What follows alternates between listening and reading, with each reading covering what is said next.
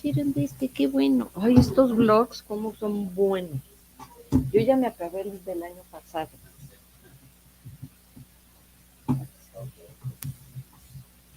Ay, ay, pues muchas gracias. Uf, entonces este es tuyo. No, es que está. Es de luz y este. Estaba aquí ayer, me imagino que. Es de aquí. ¿Que no te dieron aquí? ¿No te dieron aquí? Sí, ¿Ya lo tienes? Ah, porque está. No, pues pregunto para no. sí, ya. Dije, a lo mejor uso el tuyo, ¿no, verdad? Ya no sale. Voy a echar esto también, porque mira, ni tiempo de abrirle la computadora. Está uno tan fácil.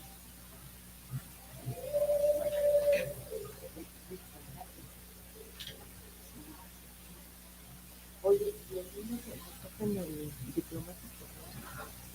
Pero ya vamos a felicitar.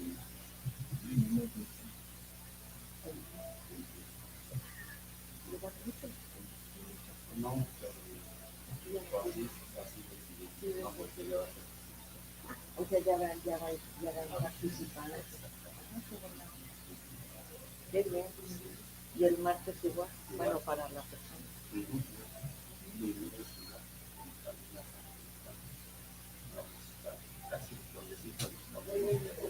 Y el viernes es El viernes todavía. El viernes. Y allá ¿cuánto cabina?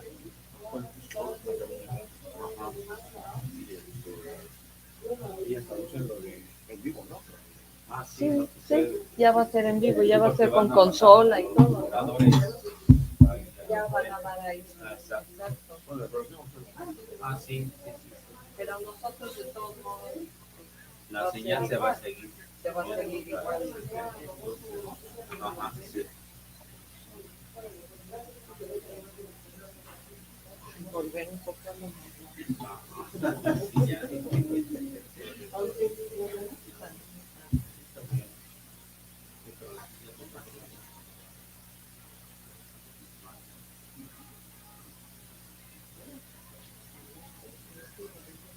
bueno, este ministro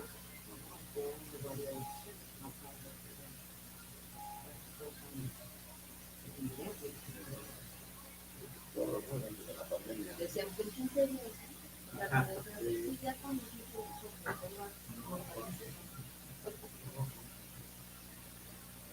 todavía en casa también.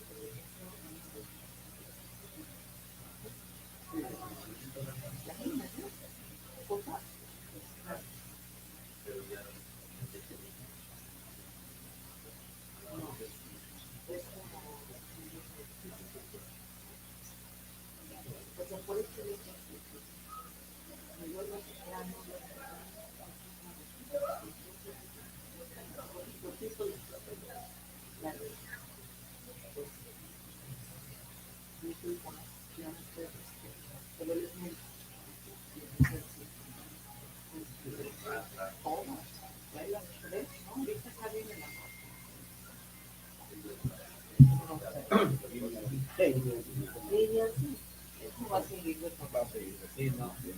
Pero ya es.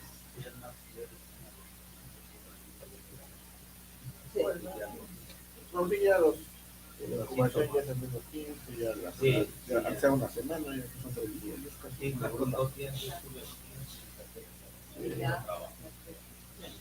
Sí, ya va cambiando.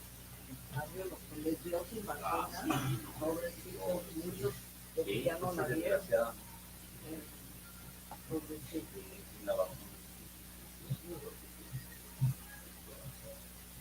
Creo que ya, ¿verdad? Ahora sí. Ay, teníamos la agenda.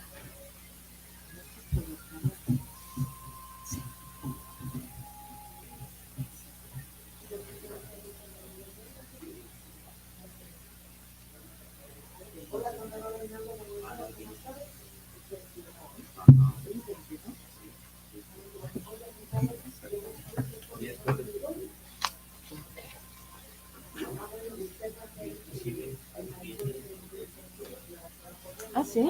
Ah, no había visto.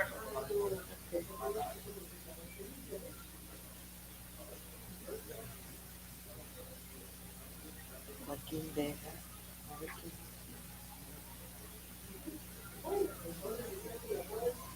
Ética, pura ética.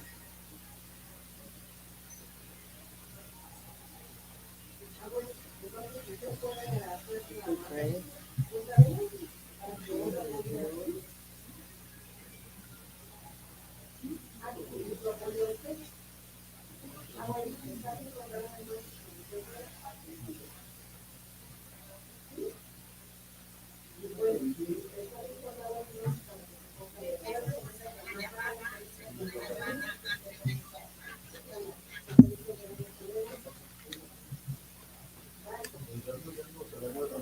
Okay, this is the second call. We're just about to start.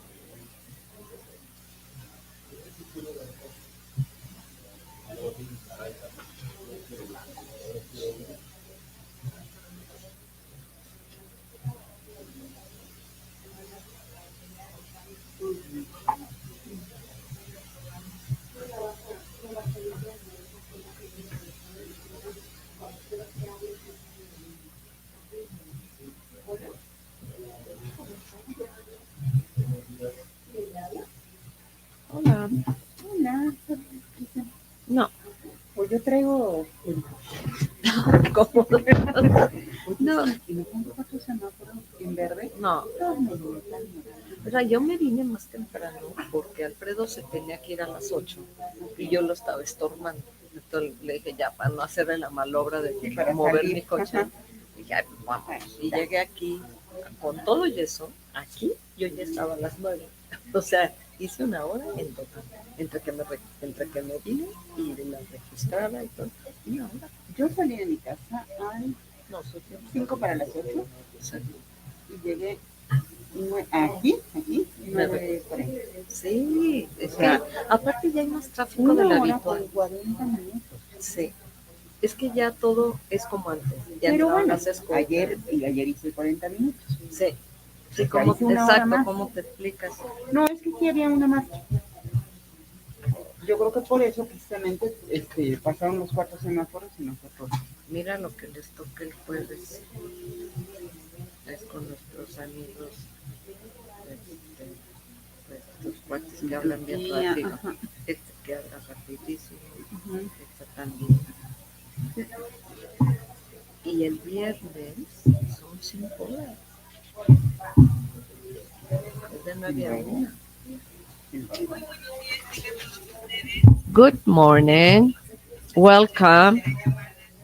So this is the third call. Let us get started. I want you to welcome you on this 21st of September of 2022.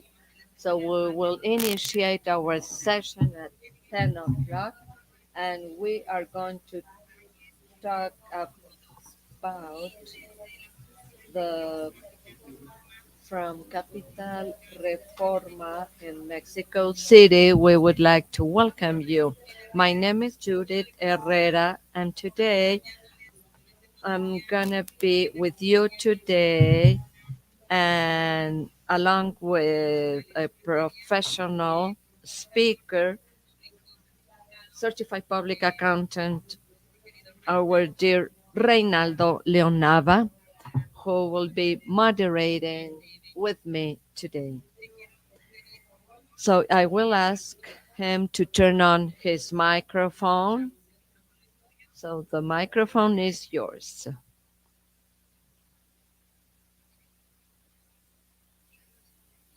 Dear friends and colleagues, good morning.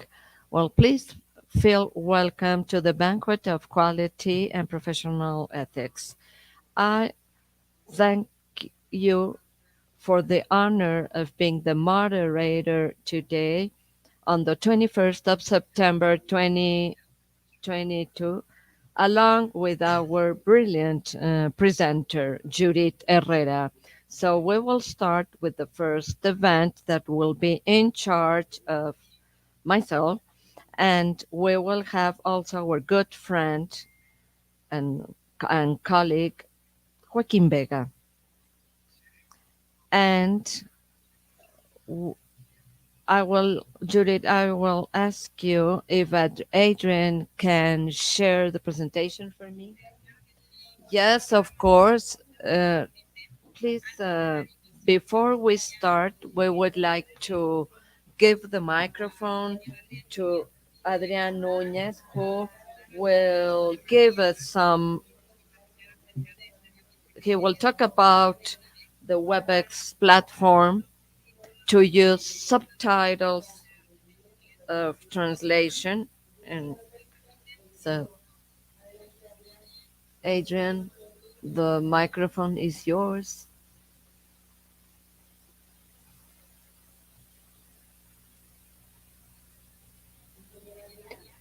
Mr. Adrian. Good morning. I'm sorry. Okay. Well, good morning. I just want to uh, repeat the simultaneous interpretation that we have been using it since yesterday. Most of you know how to use the interpretation mode. So in this case, this will be delivered in English. So we have two options to handle it. One is through subtitles. It is by giving a click on the icon that says CC on the bottom left of your screen, and you can select it so you will see the subtitles of the English conference. Just give me some seconds.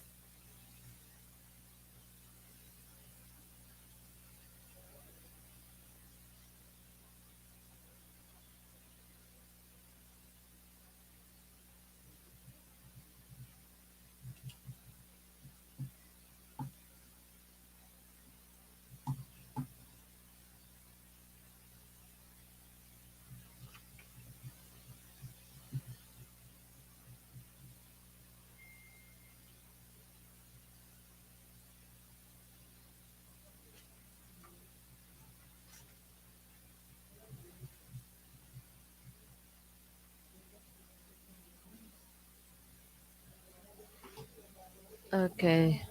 Okay, can you see my screen?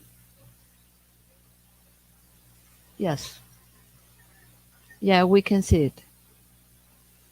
So this is the subtitles tab, or you can like turn it on or off. So, okay, if you're not using it, it will be blank. And then we have the globe icon where you will be able to hear the original language. The one that we are hearing is in Spanish. And if you would like to listen it in English, this is how you select it. And then you can use this bar to listen it in Spanish or in English if you move the bar towards the right. I recommend you like the English speaking people will have to move the bar towards the left because yesterday they were listening to both languages. And this happened because probably they had the bar right in the middle. So please move it towards the left if you just want to listen the Spanish audio. And the ones who speak English will have to move the bar towards the right.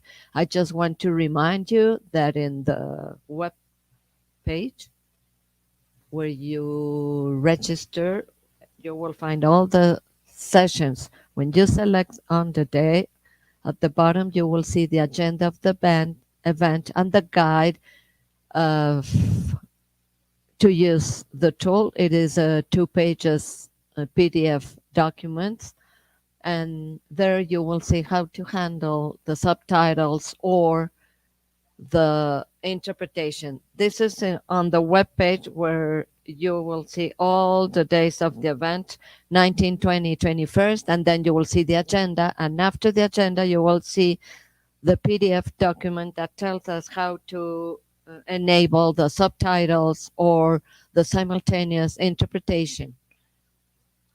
If are no further questions, let us continue. Have a very good day.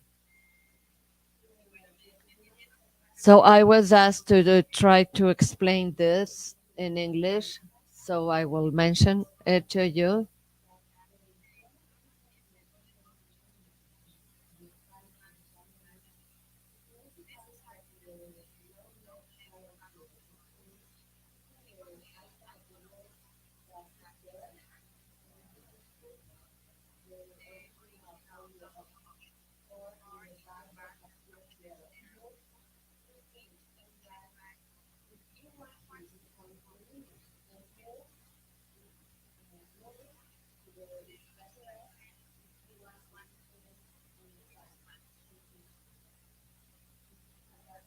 Thank you very much. I know that my English is not good, and I was asked to do it in English. So the partners or guests that are listening through other platforms or in social media from which we are broadcasting in English. So if you allow me, I would like to introduce the next speaker, who is a great personality and a very important pillar in this firm, along with many others. I'm talking about the chairman of the Internal Control Committee. He is Reynaldo Leon Nava, who is a public accountant since 1971 with a professional certification. He's an expert in fiscal contributions, expert in hospitals, expert in planning, supervision, and preparation of financial statement opinions. And also, he has wide experience in institutions like in the government, like in Department of Federal District, Secretary of Agriculture, Agrarian secretary, and also and many others. And he's a professor in the Faculty of Political Science in UNAM.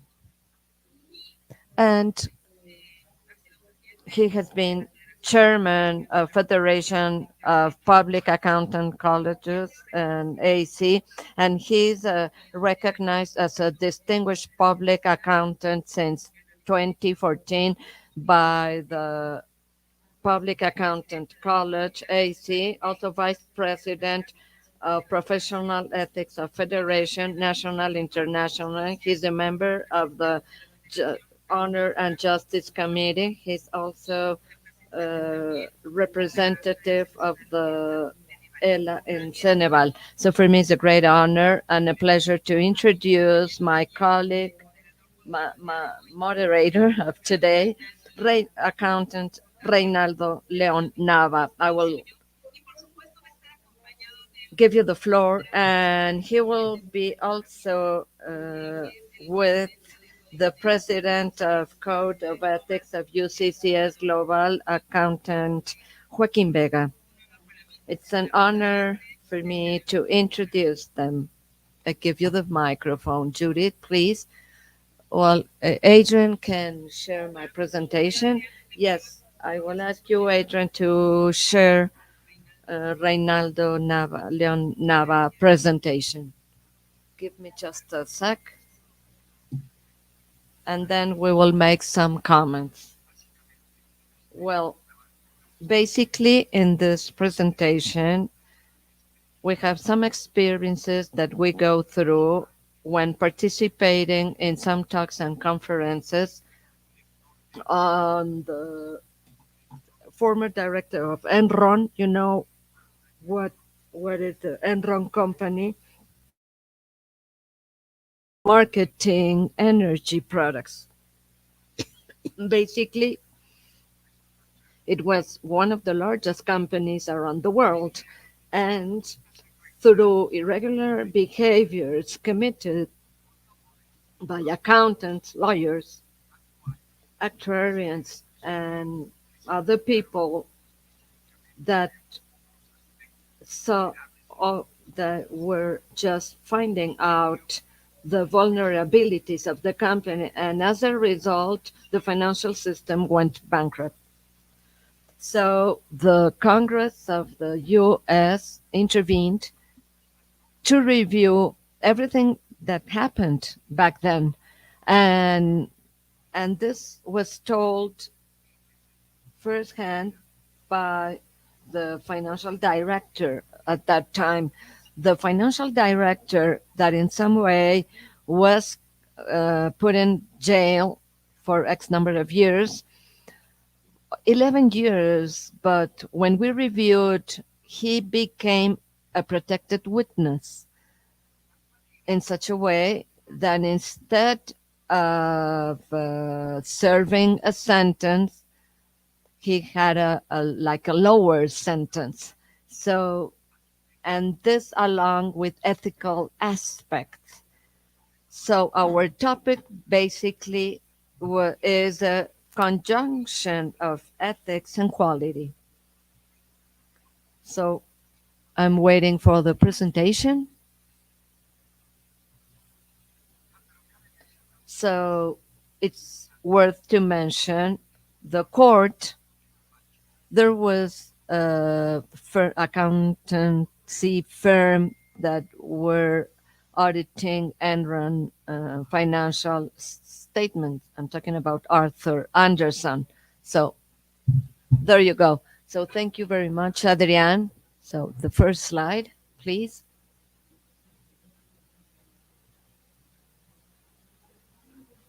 The ethics and quality conjunction. Well, please make efforts to reach the simplicity of quality and excellence from Jorge Mejia Prieto. UCCS America firm is aimed at strengthening professional services provision of audit, financial statement reviews, other commitments, and relative services to serve the public interest and contribute to the development of our client companies and individuals through the establishment of a quality system that will allow compliance of international standards of universal public accountancy established by the International Federation of Public Accountants. Next.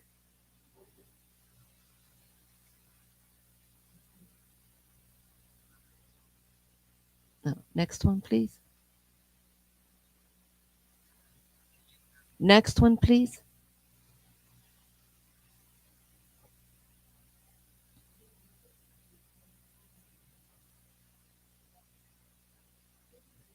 Just give me a sec. We have some technical glitches. So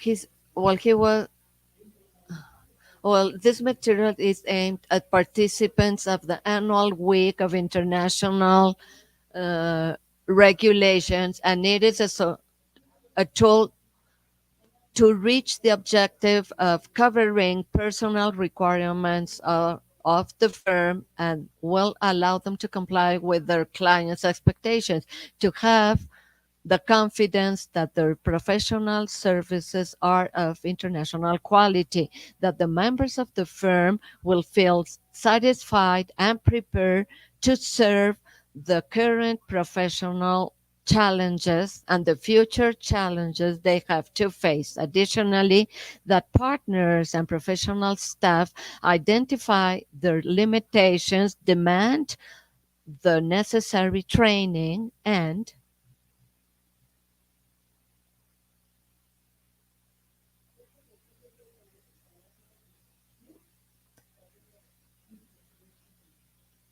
receive remunerations, stimuli, or rewards according to the quality of their work, because they will have the opportunity to know the evaluation of the work.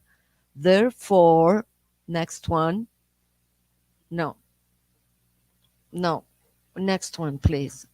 No, no, it one back. We haven't finished the previous one, please.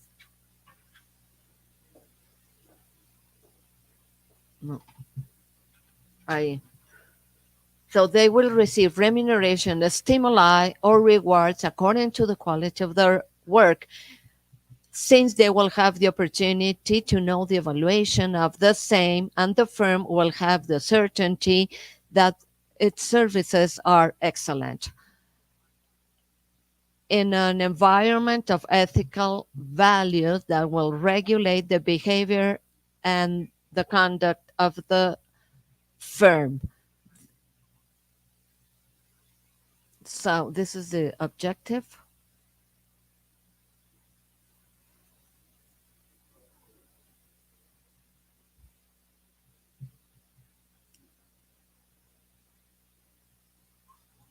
Provide the participants of the event the personal requirements of or the firm requirements that will allow them to comply with the client's expectation, to have the confidence that their professional services are of international quality, that the members of the firm will feel satisfied and prepared to address current and future professional challenges that they have to face.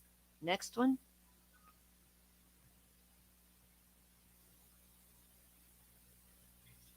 Well, international financial system. So we will go straight to the presentation. The Enron scandal was an accounting scandal of an American energy company based in Houston, Texas. Such event was revealed in October 2001 and led to the bankrupt of the company and the of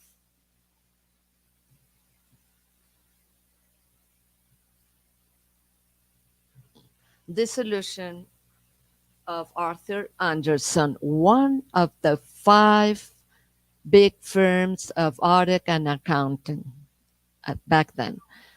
Well, it was the reorganization of bankruptcy in the economic history of the US. And this verdict in the audit was also baptized as the larger ever seen. Enron was founded. Okay, could you go back? No, no, you're going too fast. No. Could you go back? No.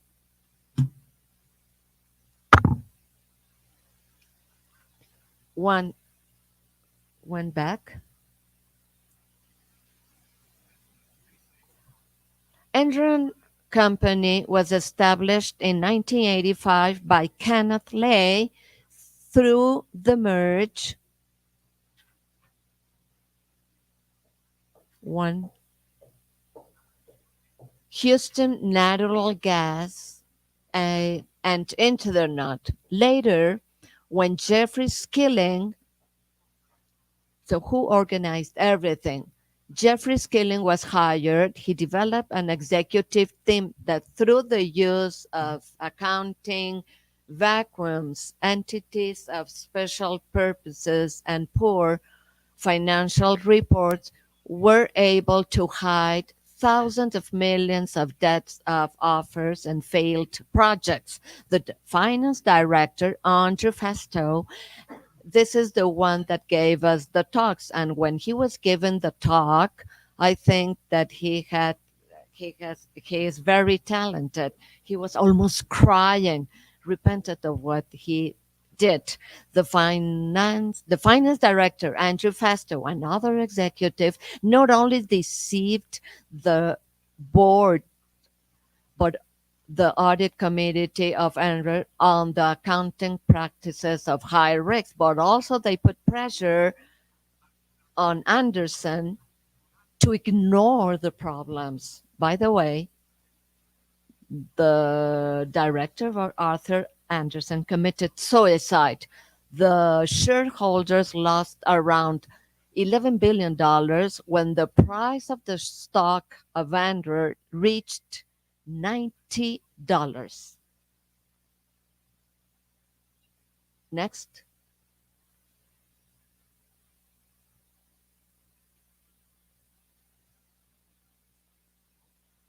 $90. And 1 month later, in 2001, well, next one, please.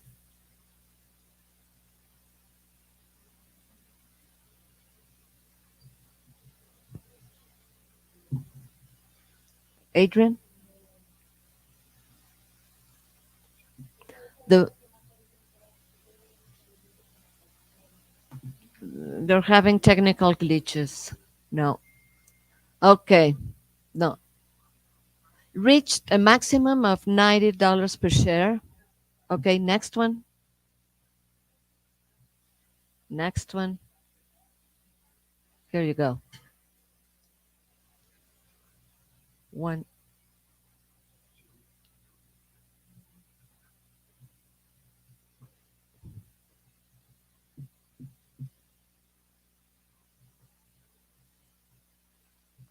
The shareholders lost around $11 billion when the stock price reached $90. Next one, please.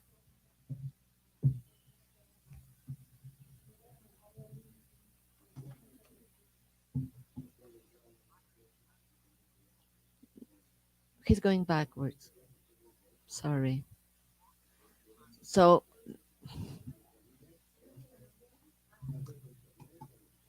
the previous one, please. Reach a maximum of $90 per share in the mid 2000 and plummeted to less than $1 at the end of November 2001. Enron went bankrupt on the 2nd of December 2001 under Chapter 11 of the bankruptcy law of the US. Their assets valued in $63.4 billion transformed the Enron bankruptcy in the largest bankruptcy in the history of the U.S. until the bankruptcy of WorldCom. It's worth to mention that WorldCom was a communication company and in some way was one of the largest companies in the world, but the loss was humongous. No. Oh, you're you went to the previous one. Next. Next.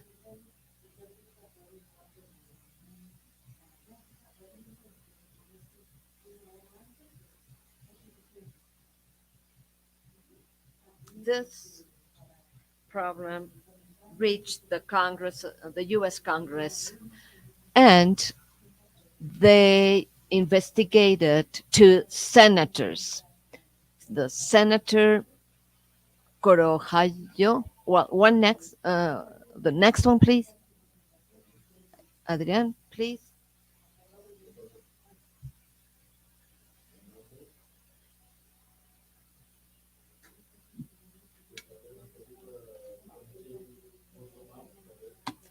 They're having technical glitches. Mm.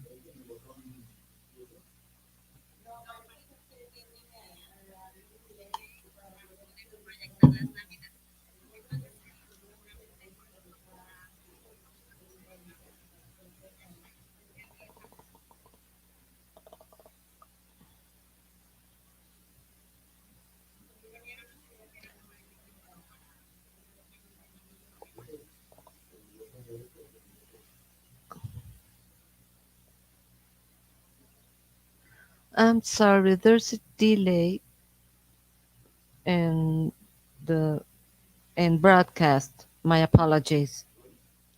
I am not at the office right now, but we are trying to do this remotely. Please bear with me.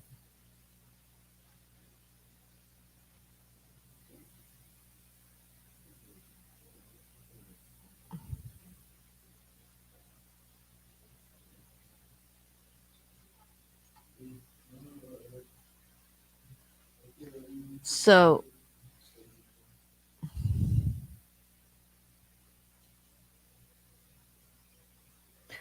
so the loss was around $11 billion, but the investments of the Spain Reserve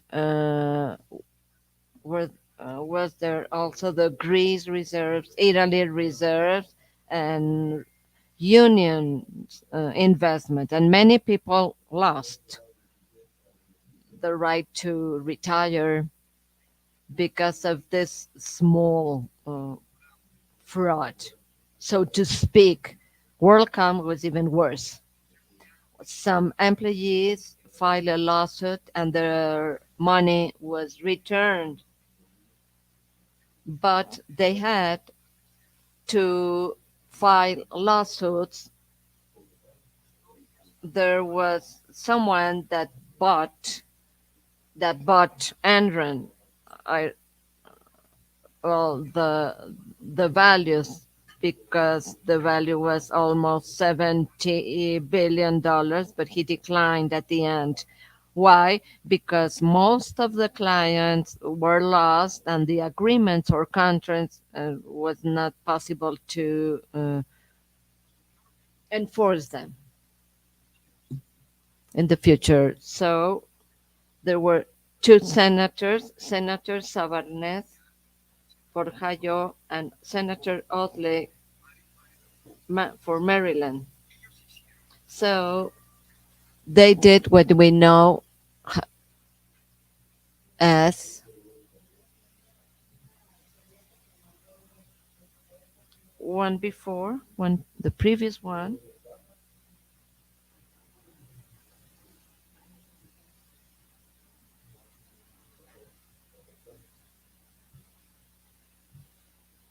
So let's continue.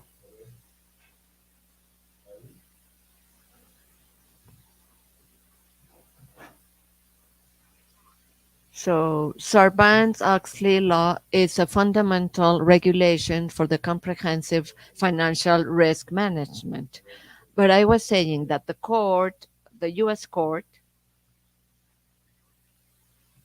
subsequently said that this was not a crime, despite all the damages inflicted. So Sarbanes-Oxley law in some way established something that we covered yesterday, and I will reiterate it. The Sarbanes-Oxley law, it is an essential regulation for the comprehensive management of final risk. The law signed in July 2002 by the senators Paul Sarbanes and Michael Oxley from Ohio, motivated by the corporate financial scandals, among them Enron. Then there were others like WorldCom. So this law was published in order to avoid the trouble made by of the financial investment. So it guarantees the creation of audit mechanisms and reliable security in companies, including rules. Next one, please.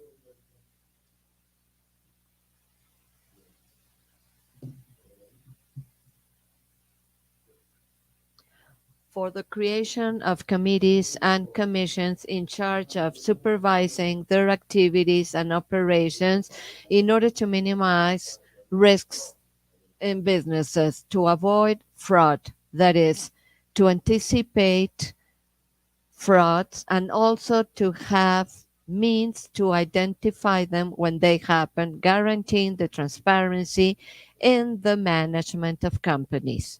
So those aspects were covered yesterday. So important aspects containing law. Section 404, managerial evaluation of internal controls.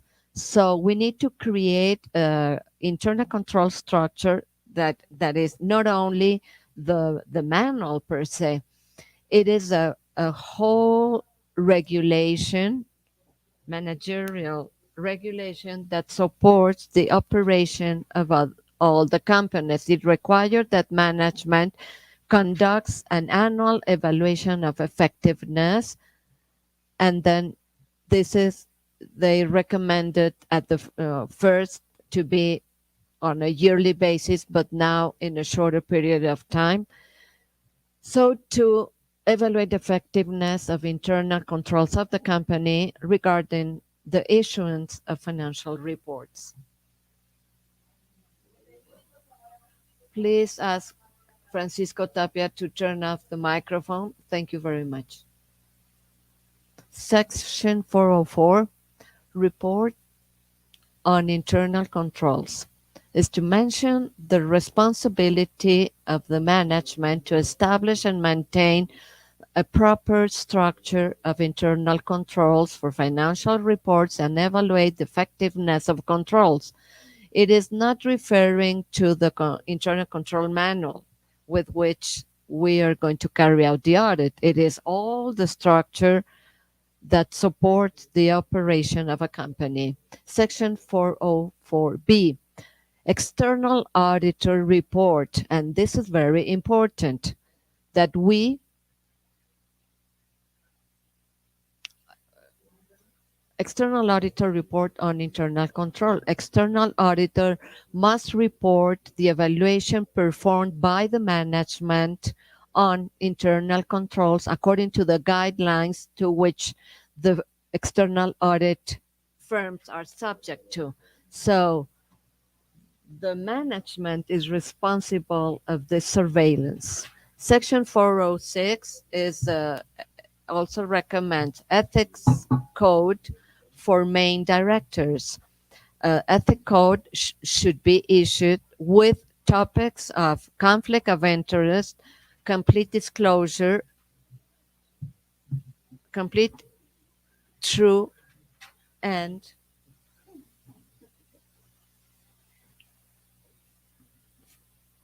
of financial information, reports, and planning areas. As a conclusion, we identified the following.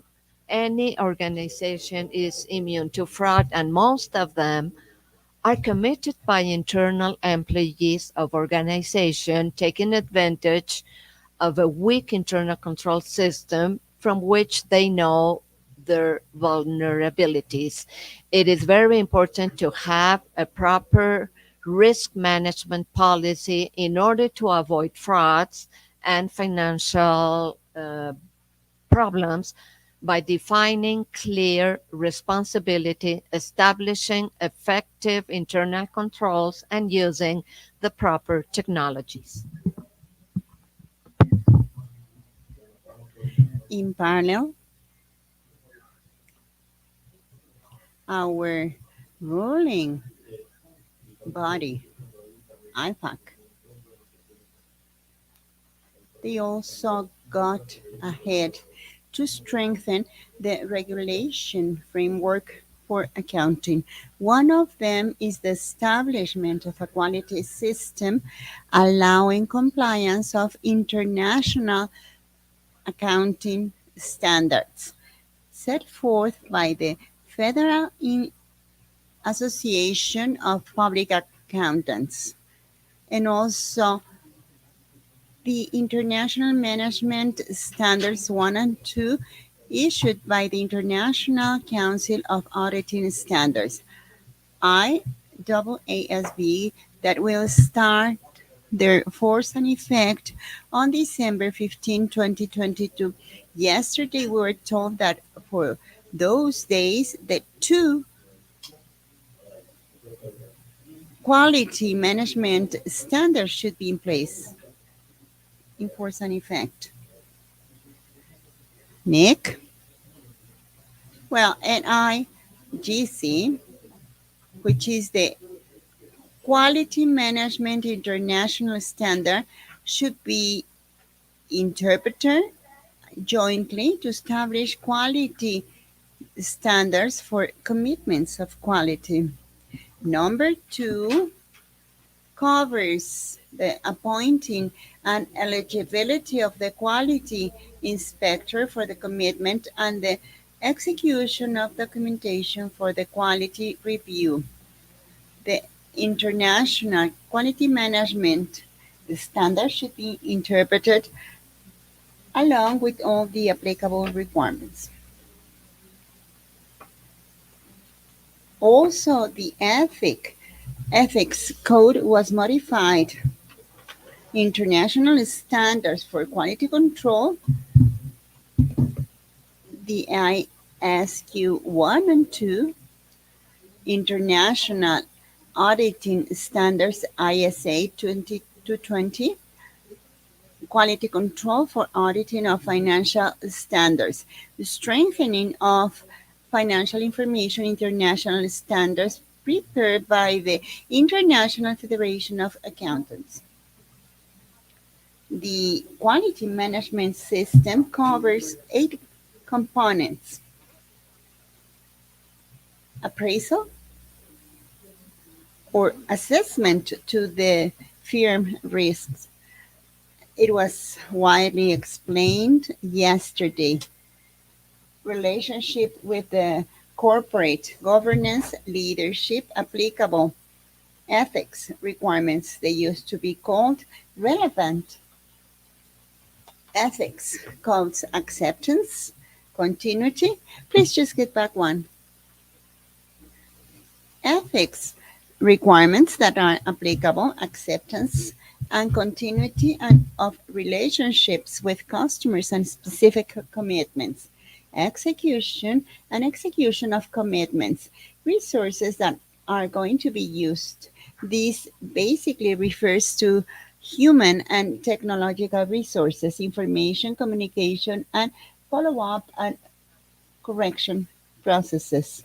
Now I'm going to ask Joaquin Vega to take the floor, please.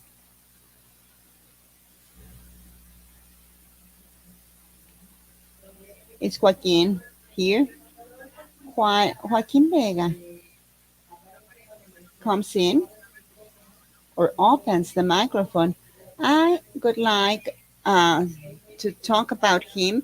Graduated from the Technological Institute of Los Mochis, a master's degree in taxes, a certification by the Mexican Institute of Public Accountants, also certification with specialty in fiscal matters by the Public Accountant Institute.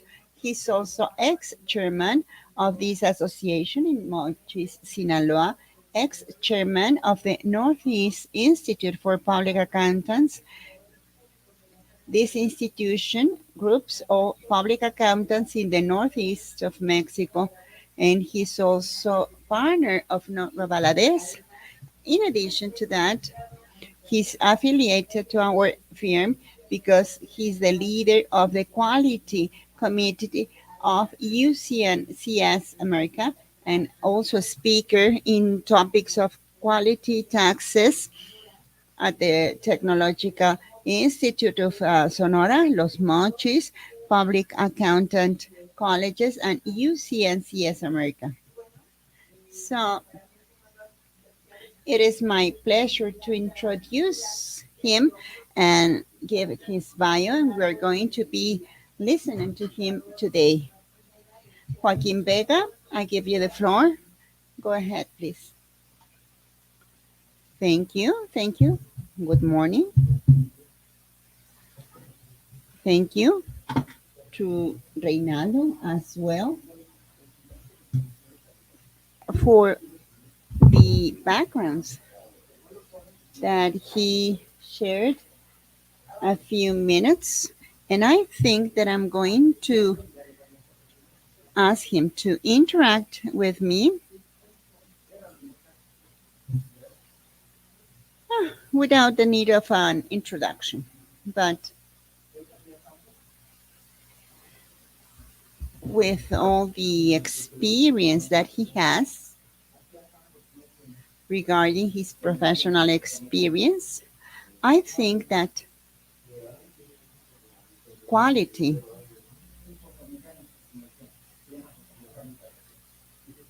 internal control. We were talking about that yesterday in a very relevant manner. It is the origin, the need to practice at all companies. I repeat, not only applicable for public accountants, firms, or lawyers, but to any company, firm that renders services or sells a product that is involved in this kind of interactions, because the preparation of all manuals related to ethics and quality would allow us to convey or to send the message of trust regarding activities and actions that are carried out. And I mean, if there's something that I have always believed about fiscal laws, when I am asked, what I say is that laws are perfect. Our Constitution is perfect because they are drafted in such a way that they rely on the need to carry out some actions.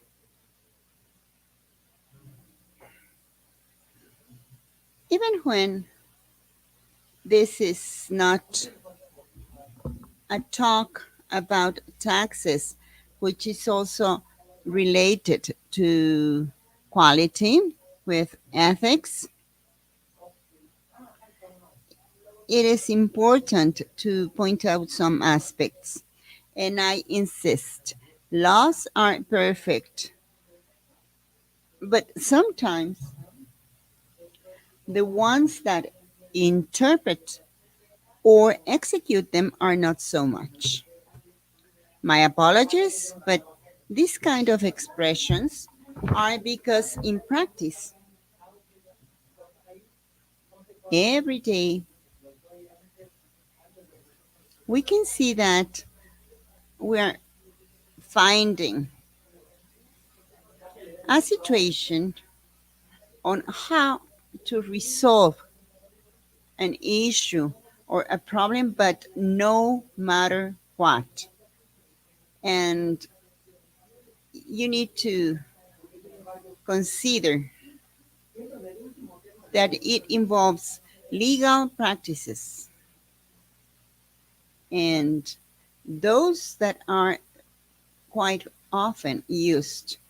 Yes, I insist, even when laws are prepared based on assumptions, laws say if you have any revenue, you are going to determine a base. If you have that base, then you are going to pay a tax. If you pay taxes, you are going to be inspected to see whether you are doing the right thing.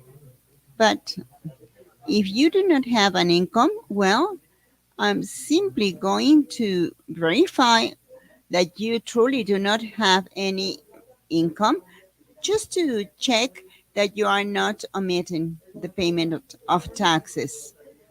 And yes, with this, we see the accounting regulation of our information. And we could talk about this for hours.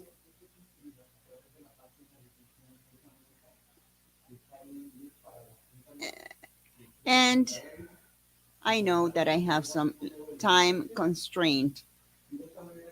As we know, along history, in the sense of doing right things, we can recall some experiences even before the era of Jesus Christ. But it also takes us to completely opposed practices of what should be done. I'm going to give an example. Our friend Reynaldo already mentioned some cases, and I'm going to share something which is quite interesting. The case of Enron, when it was founded in 1985, their advisors, the main auditor and consultant, Arthur Andersen. This firm was created in 2000, no, 1913, sorry, 1913, and Enron was founded in 1985. And all the problems took place in 2002, concluding with the dissolution of Arthur Andersen and all the history that we already know. Interestingly, all these comes from the practice not only of a firm but a complete network of companies, consultants in legal, fiscal, and accounting or financial areas. And it made shake the economy, worldwide economy. As it was mentioned, it really crossed borders and it really hurt the profession beyond our continent. So I want to mention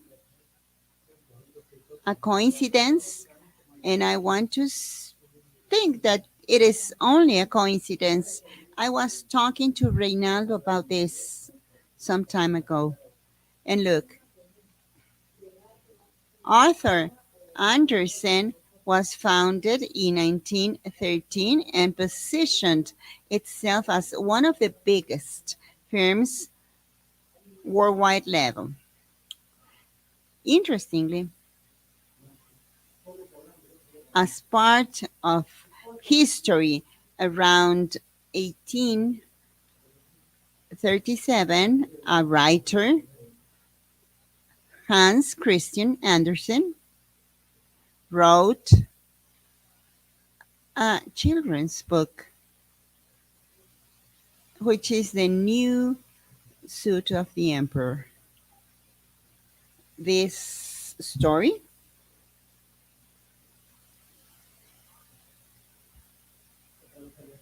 it mentions some topics related to truth, to acceptance, to humility, and sincerity. After that, that was in 1837, and I insist Hans Christian Andersen is the author of The New Suit of the Emperor, a book that depicts value. If you had the opportunity to read this one, you will know the message, even when it's simple but very practical. It is a book with a moral.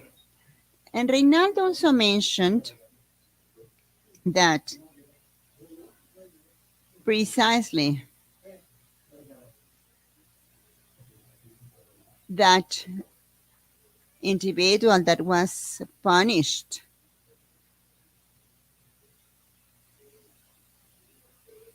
it is highly related to this book that I am mentioning.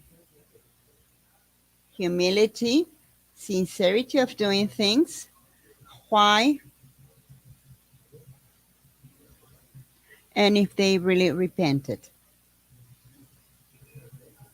And in this case, in 1985, with the foundation of Enron,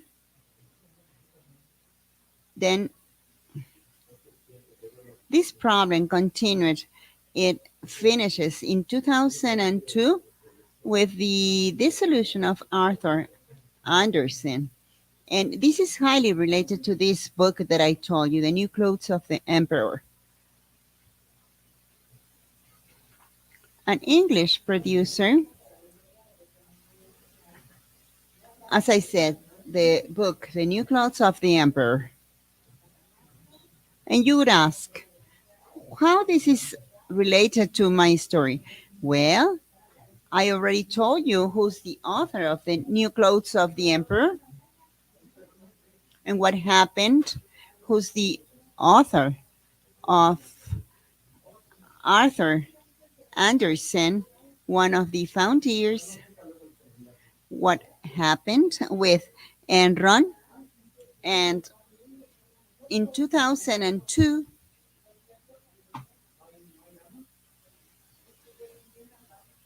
we have a documentary entitled The New Clothes of the Emperor that deals with the case of Enron. What happens? Then, with doing things right.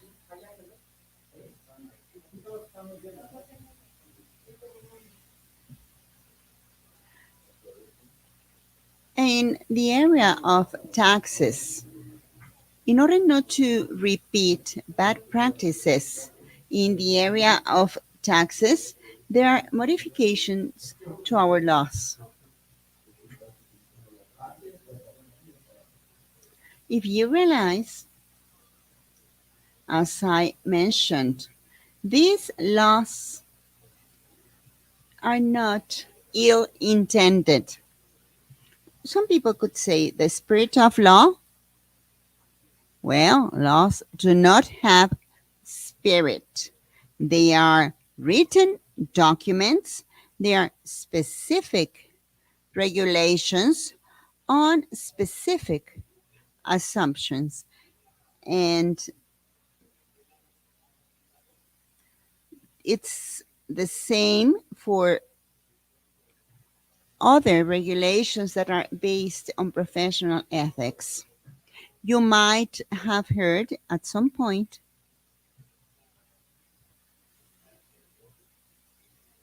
the expression that there's always someone for somebody. These sayings are common in the streets. They make us think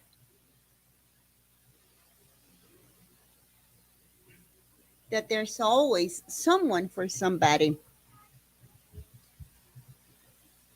And that makes us think when we got lost or when we started doing something that it's a good practice or when we got lost, when we deviated from the original path of good intentions. And I mentioned the ethics code, as I said yesterday. All of us are professionals. All of us. At some point, we sworn, we made a sworn, and it might seem that someone forgot that on their way.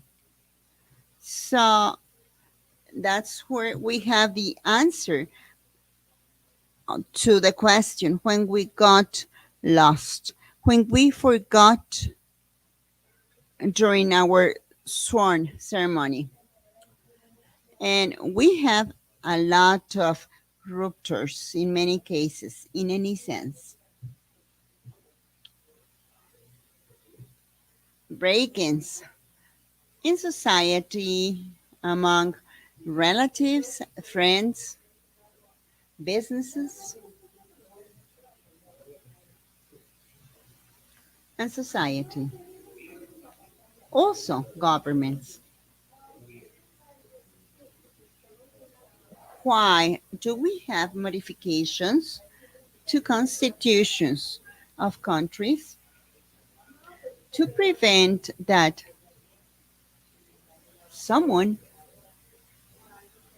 repeats incidents that should have never happened due to the ill intentions of some personalities? And I insist, and I finish with this in this part. It is not that we are trying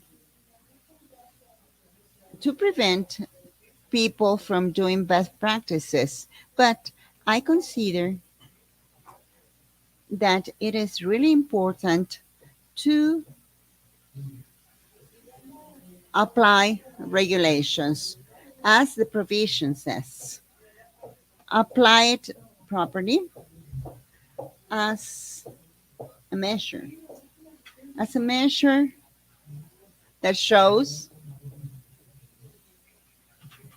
that rules are going to be applied only and only if a crime is committed or an error.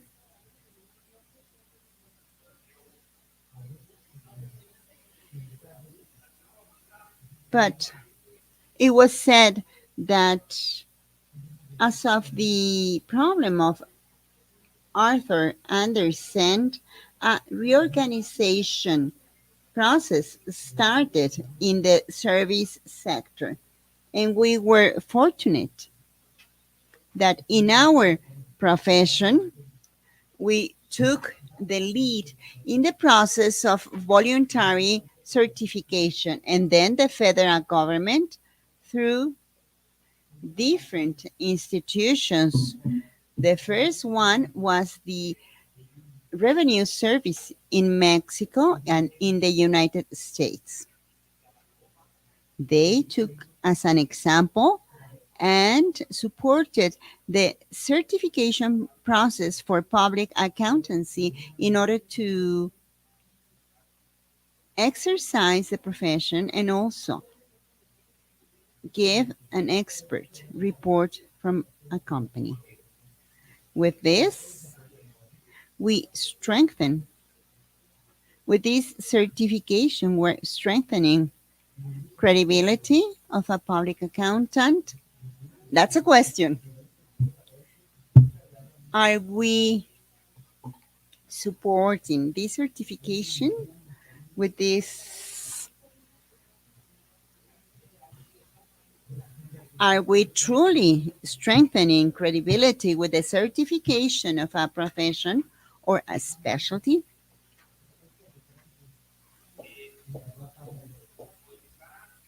or it is simply doing things right, properly. If we turn to history,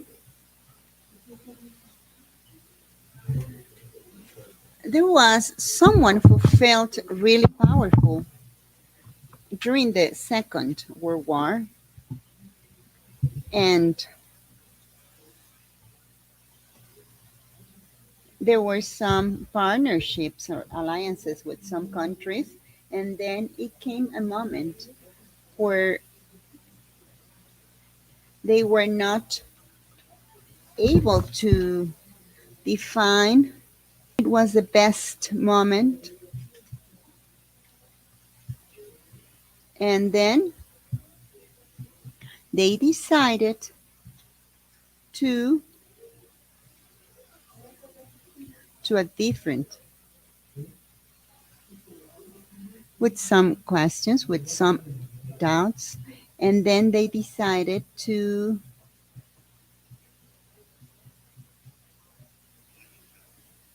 the island. So that's where they had their military base, and they had the bombers and all the vessels. So, well, that was what they had. And then they were doing some bombings. Where only one island was damaged and most of its population. And then we have the decline of the country, well, of this island. But interestingly enough, today, as a way of example, is our country and how to overcome.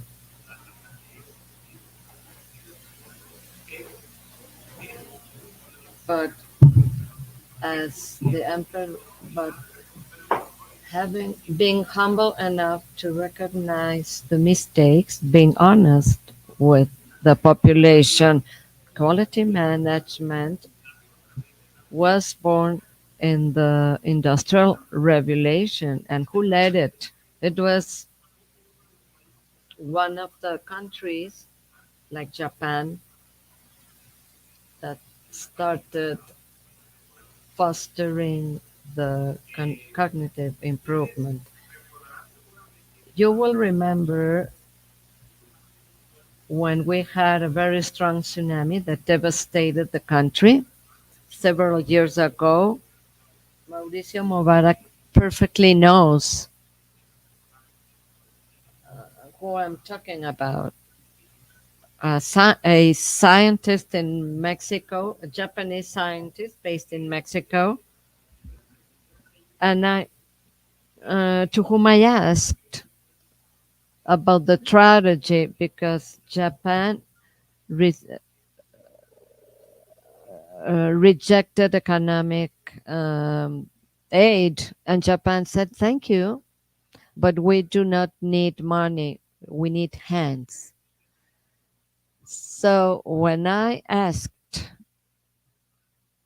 the this respectful lady on why the support was rejected, it said we do not need food. What we need is human quality to help rescue. So they'll help to strive.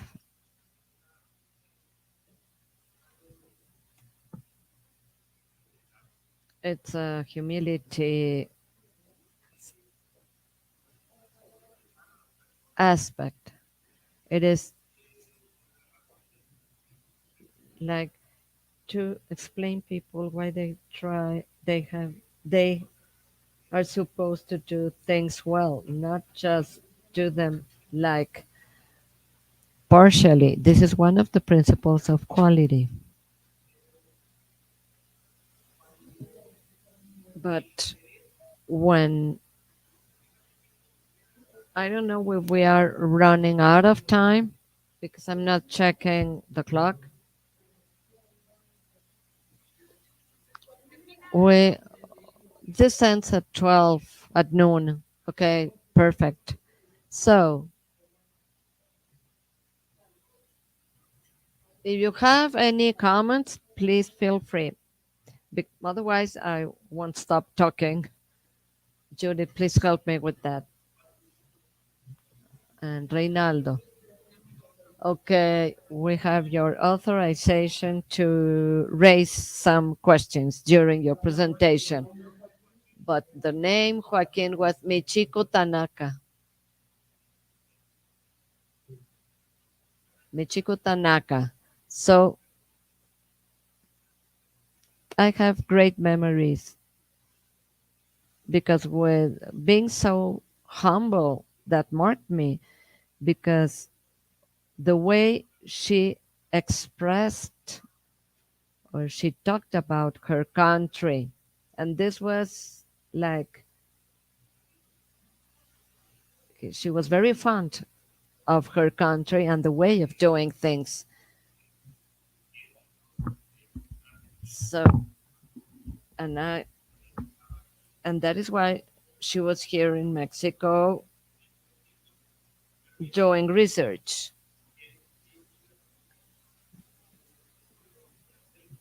But where we get lost, where we are trying to do things well, is,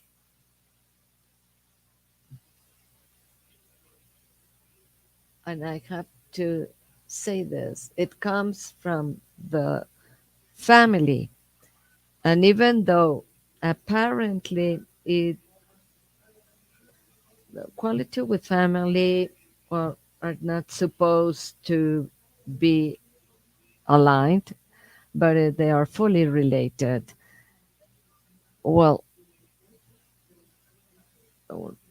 quality is taught from the mother's womb, not even maternal womb.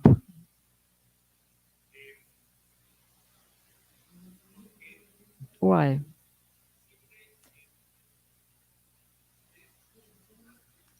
It is very important for us to do things well at home and be able to be better at home. But in the business world, it is something that never ends.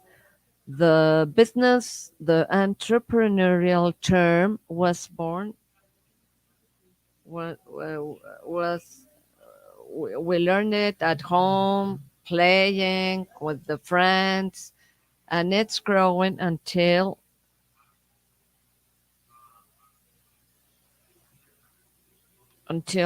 decisions are made, but also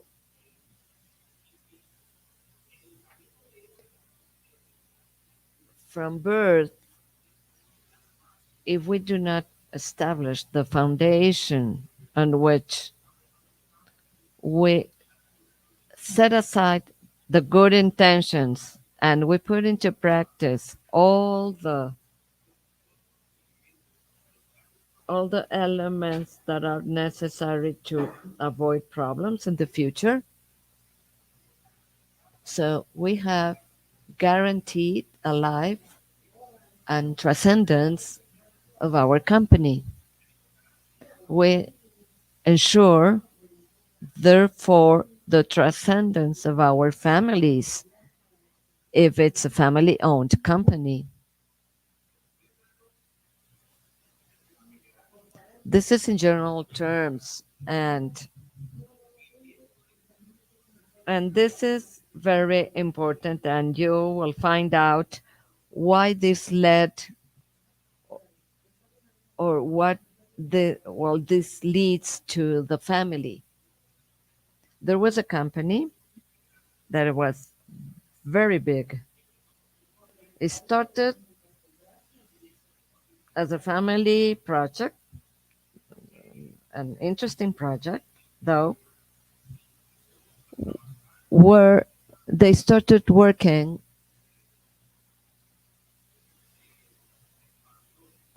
with ex- with the expansion after 5 years of establishing the company. There were three brothers and two sons of one of the brothers. Then there was a change for natural reasons, and one of the sons left. No, one of the brothers left. He's correcting. And then a brother-in-law of both brothers entered the company, and also the wife of one of the brothers. Then the company grew, the family started to grow, and what happens here? The interest also started growing. The particular interest. So please realize that the interests in the case we are mentioning, there's only one interest because it's a family group, but the family started growing and the roles have not been established. Then the change came. One brother left because of health issues, and the wife entered. So there's a sister-in-law, two brothers, and the two sons, or the sons. So I insist, throughout the years, the family grew and the interests changed and the roles were not established. And also only having good intentions. But at the end of the day, the interests surpassed the good intentions and surpassed even the good interest of having a successful company. Unfortunately,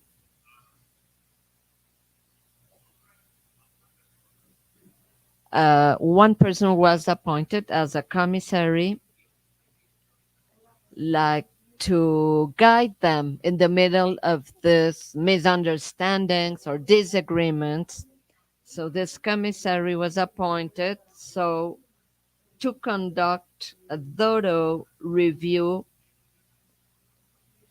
of the articles of incorporation of this company, and then to carry out a corporate governance process so as to this company may subsist, transcend in its family nucleus, considering that was in the process of having an important grow along with the growth of the family.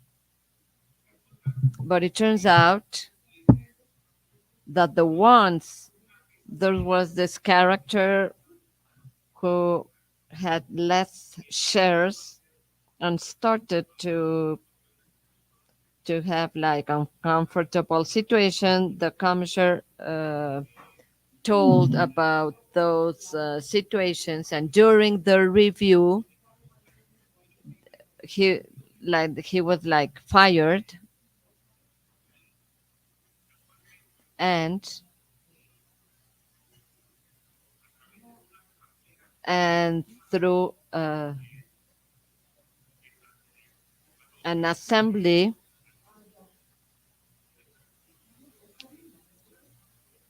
this person was removed of, of its powers because there was a unique manager at the end. But with this commissar, an assembly was held to change it to board of directors in order to have this guy in a corporate governance process where the second and third generation will be included, grandsons or great grandsons. So this is part of the second generation that was included. And although the stock share was 1% more or less, with the support of the father, there was a trial through a third party, and this segment of shareholders did not have majority of stocks, and an auditor was hired to perform an audit task at the they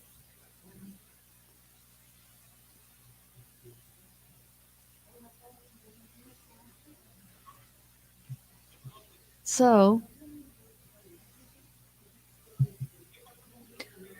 what happened next? So the process was initiated, and all the relationship with the family relationship was lost because of 1% of share. The good intentions were not solid enough, so the transcendence rules could be performed. The rules were never established. They were established until the commissar was hired. But on the other hand, and and this is what becomes unfortunate to us. I mentioned that God made them and they get along, and this is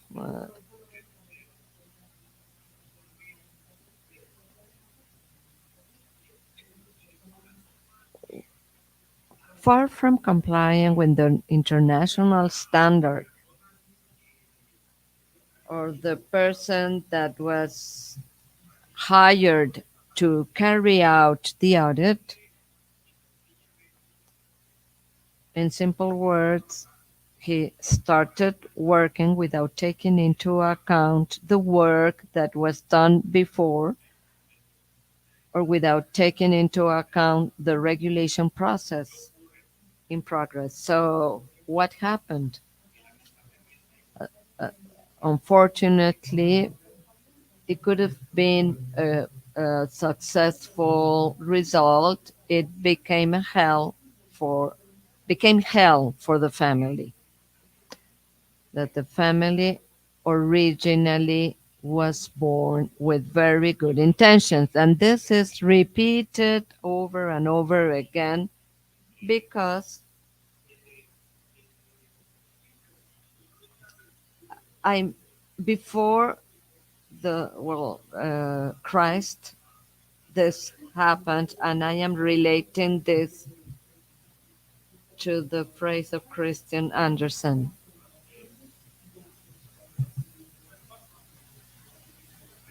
The rules for us as professionals are established where in the professional ethic code that will lead us to the preparation as a result of certain manuals,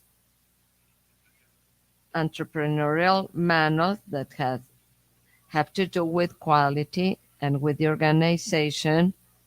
So we will always be providing a good service to our clients. And I would like to insist, because Mauricio will make a comment about this, but as our firm or firms internally have organizational manuals, included the quality manuals that consider at all times ethics, professional ethics code, best practices manual in for services, so we will grow as as a firm. So in this way we can grow as a group, as an association. So in this way we can grow as a profession, because I want to insist that the fact that the companies are hiding information in the preparation of their financial statements does not talk about the preparation of updating of manuals. It, it just talks about the strict application of what I mentioned before. And this is where, well, those were used when we took the oath to grant us the professional license that we should brag about and not hiding it.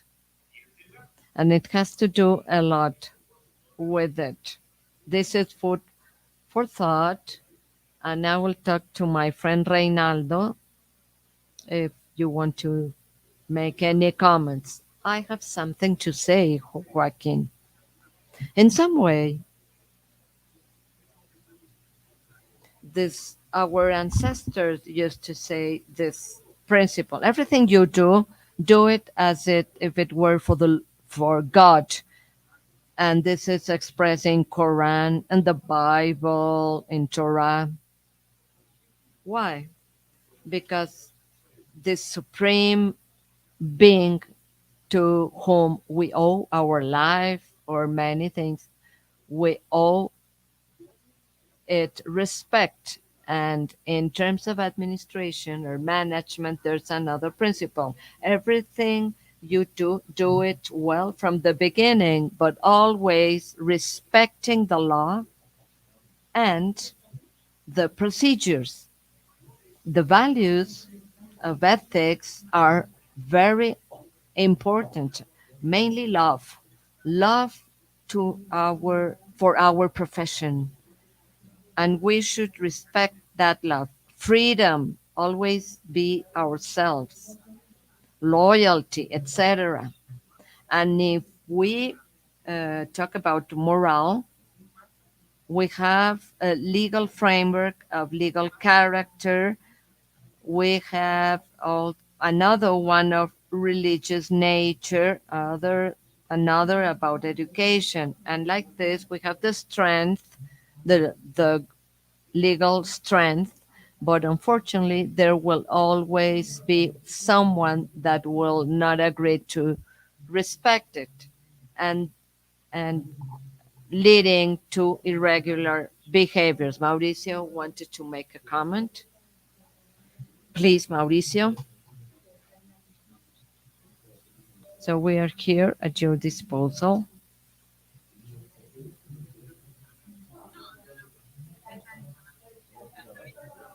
Well, so far, I don't know if you have more information about this topic. I will share the microphone so you can convey the important message you have for us. No, está apagado.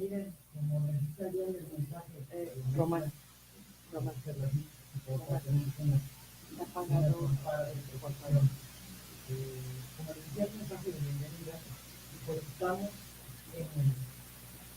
Well,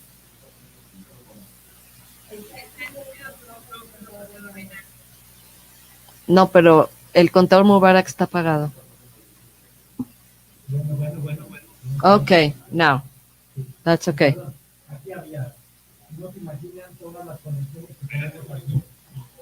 No, no, no, no, no, no.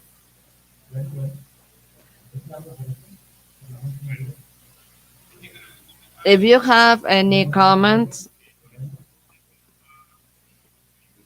I think. Okay, we have a technical difficulty with Mauricio's microphone. Okay, I'm sorry. No,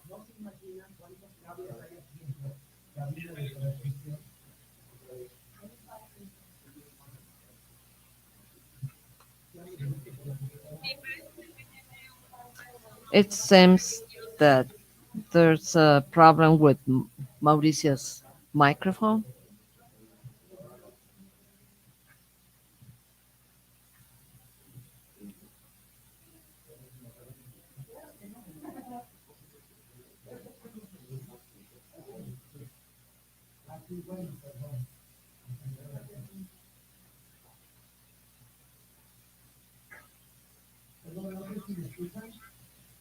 Now we do.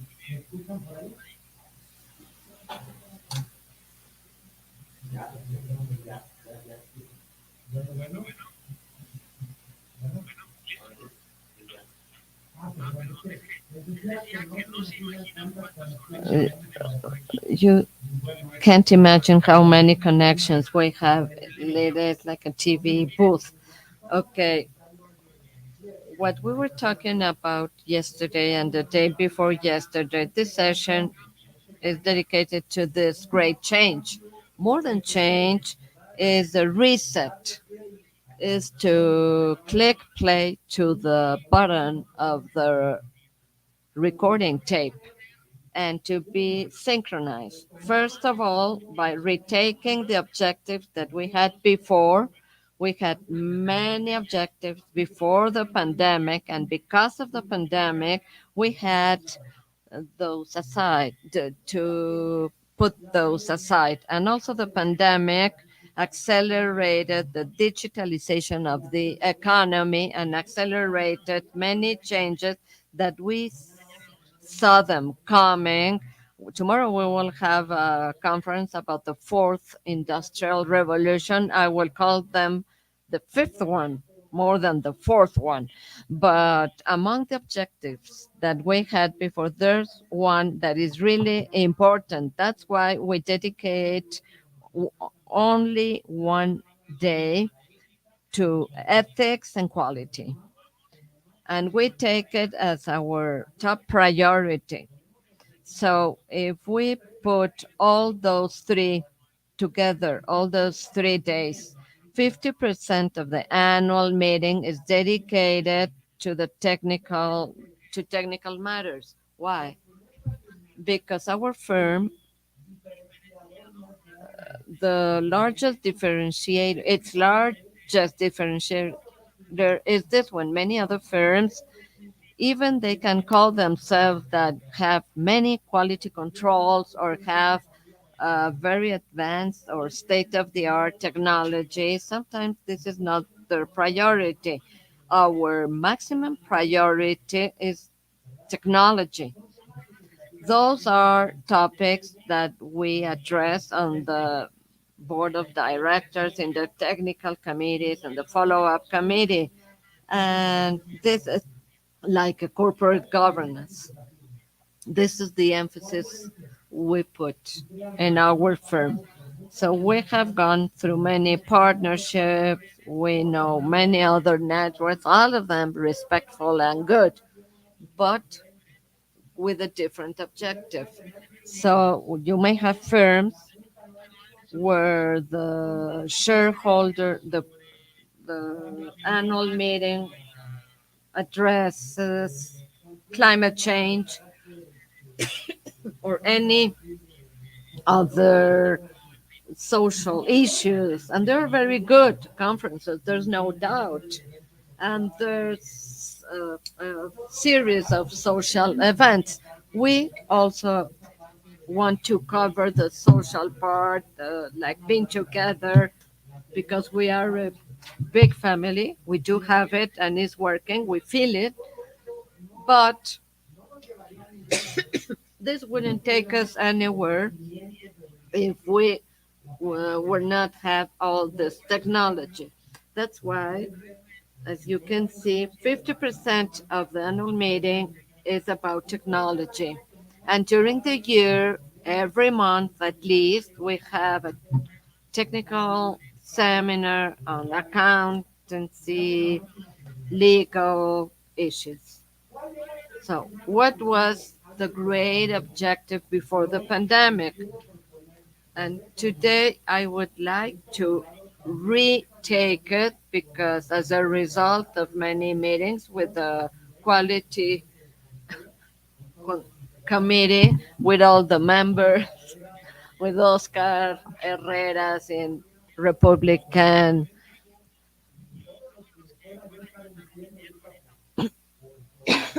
Dominican. Due to that dynamics that sometimes makes us forget all the names, Marcela from Colombia as well, and people from Peru, very active with quality. So, what's that big goal? It is to make the firm be distinguished for a quality system operating. The word operating is relevant. We already have that system as it was pushed by Joaquin manuals, ISQC1, and the new manuals, ISQ1, that are management and administration quality standards. They are already there in place. The paper is there. The important thing is that they are working. So, the challenge that I am proposing right now, yesterday in a meeting of Joaquin and myself, that's what we want to propose because this has to be of mutual agreement. As of this year, each firm should prepare a self evaluation of your quality system. Not that we're going to be checking it, that's a third step. The first step is that you and all of us would make this reflection and self evaluation action. It does not imply but one sheet of paper that we are going to prepare every year. It's going to be in a technical platform, first in Google Forms and then integrated to Arvasoft. It is going to be integrated, the follow up for each firm of the quality system implementation. And as I said, it is not manual, it is already in Arvasoft. But this assessment is already in place according to the previous standard. It's going to be updated with the new ones, and that would imply additional questions related to corporate government and some other points that I don't want to get ahead. That's next topic that we are going to analyze in detail. What are these new quality management standards? So what's the concrete proposal? Let's reset, migrate the big reset, and UC and CS America in this case. So UC and CS America demonstrates to the eyes of a third party that we are truly a network. What is a network? Well, if you go to the IFAC Code of Ethics, and I cannot recall right now the article, but I'm going to let it let you know. The ethics code of the IFAC, which is our guide, definitely is IFAC, our guide. All of us are grouped there. So what does it say? There are two kind of organizations. One of them networks, one of them association. And what's the difference between both? The association, let's say, it's a club of signatures that are associated for marketing purposes, professional purposes, and improved knowledge. But there are no deep bonds there. The bond is relative. Why? Because there's nothing that they do in common, probably just a meeting in Hawaii.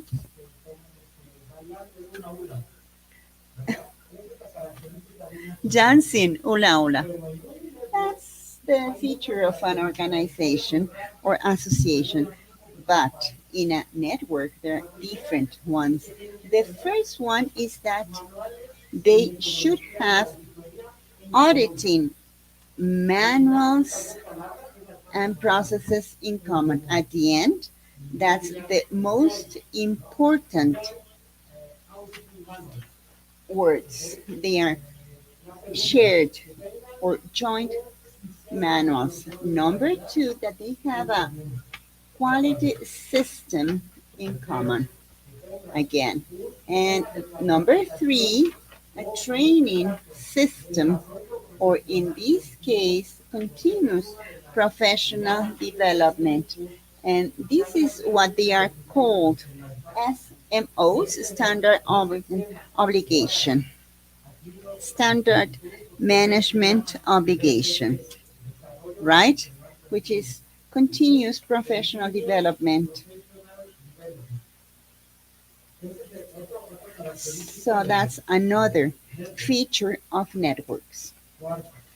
Number four, that there's a system in place where they share costs of creating such a network, just as we do. Not completely, not as we wished, because this is still a shared cost sharing among the firms and the association that is shared among the firms when all expenses, and this goes beyond the corporate area, and this strengthens the corporate area. Now the corporate area contributes with most of the resources for the network. Number five, that the IFAC Code of Ethics mentions human resource sharing. That is, if there's a person of Montserrat in Dominican Republic and Oscar Vera, well, that person is not only of that bureau, but also Sarripa, Romero, also Ecuador, Vicente Torres. So personal is also shared.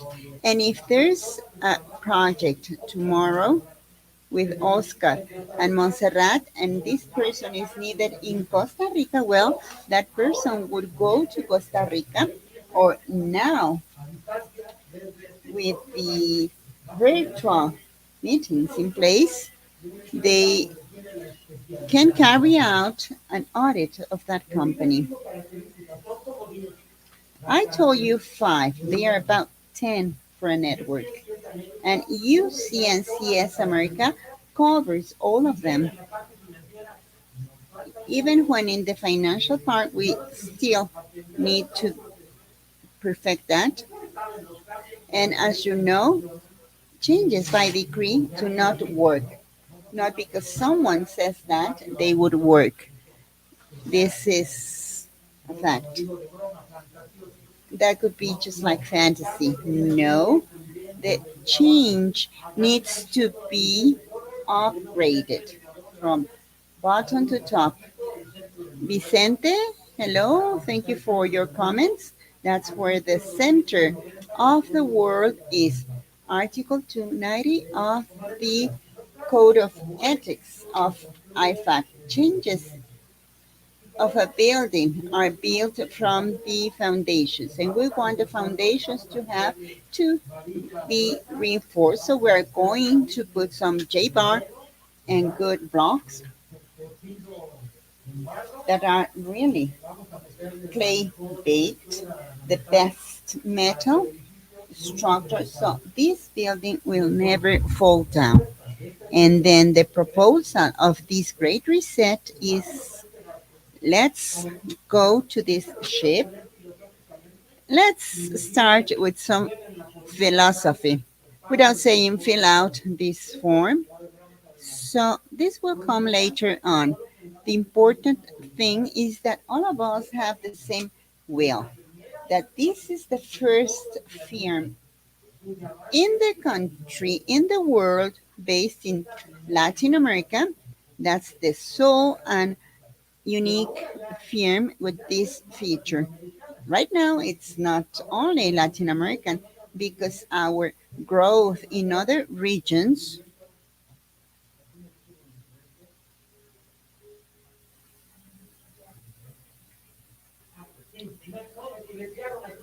someone silenced me.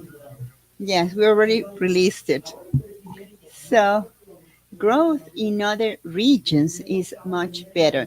The growth that we're having in Middle East and North Africa, that's an exponential growth. And I'm telling you that in 3 years, we almost have 10 firms in that region. Now we're present in Turkey, Lebanon, Arab Emirates, Saudi Arabia, Egypt, correspondents in Libya, Sudan, Tunisia, Algeria, Qatar, Oman. So this region is growing fast. This is the region that we see with a lot of growth. Of course, at the Asian Southeast. So a Latin American firm was born, but nowadays it's a global firm. And I'm talking about this as US and CS Global Network. And of course, we have the global feature. But the firm that at the end will need to demonstrate before a third party that they are a network is UC&CS America. Once we are able to demonstrate this, then we will be part of the foreign firms of IFAC. And we have 25 networks in the planet that are undergoing this process because no one has already mentioned that. It could be false to say that someone has finished this process. As the Japanese like to say, in this process, we need to start. We started 10 years ago, but now we need to perfect it. But especially, we need to put it in operation. So, how do we do this? How can we become an acknowledged forum for the Forum of Firms of IFAC? So, as of today, forgetting about the past, we need to start in 4 stages. Stage number 1, the first stage is that all of us write our letter of intention. We are going to ask each and every office to sign a letter of intention of belonging to the network, that they ratify that with a date and a timeline that we are going to share. We did this exercise some time ago, Well, the pandemic is still in place, even when some people say it has. So we need to think that we need to go on with all the care. So the first stage is to have this letter of intention, a timeline or time chart where you are going to put dates to adapt the quality control manual. And I'm talking about the new one that you can also see it at the intranet ISQ1 and 2. The date when you are going to train your personnel, when are you going to implement it, and when are you going to review this. That's the first stage. You are the ones who are going to write the dates. And number two is let's time pass by while you work on it. And then we're going to have the self evaluation stage. I would say 6 months. If we send this letter of intention and you sign it back, let's say this takes place in October. So we have 6 months for this auditing period, and then you are going to make a self assessment. And you say, I am standing here and I have implemented 40. I need to work on the remaining 60.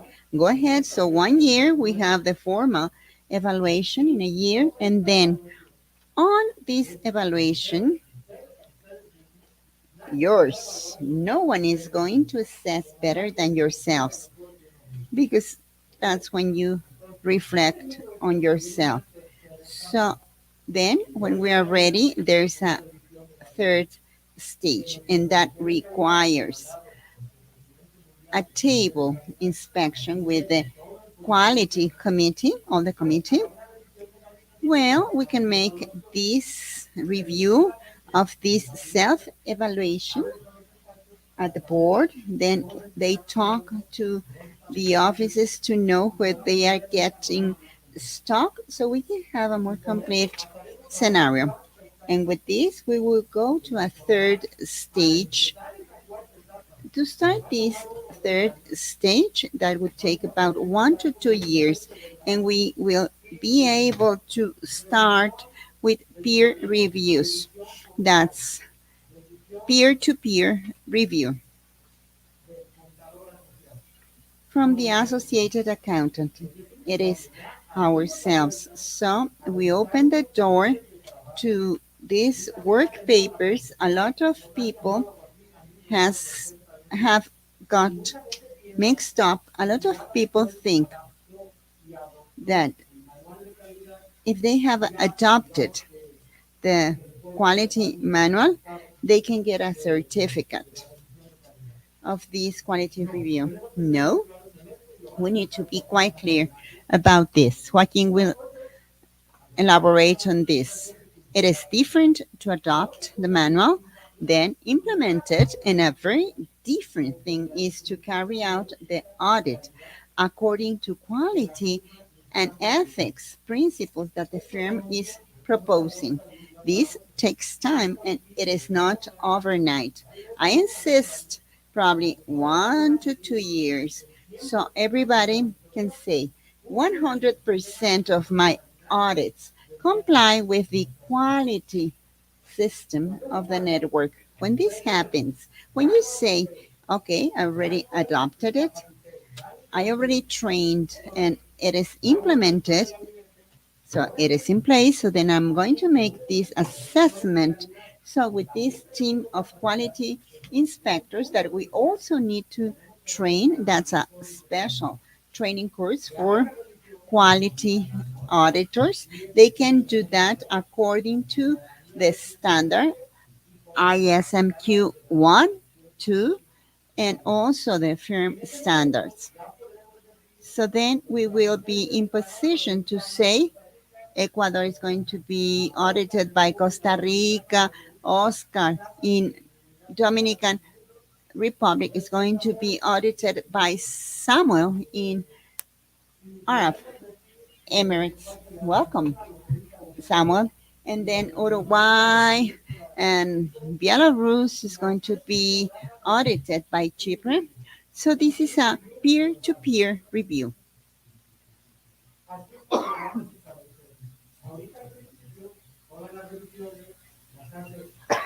So that's the way we're going to review it. Right now, they are carried out just by one inspector or auditor. So we need to have a team of auditors, but for this, we need to train all of them. And this is a pathway. That's why I have a PowerPoint slide. There's a presentation called Forum of Firms, but it was important to convey that to know whether you agree with that, and then we can become a true network.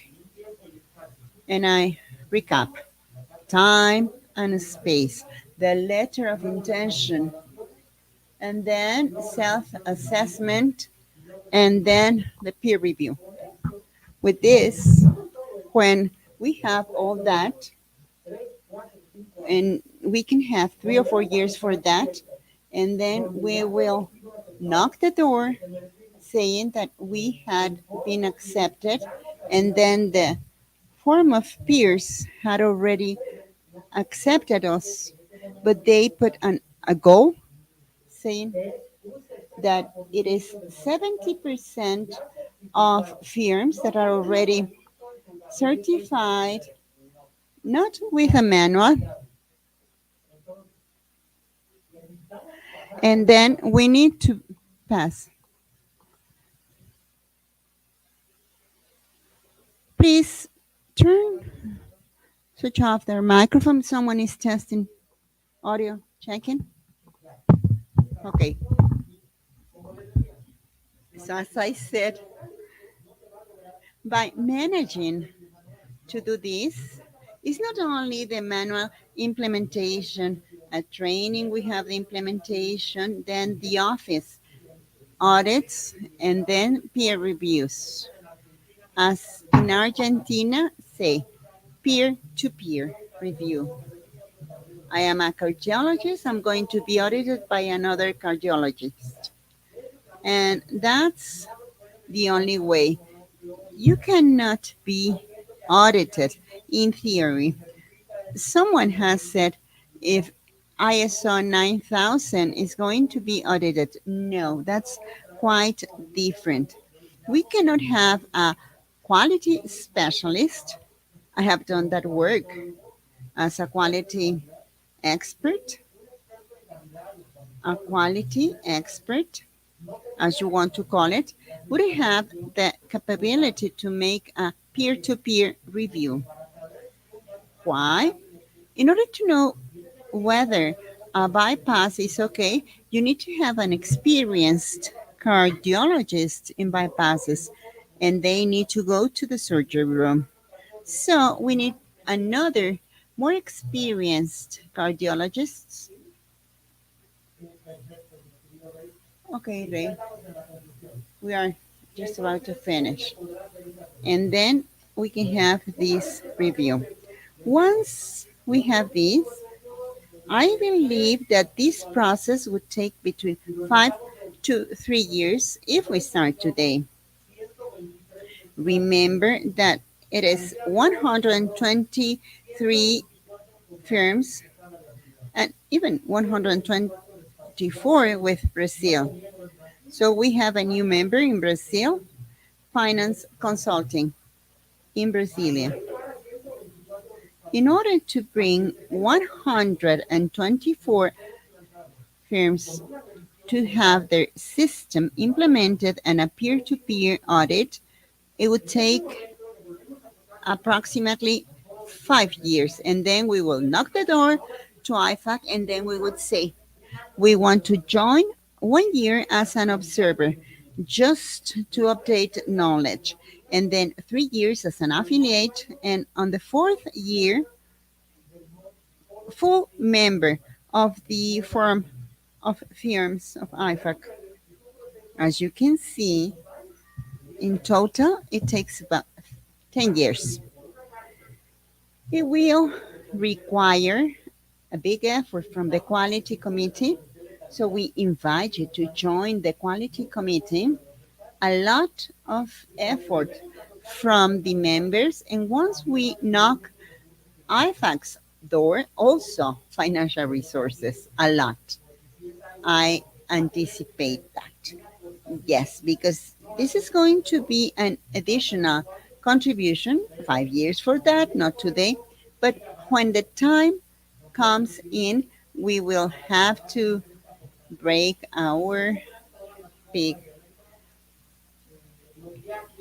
to cover for trips and fees of IFAC and people responsible of the quality control and the firm. So I invite you to lay the first stone in the foundation. Let's create a letter of intention. And from there, we will continue with the next steps if you deem convenient. So we invite you to get on board of this ship. And this is going to open a very wide panorama with the standard ISQM 1 and 2 peer-to-peer inspection, the experience in Colombia and Dominican Republic. So this is already working in many of the member firms, but we need to disseminate this with 124 member firms. So this is going to be a big effort. So join Joaquin and myself. And now to close, all of you have the support of the community to implement your system. And if necessary, we're going to schedule some training sessions along the year. So this is already reinforced. Joaquin is more than willing, all of the ones in the committee. Reynaldo. Remember that movement is shown by walking, short assessment periods that allow us to see that all member firms are working in this sense. That is, we can design a report of the achievements by each member firms or affiliates to the firm. Just as if we had agreed with the talk that Joaquin and I had yesterday. We have a self evaluation questionnaire that we will prepare every 6 months. The member firms have to do that. This is going to give us a picture of our position. Yes. The first one, it's almost immediate with the letter of intention, the timeline, and from there every 6 months. So I agree completely with you. With this, I am being caught. My time is over. We have the support of many personalities, both the Federation, Reynaldo, and now the ones that Joaquin will introduce the Mexican Institute of Public Accountants. So please enjoy this day. I would say that in the technical part, this is the core day. So our firm comes to the top 10 of the firms all over the world. This is a fundamental point to be there. So thank you very much, and we will continue. So now we give the floor to our happy presenter.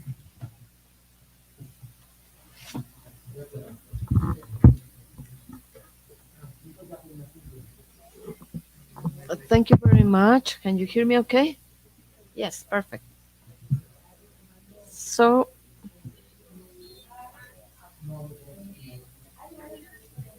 it's time to grant a diploma to our speaker, Reynaldo Leon Lava.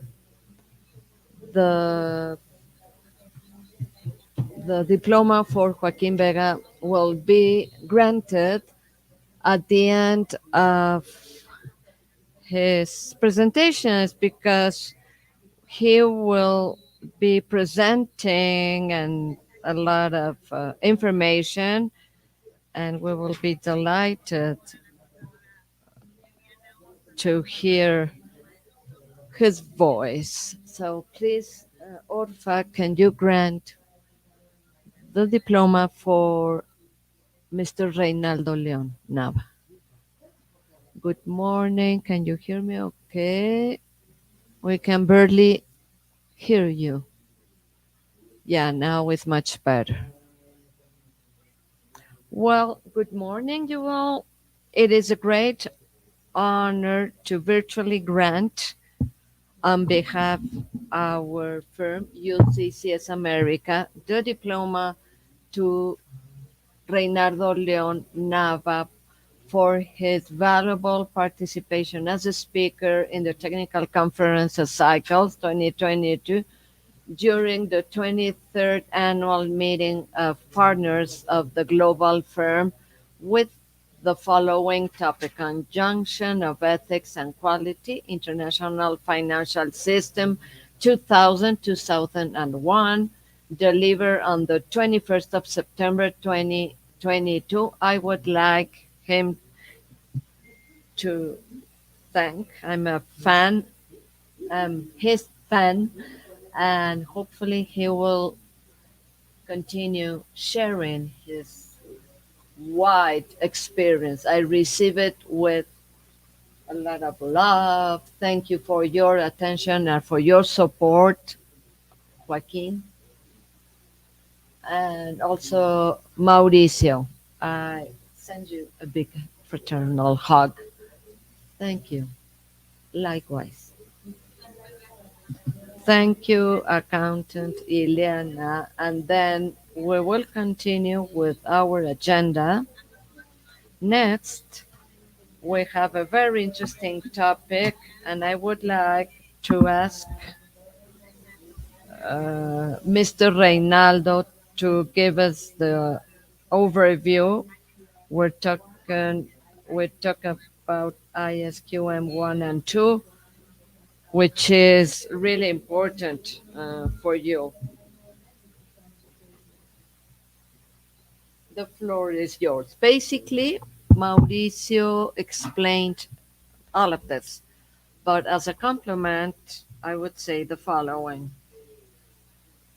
This topic will be presented by an expert in the subject matter, so therefore it's very interesting.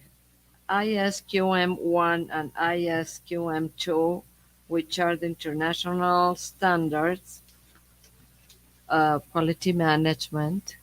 So it's going to be delivered by our brilliant chairman of quality, Joaquin Vega Valaez. And I will ask Judith to again give us a brief introduction. Thank you. Judith, the microphone is yours. Thank you very much. I would like to say first and foremost that today will be a banquet because Joaquin Vega had the opportunity to invite great personalities in the world, in the finance and accounting worlds, and they will help him to deliver this topic because of the experience and the professional career they have, and also because of the important positions they have filled in some institutions. So I would tell you about the resume of Joaquin Vega guests. I'm talking about Professor in Science Rodolfo Eduardo Mendoza Victorica. He's a certified public accountant. He has a master's degree in exact mathematics. in science. Obviously, he has experience in resources management and mathematical demonstration of semantic 13. He's a candidate to have a PhD in Catholicism. He also is an academic for different institutions in UNAM, ITESO, and León, Guanajuato. He's a member of the Public Accountant College since 1990. He's member of the Commission of Quality Control Standard.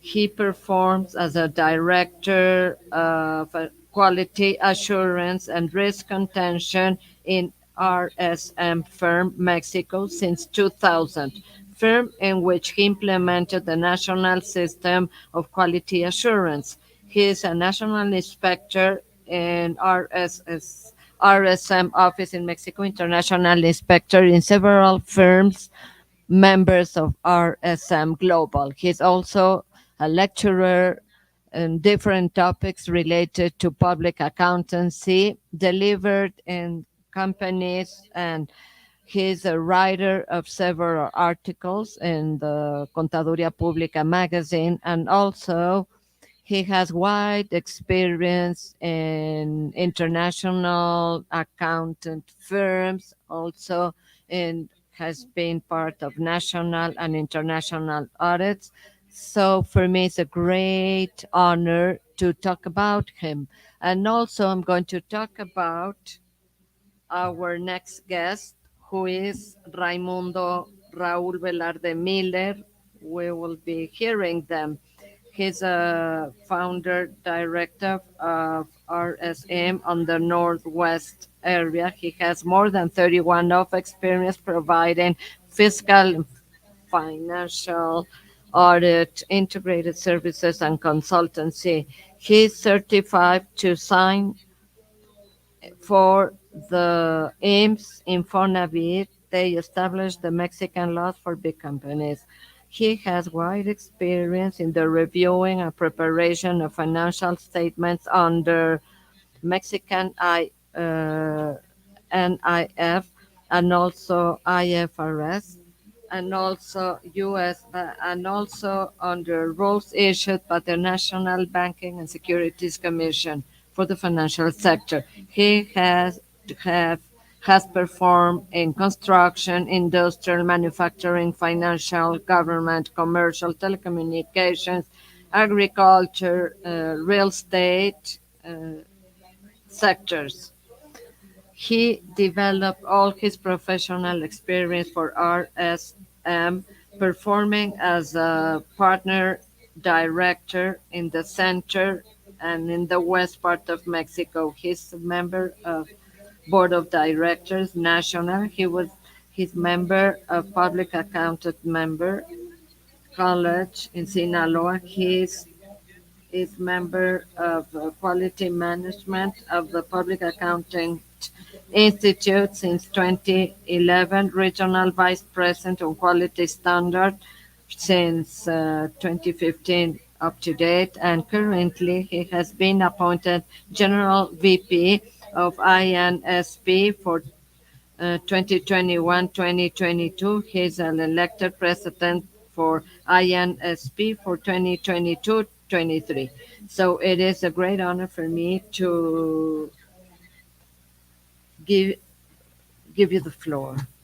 Well, Judith and Gio Rodolfo, because we appear in the screen because of the resumes uh, mentioned by Judith. You know that Judith has been irresponsible, like to me, because internally I, that I am capable of delivering such a relevant topic for our profession on our daily activity. And instead of that, like to have the not having like the opportunity of having the support of two great lecturers, friends of mine, And I would like to thank for their presence and acceptance. Uh, when I talked to Raimundo, he told me there's people that I cannot say no, and you are one of them. So I thank him a lot for having accepted, and even when he's in on his way to another commitment or assignment, so he's part of the executive regional committee for the IMSP, the Northwest Institute. But this is Judith mentioned that they were supposed to support me. No, this is the opposite. I'm going to support them. So, dear Rodolfo, thank you very much for your participation, for having accepted this invitation in such an important day for the firm. So, go on. So I will give you the floor. I will not give the microphone away because I took it from Judith yesterday. Well, thank you very much. I would like to thank your kind introduction. I'm very happy to be with you. Uh, and want to thank Joaquin, Raimundo, Mauricio. Thank you for the moments I will share with you. Hopefully, you are hearing me okay. I don't know if you can see my screen. And this has to do, my talk has to do with the new quality management international standards. Can you see my screen? Okay. Well, welcome. Well, thank you. The topic is the new international standards on quality management, which or they're just they were in force and now they will expire very soon. But many of you are registered in the Mexican Institute of Public Accountants, and you're able to participate in several events. Probably you participated as reviewers because and the technical commission is the one that support the vice presidency of the professional practice, spreading the material. I have been in talks about this topic, this same topic. And for many of you, this is not new. We are just going to refresh, and for the ones that is their first contact with this standard, this is the purpose of having us today. I will use the presentation to spread it more. Last month there was a forum in which the the standards were shared by web. Many topics were addressed. We had the technical and managing commission uh, com- commission were there, or the peer review that Mauricio was talking about. But how do we do it in Mexico, and what are the responsibilities in the vice presidency? So, well, this is I'm here with you. I'm very glad to be with you today. I am member of the managing commission of the institute, and also I have been invited to the sessions of the technical commission. It's been 2 years since I started participating, and I have done this for 22 years. Previously, I was just dedicated to audits for important companies, and I have also the responsibility of signing reports So this is about control quality standards, new standards. How we got involved in quality control? Because at the end of the 20th century, 1990s, there were important problems with the firm, and some other firms were also affected. Well, I do not mention the important firm that was that w- was eliminated just because of respect, but also the quality assurance and international standards for accountants. That's why the quality control standard was created. The number one, ISQC number one, we know it, we have experienced it, and this is in the book of audit standards, review, assurance that we all know very well. And this was issued on the 15th of December 2009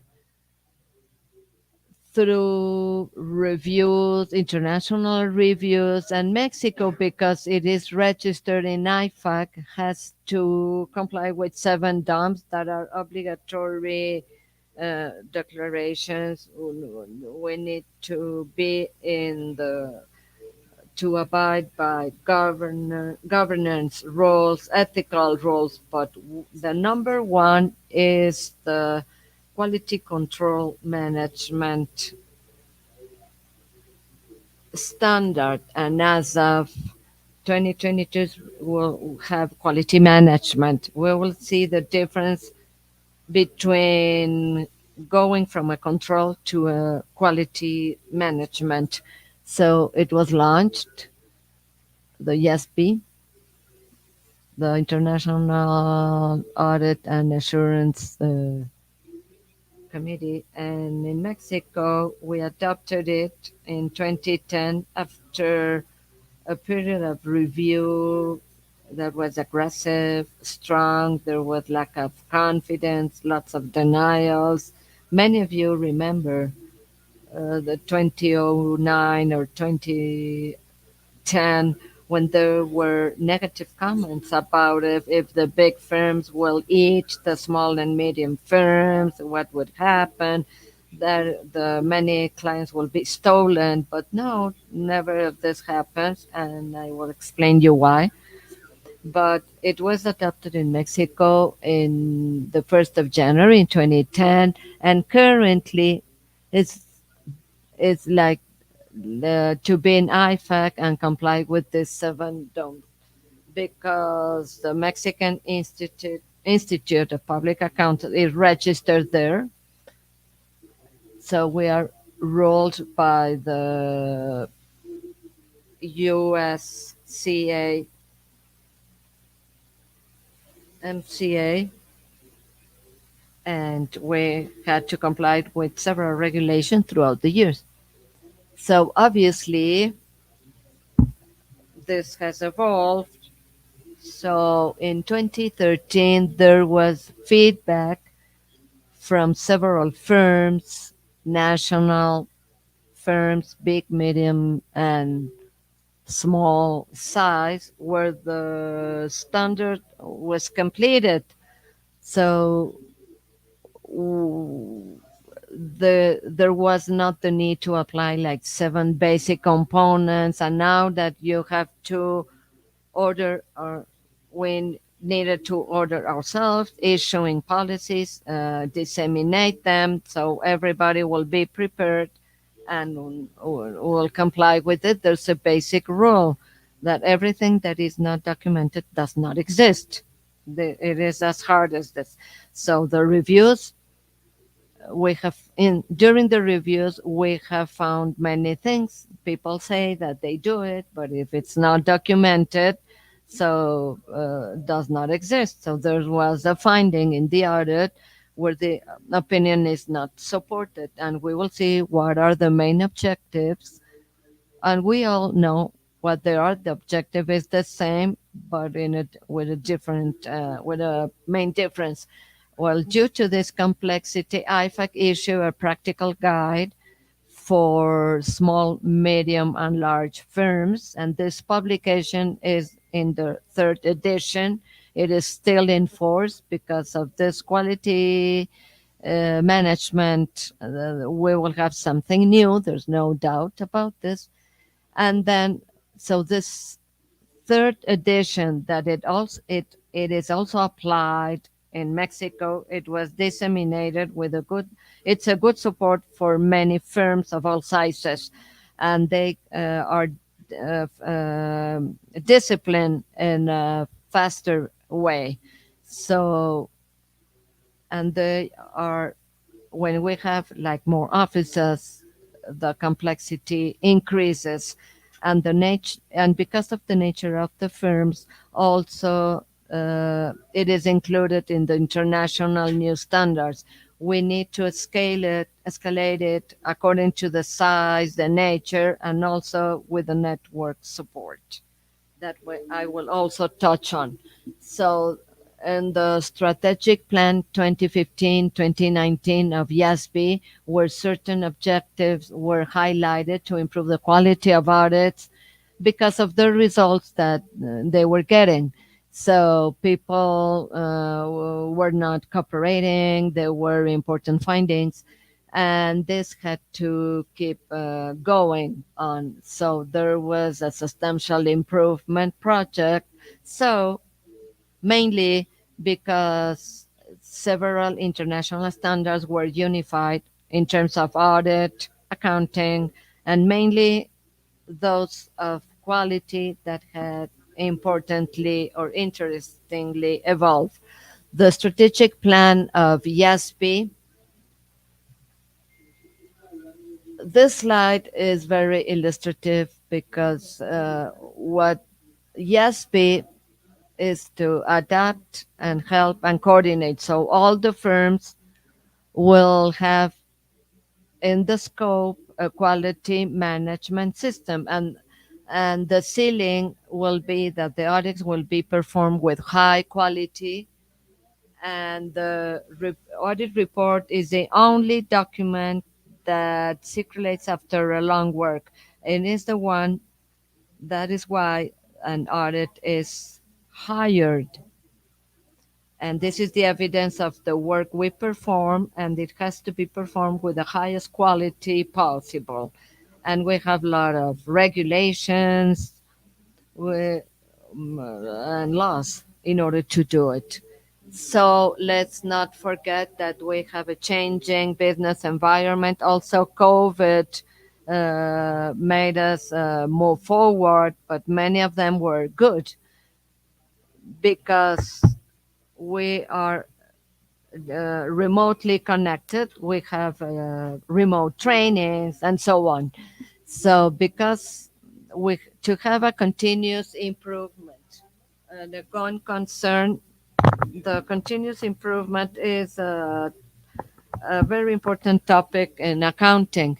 So the professional training that comes along with the training per se, it is a, it's a it we will see this in quality control. What are the laws that support this? It is like this little house. We see the ceiling, the columns are the quality control at every task level. We have AIS 220, we have AIS 315, identify and assess the risk, which is very important. We need to constantly assess the risks. This topic is done in the planning about it in order to define the right strategy, a very good execution, documentation, and then our final report will be properly supported. And then the accounting estimations audit, it entails a lot of risk. It has to be will analyze based on the management decisions how they calculate the accounting estimations of the organization and assess it. We need to have them unbiased, that following accounting policies and the standard that in this case is IAS 540. And then the last one, which is more current, more participative in the firm, be participating as a coordinator of a group audit. You are the auditor of the group audit, and then other firms of the network or even others or other firms will be component auditors. Who is going to do what, if it's part of your firm or not, what are the guidelines to be followed, and supervision rules and review. If it's part of your network, will work with your same concepts of quality, integrity, completeness of documentation, ethics, professionalism, etc.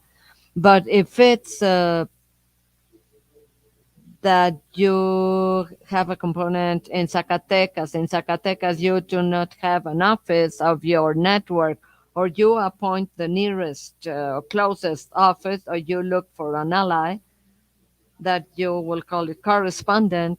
But since this is part of the procedures of your firm, you will need to supervise, direct more to achieve the objectives of the work and avoid any problems in terms of quality. Why? Because the firm is not under the firm's nor the quality manual. Probably it's a good one and a professional one, but it's not in the scope of the firm per se.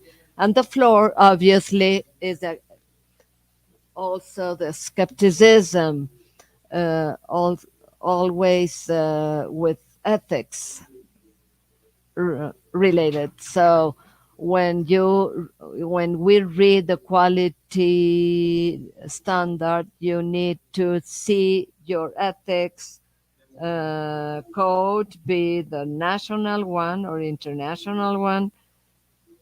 In several fora, we have seen that the Mexican code is really strong, is more solid.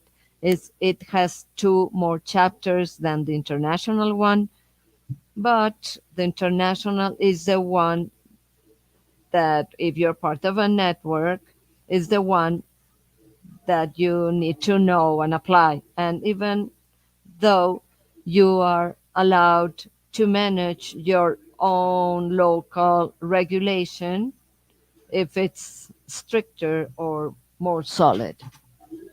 At the end of 2016, and there was a new project to modify the ISQC one. It was applied.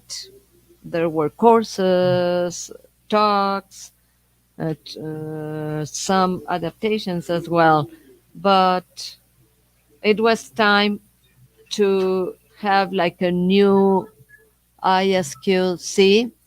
And what's the main focus?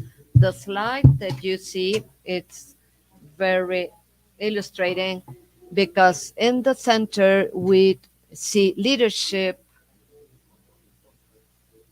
and the responsibility of informing or being accountable. Who are the responsible? Who are the accountable? And because of the firm, it will be developed, established within the culture to foster the culture of quality and strategies that foster, motivate the strategies of quality. Based on what? So we need to, the circle begins in the establishment of quality objectives. So we determined them. That's the core part of the quality control standard, and now the management of quality. So we need to set forth objectives and pillars. Some of them are already known. Acceptance of commitments, plan them, train people, execute commitments, necessary resources to be allocated, training, I insist, and also monitoring that it is actually working. Once we establish these objectives, we need to assess risks towards these quality goals. Once we assess established goals, we certainly would identify some elements to implement responses or approaches to these risks. For example, I detect that not all commitments that I accept are documented and there's a risk. In an inspection, they are going to ask me, show me the work acceptance in writing for a new or existent client. We have seen in this pandemic that many customers downgraded or downsized. Not all of them grew. Probably some businesses that sell face masks, alcohol, gels, but not hotels. Tourism was heavily impacted. So we need to assess all the answers. And this is something important to have in mind to implement the right answers in order to correct or remove risks to an acceptance level. Obviously, we need to implement, assess, design, but if we do not implement, we are not doing a lot. So we need to progress and implement all activities to progress on this sense. Something which is also important is that we need to keep documentation, communication. We need to communicate to inform all the processes that we take and then make quality monitoring. This slide is really interesting. You start moving with a new focus of management, and the new standards are three. It is a trail. In the past, we had one, the Quality Management International Standard, and then we have four for audit firms that carry out audits and some other commitments or related services. A different thing is audit. Another one is other related services, but the spectrum, all these part of different services, reviews, assurance, audits, and related services. Something also important is that we have standard NIGC 2, that's quality reviews of the task. The quality control standard is still in place. So this is a chapter, the quality review of the task. But it is quite relevant. So it became a standard. The Quality Management International Standard. And to close this circle, it is fully focused to quality and quality assurance related to financial statement audits, especially devoted to audit tasks. So they are not one anymore, it's three of them, but it is divided due to practical reasons. The general standard, which is your quality management system, accompanied by your reviews and stressed out to audit topics because it implies a very important responsibility. It doesn't mean that quality assurance is less, but there are also standards to fulfill for any kind of services. So the goals are the same, but the focus is completely different. Targets are still that the firm and all the personnel part of a public accountant firm fulfills their responsibilities according to the professional regulations that need to be known, laws, regulations that are applicable to this kind of commitment. And tasks are carried out according to this requirement. So, if I'm going to have an audit, I need to use all these regulations and so on. This book is really complete. We know what we are talking about.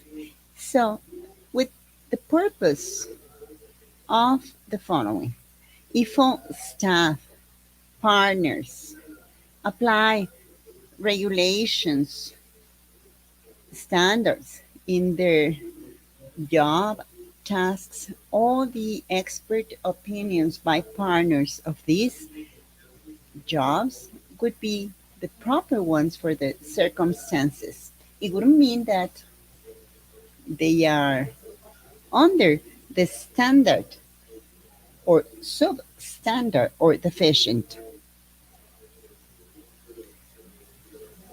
It's going to be according to the right regulations, work papers in place, accurate to support our opinion. And that's what comes to the hands to the board of directors, owners, shareholders, etc. This slide is quite illustrative. It depicts the requirements of the current quality control standard. We have the responsibility of property, ethical requirements. We need to be ethic, of course. Also, acceptance and continuity of the client, human resources, work performance, and finally, monitoring. Those are the 6 elements of the current ISQC1. We know the responsibility of the leader, and we need to insist that there might be a committee or a board in place, but each member becomes a leader. They can belong to the committee, a quality specific committee related to quality control for this line of service. So I insist, this is exclusively targeted for audits and quality assurance among all the other services that we have already mentioned. Ethics requirements, acceptance and continuity of clients, human resources, monitoring, information and communication. So what's happening now with quality management?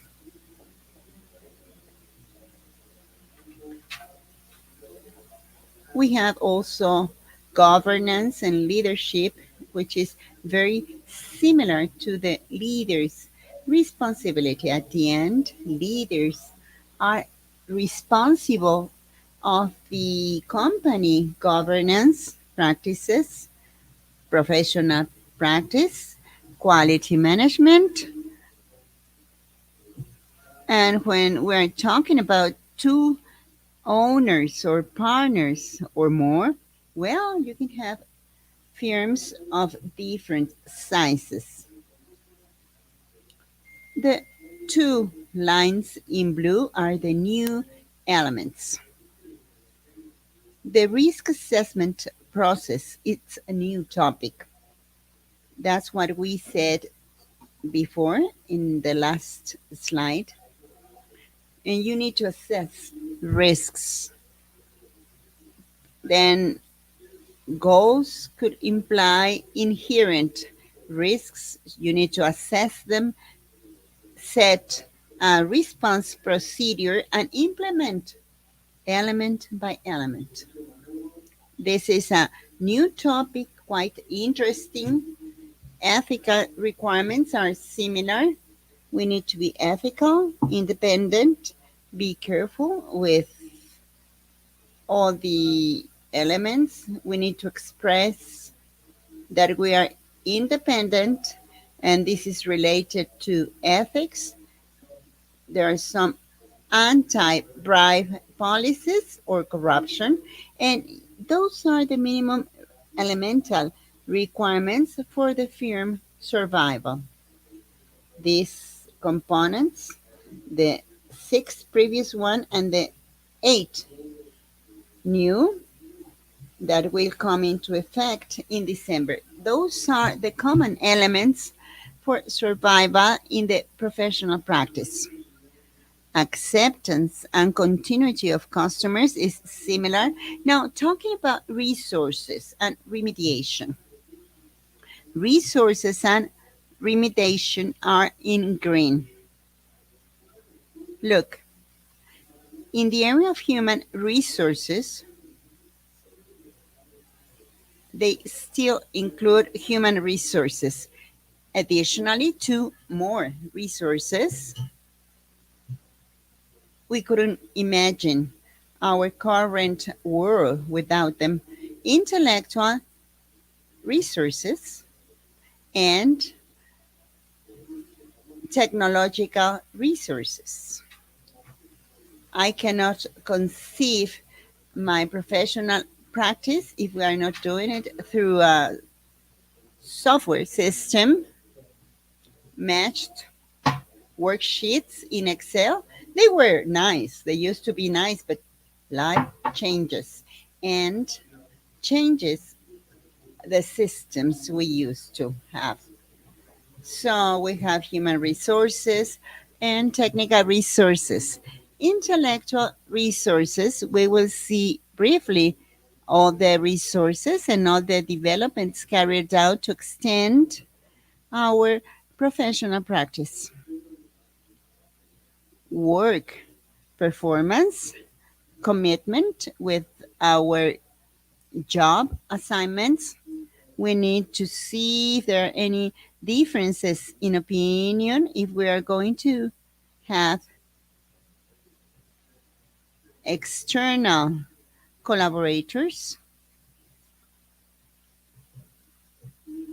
And I also was saying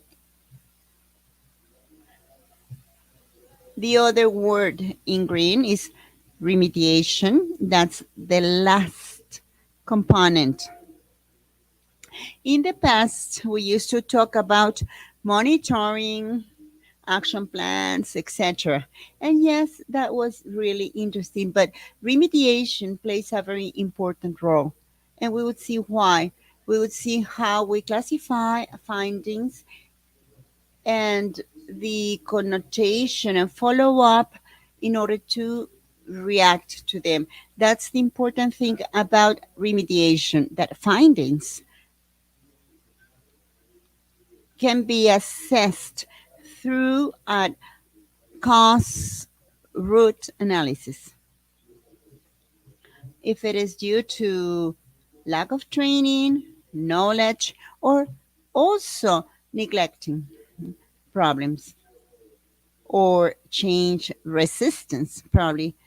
And I am focusing on these three concepts because they are the most common. Important causes that originate findings. We said that performance is similar. And then the quality review of the job assignment. That's the ISQC2. And we would see which are the needed features. Communication and information, we need to be aware of the communication means, systems, platforms, how we communicate with the firms, and how we communicate and inform with external agents, customers, authorities, and the certainty. Information and communication has a very close relationship with technological resources.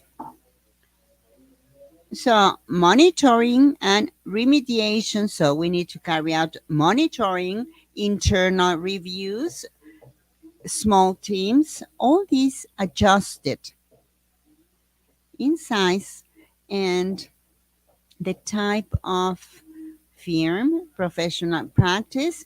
We have tiny, small, micro firms or medium size and big.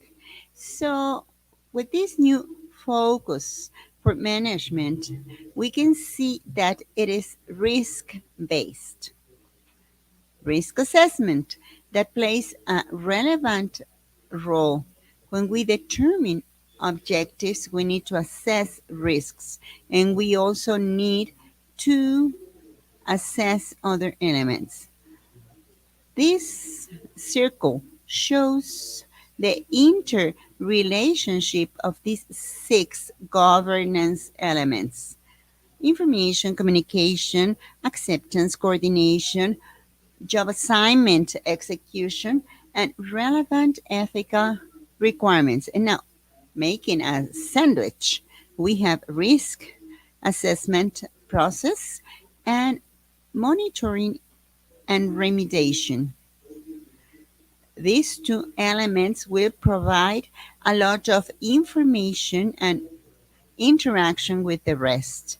I need to assess that I am not breaking ethics, that I am accepting a commitment properly, that I am informing in a proper and safe manner, timely, that I have some safeguards.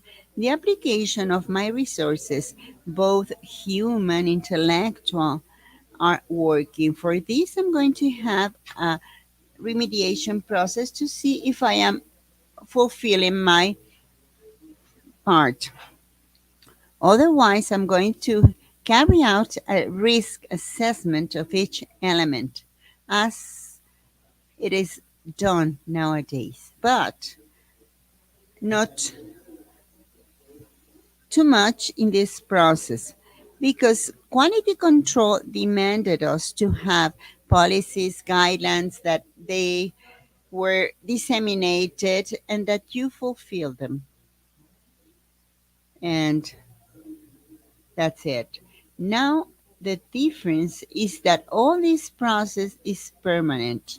Yes, we need to make a review in a low season, we can develop it. The difference with quality management is that it can be permanent at several points. Yes, there's going to be a date once a year. But now, talking about human resources, we can assess that acceptance, continuity every time we make it, commitment, execution, obviously, every time we're carrying out one of these job assignments, ethics, compliance all the time, and government and the leadership teams are all the time aware. So, you have these two elements assisted by communication to property lead this quality system. Risks. Risks are like small sins. What we did, what we did not do for our quality goals. So I set the target for something. If I don't do it or do it not right, that's worse. Could be actions, non actions, circumstances to determine my actions. Therefore, we need to analyze risks, a non compliance risk or a limited risk if it was due to an omission, the circumstances, I didn't do it in a timely fashion. So we need to set the right response to eliminate the risks. But yes, we can reduce it to an important acceptance level. So we need to take into consideration that this is a system based on risks. Even the COSA has been related to quality elements, analysis, etc. That's really important. All of us know the risks. Okay. Novelties in elements. We say that in resources, in addition to human resources, we extended it to other resources. People are important. They are the core element for an organization, but we have some other resources. I cannot depict the world without IT systems, course, standards, applications, software. These technological resources are necessary for the operation of our quality management system. We need servers, the cloud, to communicate and that our system is being properly managed and that our development, the work is the right one, performance is right, that we are fulfilling all the elements supported by the right technological element. We will see that for these resources, we need financial resources. So that's the endpoint of leadership of the firm because money attracts money. Intellectual resources are the same. This is what we are saying on the right side of the slide. This also implies financial resources in addition to intellectual and human resources. So we need them to be consistent and with the laws and regulations. Many of these policies can become from others by the Mexican Institute of Public Accountants or other organizations. But some other intellectual developments are in house developments like work documents, work methodologies, guidelines, guides for a price transfer system, accounting elements. Sometimes we have methodologies and regulations for auditing purposes, but not for other services. So the trend is once all the quality management topic extends to other lines of service, that would be okay. In the meantime, if we have it under control, we wouldn't find any other issue, but it has to be supported by all the other elements. And with the ISQM number 1 and 2, we wouldn't have any problem. Obviously, both technological and intellectual resources need to be put in place and then keep them. That the methodology is updated, the programs, guidelines, or assistance, even work papers, all counts. And should be recorded as well before the Mexican Institute of Intellectual Property. That implies money resources because it would imply, let's say, investment in machinery. They are going to be managed by people, same as intellectual resources that are going to be used by people. Let's continue. Now, information and communication. This is a new element, and I was saying that it is closely related to both internal and external communication. Information and communication systems need to be within a reliable communication system, a safe one with the proper processes that would allow us to verify that the technological resources are in place. Now, talking about internal communication, it should be two ways interactive inside the firm, also in the professional practice, work teams, partners, and people allocated to job assignments, committees that are created according to the firm size. And I insist on the size because there are some firms with where partners do everything and they are the community. But just imagine a single partner, it's difficult. They will need the support of other collaborators, even if they are external. So internal communication is inside the firm, interactive, a day-to-day activity, responsible parties. There are many safe platforms that we can use. We need to update them and take care of viruses or cybernetic attacks. External communication is also related to external communication from the firm to outside. Now, quality assurance, quality review, public function, PSOVs, compliance with IFAC requirements.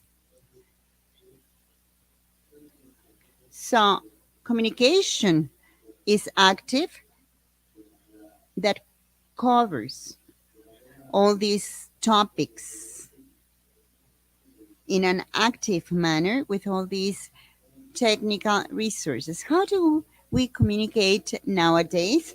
Platforms, they say that emails will disappear. Now we will have only platforms. And it might seem right.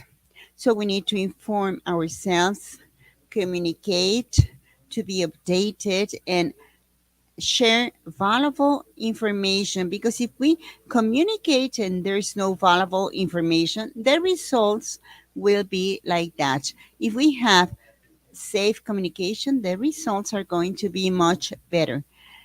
Other stakeholders, I was saying that service suppliers that provide their services to us, we have some partners sometimes. They render technological services or probably intellectual services. So it reads including auditors or auditors external to the network. When we have an external audit, the group leader will issue interfirm instructions whenever we have external signatures, or internal if they only belong to the same network. That's intellectual property. And if we are auditors, someone is supplying these materials. If we are auditors, we will supply them and we develop them. Now, talking about technological resources, everything is managed through a platform. Some firms have contracted services with some suppliers of famous systems for accounting, storage, they rent servers, etc. And these external vendors help us. Shared service centers. This has to do with human resources, where the commitment teams are formed, or it could be a group of several offices, like to have a commitment demanded that demands the participation of a team made of experts, members of the firm per se. And normally, this happens when are the tasks of the firm or from the US, and besides the national team, an external provider can be hired, or using the network, or to have an expert in technology who is or which is in Guadalajara. So it is to use such resources and staff, procedures, policies, service provision. It could be that my client wants me to perform a job. I am a transfer company, but in my office, I do not have someone that provides the service, so I contact the external network, or I can be referred by them. But the referral is in two ways: the ones that we receive, or the ones that you can send to our member firm. And the networks provide support mainly when we belong to a firm or to a network. They provide us with policies, methodologies. So it's this the task becomes easier. And sometimes the international firm provides you with everything, and the only thing that we need to do is the translation and the adaptation to the of the documents for a proper implementation. And we do the same thing for membership contracts. If one part of international network signs a membership contract, will have to comply with the policies. Well, it is not only about policies, but also regulations and professional risk insurance, quotas, and many other things. Monitoring and remediation, which is a new topic. And this element is very relevant. We need to adapt activities of monitoring. We need to give it a turn a little bit, because considering factors such as design and changes in the system, because the system will change from in terms of management, on what has been done in quality control, doesn't mean that it will be useless and we have start everything from scratch. Many of them are useful, and we have heard this in many conferences in the of YASB, where everything that you have done can be used, adapt, and continue uh, having it as part of your quality management. Okay, circumstances of the firm, the size, the type of firm, how many services, if it's how many offices, if it's small or large, if it's only one office or several, if it's an internal network. For example, the networks are international. The firm is international, and you have offices around the world. But in Mexico specifically, it is important that the firm is in Mexico City, but it may have offices in different cities. 5, 6, 8, or 20 offices, depending on the coverage you want to have. And for this, you will need to have your acceptance criteria and not just to accept for the sake of it. We need to be very careful. But this applies for the circumstances of the firm and monitoring when the review is done, which offices, if there are many, they just take turns, how many partners. So if there are many partners, it becomes evident. And also regarding known and available information, there should be a mechanism through questionnaires or a platform that help us to have qualitative and quantitative information of all the offices that are part of a network for the purposes of the commission, how we are going to monitor and remediate it. So first we need to have all the information of a certain office, the qualitative and quantitative information. So you will know how many commitments, how many clients, how many lines of service, if they're national, international, how much staffing, and from there we will be able to have a proper planning and the review, monitoring, and supervision. And based on the resources we will see the findings or suggestions, or if there's nothing, it might happen. It could be that there's nothing to say. Well, now the selection of commitments or tasks to be reviewed will have to have a risk base. And this implies that those are commitments that are that they are in the stock market, or they are affiliates of a public company, or complex or big national clients that do have many branches, or clients of one business activity, for example, primary sectors, like not like we need to have specialized people in agriculture, mining. It depends of a lot of circumstances and many elements. Then we have to become like specialists. I don't know the useful life of a mining exploitation, or the inventory of the husbandry, or for of how we're going to treat shrimps in a shrimp farm, like in a fish ranch, or where we produce shrimps.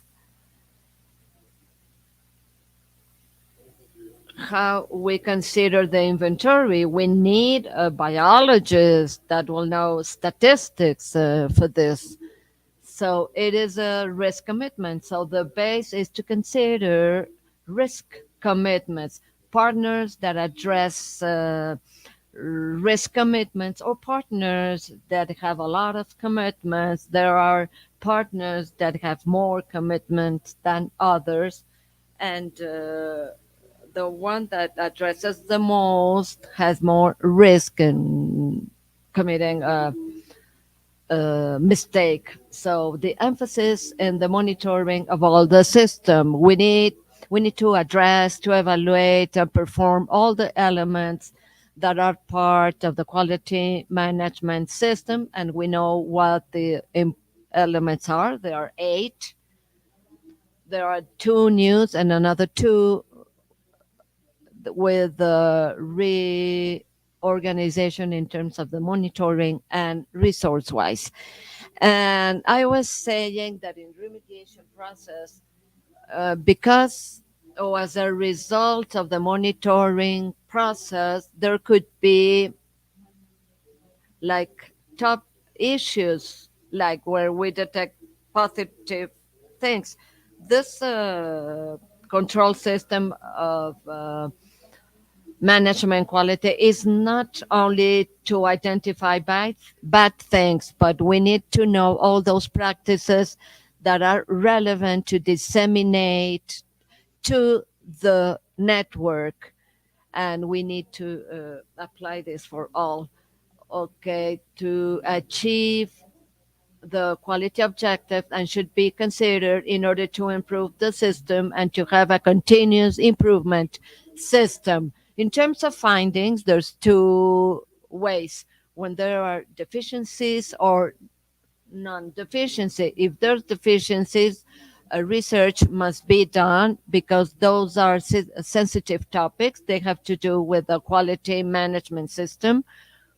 We need to know what is the root cause, what the finding was like found. We need to evaluate the severity and persistence and the duration of that finding, and of course the in certain actions of remediations we need to make them on a corrective basis.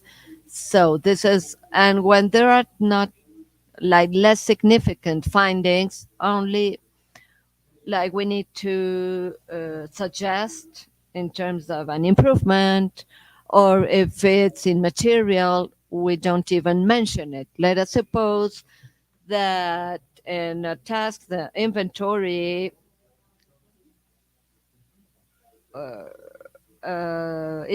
section was not addressed because it was in another city, so we weren't able to go. So there's a limitation there. So that happens that at the office there was a limitation. So this is an issue that is causing an important finding regarding the completeness of the inventory information. So what are we going to do if we don't consider it? So we need to investigate the cause and assess what's the impact and persistence and the proper, or probably we will have a retroactive conventional inventory, or if the client did not grant the access to us, and if we write a non-qualification or a qualification, we need to see what was the issues for not taking the whole inventory, because this is, it has a very important role in the financial system. But during the review of accounts receivable through my selection and sampling, I determine the accounts to be reviewed. I determine the scope and I fulfill the procedures about it. I'm complying.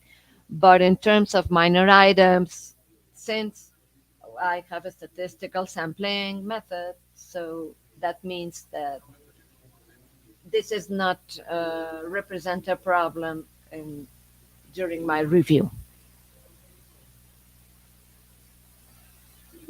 So the assessment of quality management system, as we said before, those who have the ultimate responsibility of the system, that normally is the corporate governance of the firm or leadership, they have to assess the system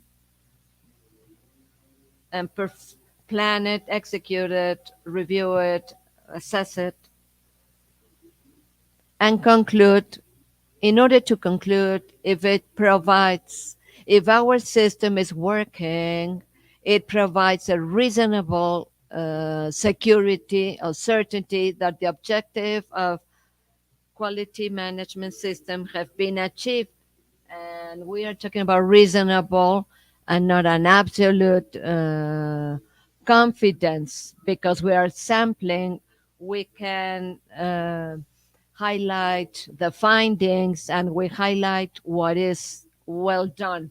But at the end, we need to see if the system is achieving the objectives. And if they are not compliant, this is not a sin. That is why we have this system. Everything that is not working well and needs an improvement, we will detect it and improve it through a remediation plan.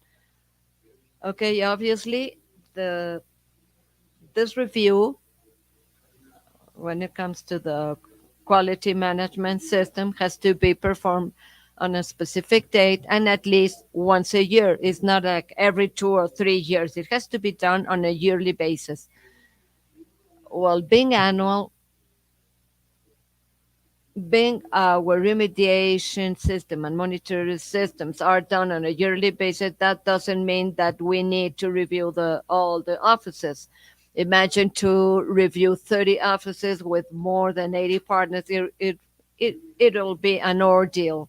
So we need to select, and the standards says that at least once every 3 years. But obviously, we will include in the selection partners or offices that will have like more problems or they are not complying with the objectives. When we talk about the network, if it's only a firm, a mid or large sized firm, we will determine the nature of the planning and the monitoring system. If we are going to review all the partners or only 3 or 4 partners, if we are going to check every commitment in order to satisfy our needs, that it's providing reasonable security according to the initial objectives. The new ISQM 2, no, it is also a very important topic, and now it is included in the standard one, which is a reviewer of the quality commitment.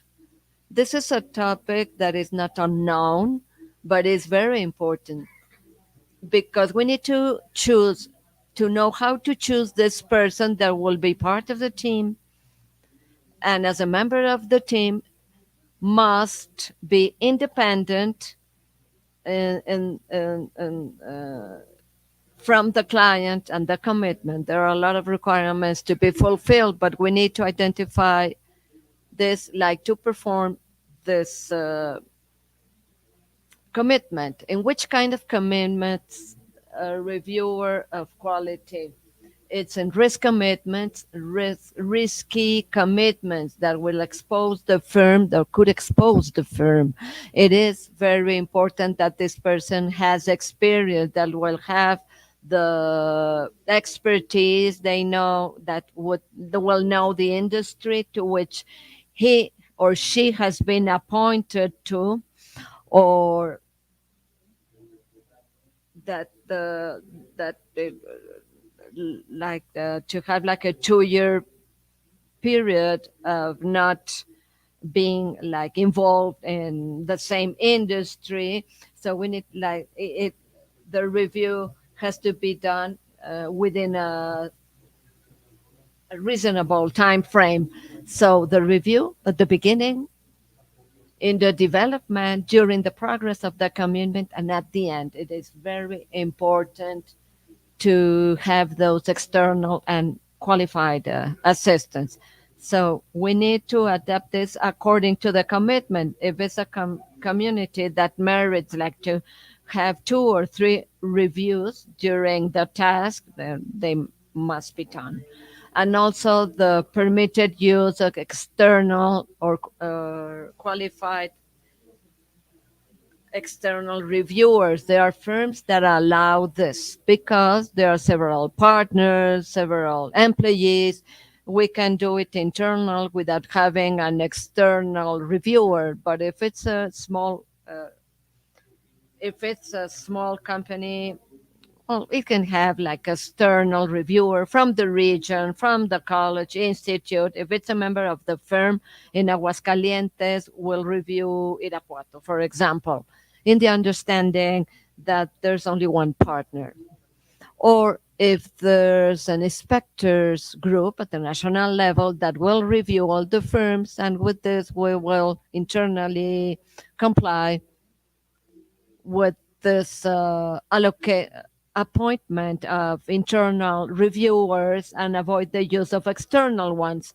And the external reviewers will be called when there's no firm or a network. It is a very, very small firm or micro firm, and you will have, or if the qualified assistant could be a manager with wide experience that could perform as such. Normally, the small firms, the it takes like several years for a manager to become a partner. So sometimes the manager or the partner can perform as a quality reviewer, but we need to take into account the eligibility of the appointment of the reviewer because of limitation issues, because he or she doesn't know the industry, or there was not a cooling 2 year period. Those are the kind of limitation we may encounter. And we need, and the ones that we can determine once we are appointing, well, many times it has happened that one person has been allocated because the person got sick or probably, well, died. So we need to consider this. They might happen at some point. So during the development, one part of the eligibility and the development, when, okay, the development of the task quality reviews, they have to focus on significant judgment or matters. It is not that, but it has to be focused on the material things, on the important things, on the origin of the business. If it's a public company, if it's a subsidiary of a company that is public, or if it is a very complex client, goes hand in hand with the risk, because for the selection of the commitments in monitoring processes have to be done based on risk. So the focus should be on the relevant things. It has to participate at the right time during the tax, not at all times, because it will be an hours mean money, and money is cost, is expensive. So we need to see what are the right times to participate, to verify the proper compliance of the requirements of the standard, like to go step by step. This is the step back approach, that I go step by step reviewing things, but at the end of the day, I review one step and then another one, and at the end, I group them all, and then I can issue general opinion. It's not that I will have to review everything at a time. Okay, all the people participating were assessed, that they signed their independent document. So that is skill, that comply with all the requirements, experience, and so on. And obviously, when the quality reviewer of a task identifies something, will stop the report.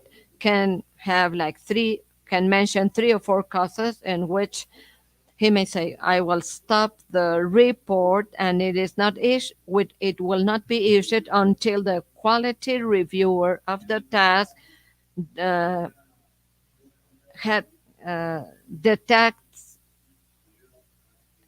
and then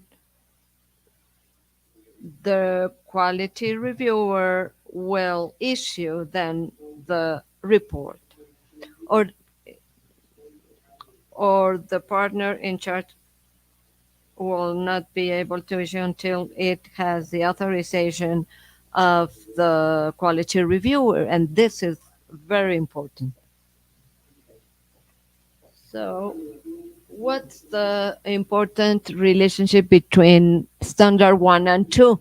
We talk about the set setting quality objective, the risks assessment, quality risk assessment, and then in case there's issues, design and implement the right answers in order to eliminate or to mitigate that risk to an acceptance level.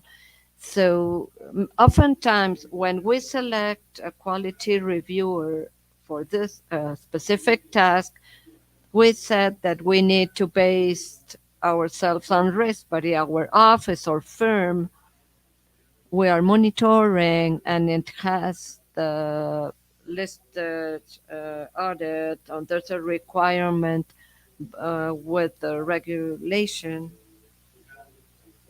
The task and the firm mentions that the audits should be allocated according to the size, the risks, and so on. If it's required, it has to be chosen, and also this review has to be documented. Not only like I review everything, but we need evidence, the appointment, the hours allocated, in terms of the complexity of the commitment. Sometimes all the commitments are complex, and we reach like an important number of hours. But if it doesn't require a quality reviewer because there are no complex commitment, well, will not be appointed.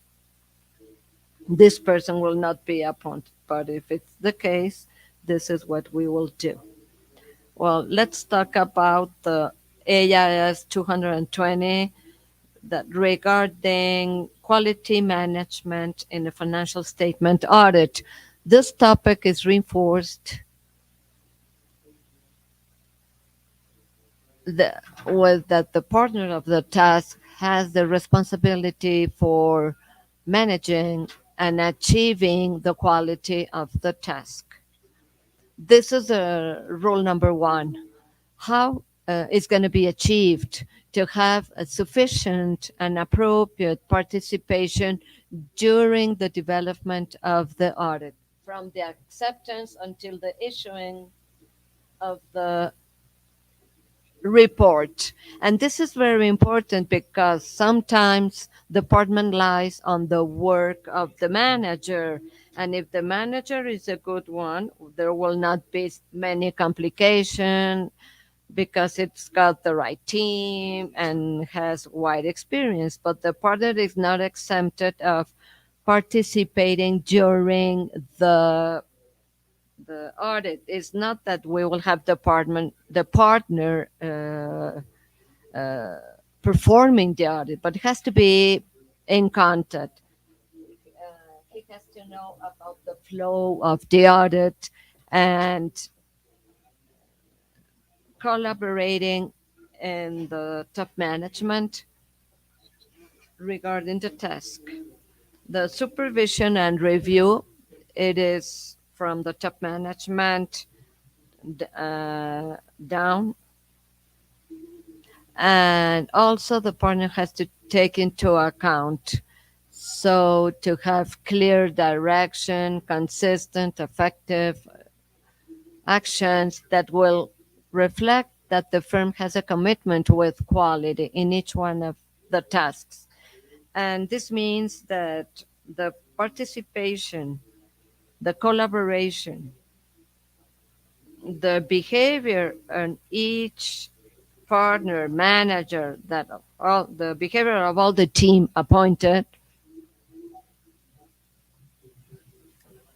are is the expected one according to the quality system, that everyone is trained uh, according to the professional level of each one. So the person that is in charge, the assistant, will have less experience than the other levels of the audit. But the collaboration and participation of each person has to be the right one according to the expectations of the partner in the compliance of the quality and in each one of the commitments allocated. So we will, well, this has to be for everybody because this is just an example. If I perform a review, if I identify some issues, I can demand the partner to give me another commitment to see if those issues are repeated. And sometimes we do have issues because they have the same teams, and mistakes are repeated. So, so it is proven that when working with very well defined teams, the same mistakes are committed in one or the other. Likely, good things are repeated. We are not only considering bad, but good things. Now I'm talking about resource allocation for the job assignment. And there could be some experts that could be external. Internal are members should comply with all the requirements to be part of the team. It is also important to consider this when we have external experts, as they are experts and they are part of the team. We need to assess their qualifications if they are really experts in what they say, and they should also have an independence for their job assignment. They need to express that they are trained, updated, etc. To rely on their work. And the partner should also consider this, that they need to carry out different process of supervision, planning, direction. The partner will direct, and then the manager supervision and execution. It should be directed and focused to those members that are less experienced. Consequent changes in other IIS. Some changes will take place soon due to the quality topic because it impacts. When we improve the system from control to management, one of them was to eliminate or change near to 20 and some others change in topics related to the auditor. So this is the commitment. The service line, the flagship is auditing. We also saw that this is auditing, quality assurance, but I am focusing on auditing and assurance. Agreements, auditing, how we're going to carry out our proposal, the commitment, letter of commitment, and what are we committed to do? Who's going to service the customer and the working hours? Auditing documentation in 230 to 50. Considerations to regulation and legal provisions in financial statement auditing. Then 260, communication with the government of the firm. Probably we can discover a fraud. So that constant communication demanded with IAS 260 auditing, it's a risky profession, we know, and it has become a commodity, and it is not with the proper fees. 300 planning of financial statements. We need to consider risks accounting estimations, if it is a group or component auditing, identification of risks, errors, which errors can be detected, how they are going to affect our lines, which are going to be assigned for each one of the lines. Evidence. Evidence. If it is not patent, it doesn't exist. 540, accounting estimate auditing. This is a sensitive topic. We are going to see if the administration has the right measurements to carry out the right estimates, and inform me in the notes if this is something relevant. Special considerations 600, group financial statement audits. 610, work use of internal auditors.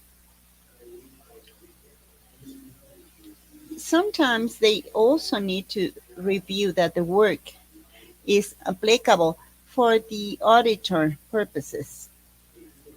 620, use of an auditor, an expert auditor, now that we can have external auditors. 700, generation of the opinion and issuance of the report of the audit. These were recently modified in the last years. Relevant aspects of audit 701, 720, responsibility of the auditor for audited financial statements. If they have additional information, and if a financial statement is an information report. And then 805, special considerations for a single financial statement audit with specific entries for some companies that report one element, a part, one financial statement, or in the government. Sometimes we are contracted to review a report of the inspector. So these are the 16 standards that are going to have some changes, or have had, derived from the quality change. We would say that 700s are linked. Adoption in Mexico. What's happening? What has happened? At the commissions, quality control, professional practice, both the technical and managing commission voted to adopt standards 1 and 2 as such, and not to prepare a new document. No, we had some discussions, but we decided to vote, and by unanimity, we just recorded as such. On June 26, 2020, that was the pandemic year, the National Executive Committee of the Public Accountant College proposed voting for the quality change with the favorable opinion of the National Commission for Audit and Assurance Audits. So assessment is still in place. In 2020, the definite standards were published. The other ones were provisional. There were not much changes. So the final ones are issued on December 17, 2020. And then the standards 1 and 2 are the ones that will delay the current. Well, they are going to replace the current standard and also the quality control standard, the review. And it has been changed in the area of reviews. We will see that briefly, but quality control is going to be removed and it's going to be substituted because it was decided to adopt 1 and 2. Obviously, there is a Spanish translation process and they are being circulated in books. Now, the force and effect would be on December 15, 2022. Those firms that have not done anything will have to do everything. And those that have started doing something, reviewing, well, they can modify and use some aspects. So it is very important. We need to work a lot. We need to create work committees, a general strategic plan. So all this is executed seamlessly and we can comply with the deadline. Also for December 15, 2022, firms should have implemented their quality management system according to standard number 1, the International Quality Management Standard. But they are hand in hand. One of them is for the quality of positions, and the IAS 2020 is for auditing assignments. They have almost the same script from one application up to the emission of reports. So the audit application starts in 2022. And if we need to incorporate the standard number 2,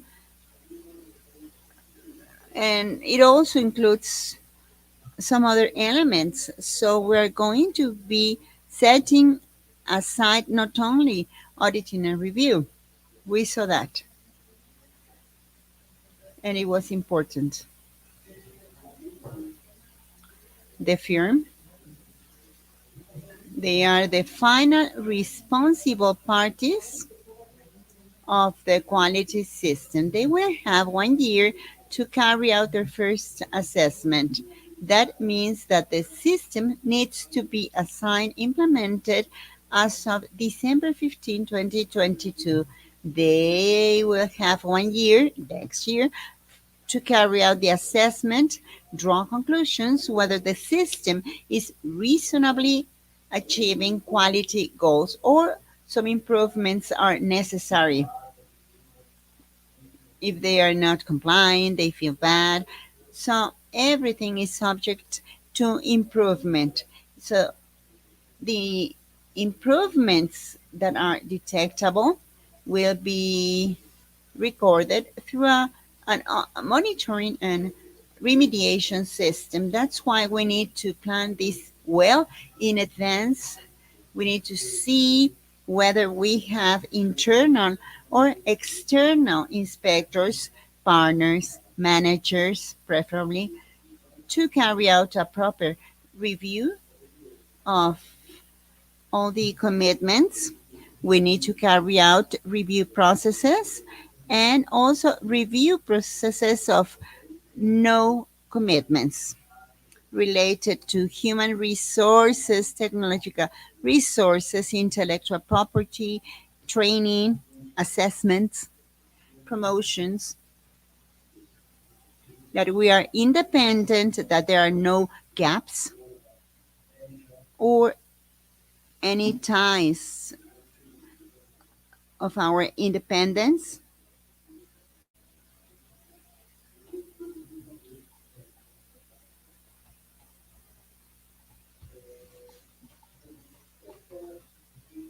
To this respect, Perdí el audio.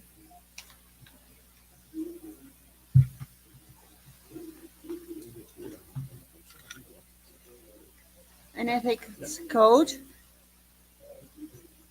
and the quality control go hand in hand. They go hand in hand because impact to the quality control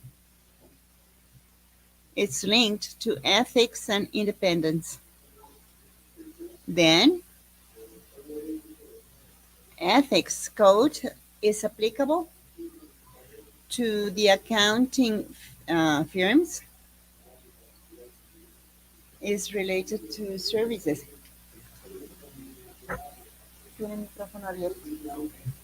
And then the international audit firms for IPAC. IFAC, it's the organization which is launching all these regulations. And when they have accepted,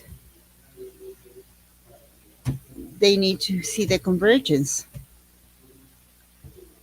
quality, and also training. And now the last ones.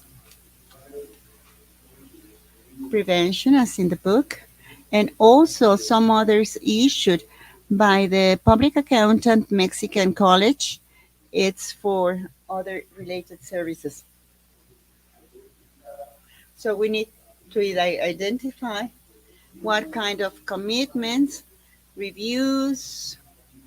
There's a slide that I'm going to share with you later on that covers this topic, what is applicable for each one. And usually this is applicable for financial institutions, witnessing,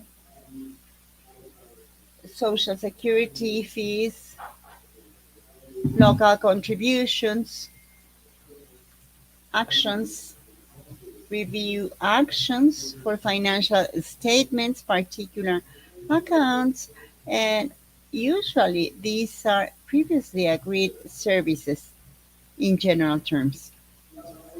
What happens then? It is still the ethics code, but now we have international standards for quality management that are incorporated. The reference bench is the same. The particularity is that NIA 220 is part of this trio. Support plan for implementation. The IAASB has carried out some guides for standard 1, 2, and NIA 220. They have drafted some conclusions. In January 2021, they issued some guidelines. They are available both in English and Spanish in their website. They mention significant changes in diagram support, assistance, frequent questions, and conferences that we can turn to. This material was already delivered. It will be disseminated to all of you for your reading and consultation. But those are the supporting activities since 2020 and they continue for 2021 and 2022. Moreover, because it is September 21st, a few days of September are left and deadline is just around the corner. There are videos, you can look at them. There are some conferences, some of them in Spanish, many in English, by partners of very renowned firms. You can also use them. They are really advisable, very important material. Finally, the quality VP of the institute that is part of the CEN, as we had mentioned, with the support of different commissions and the IMCP, they have translated and disseminated the standards, translation and dissemination of supporting materials of the IAASB. There's a lot of material translated from Spanish.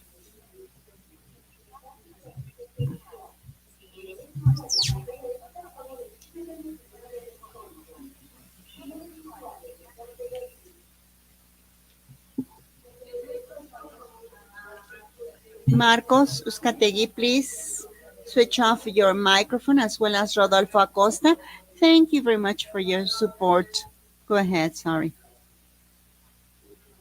So, this is what we have been doing recently, a dissemination program, talks, courses, workshops, supplementary material, and we have insisted a lot in this important change because it is mandatory. It is not voluntary. It's for you to survive in your professional practice. So that's the basic point. Well, I have come to the end of my talk. If there's a question or a comment by the attendees, let me know. Probably the lady that is a moderator, Rocio. I don't know if there's any question or there's a question. Yes. Now, if you have any question, it is now the time to ask it. So speak now or never. I do have a question. Yes, please, Accountant Reynaldo. Why the assessment should be every year or every 3 years? But this one should be more dynamic, and the assessment or evaluation should be permanent. They say that at least once a year. It is not only once a year, but at least once a year. And the 3 years remain, it's for turnover depending on the size, the kind of firm. And of course, this could be done every year. 1 year yes, 1 year no. All these depending on the structure, size of the firm, number of partners, etc. But yes, I share your idea. As this is a management topic, commitments should be assessed when they are concluded. It is useless for me to advance if it is not possible. And what happens if there were some problems in the execution? We know that assessment is dynamic and it can be modified whenever there are some adverse topics. In this way, we can be more careful. Generally, it is not very useful to review mechanisms in process, and both for Mexico and the international arena, because for the review of the quality management system, there are some procedures for commitments, audit, assurance, review, etc.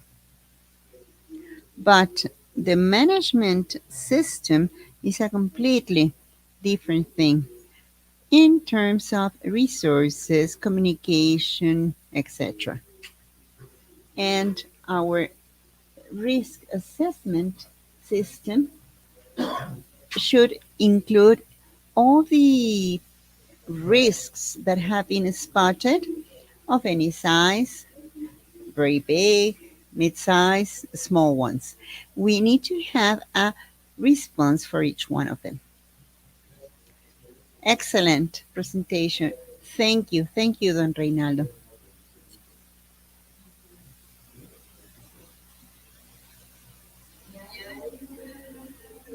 If there is any question, yes.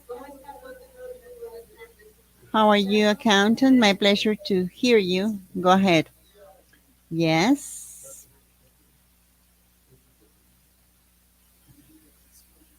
An excellent presentation.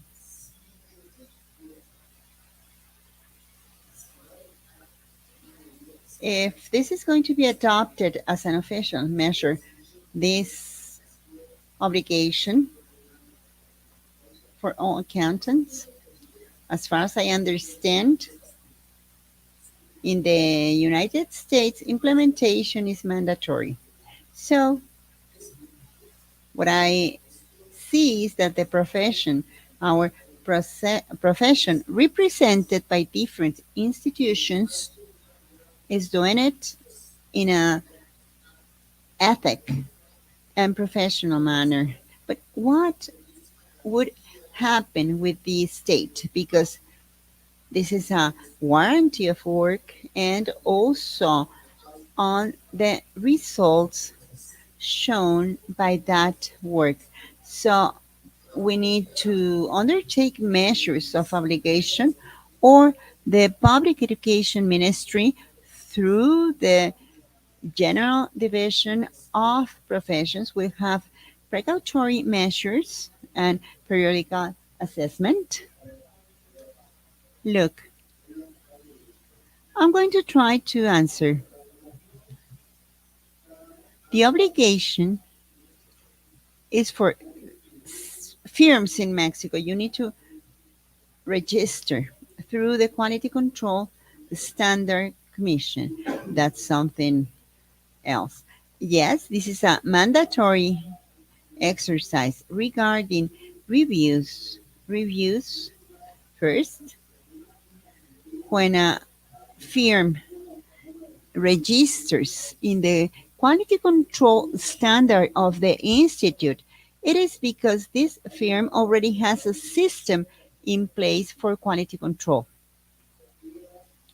in operation, and they have to sign a statement, and they also need to fill out a questionnaire of questions related to the quality control system which is in place for the firm.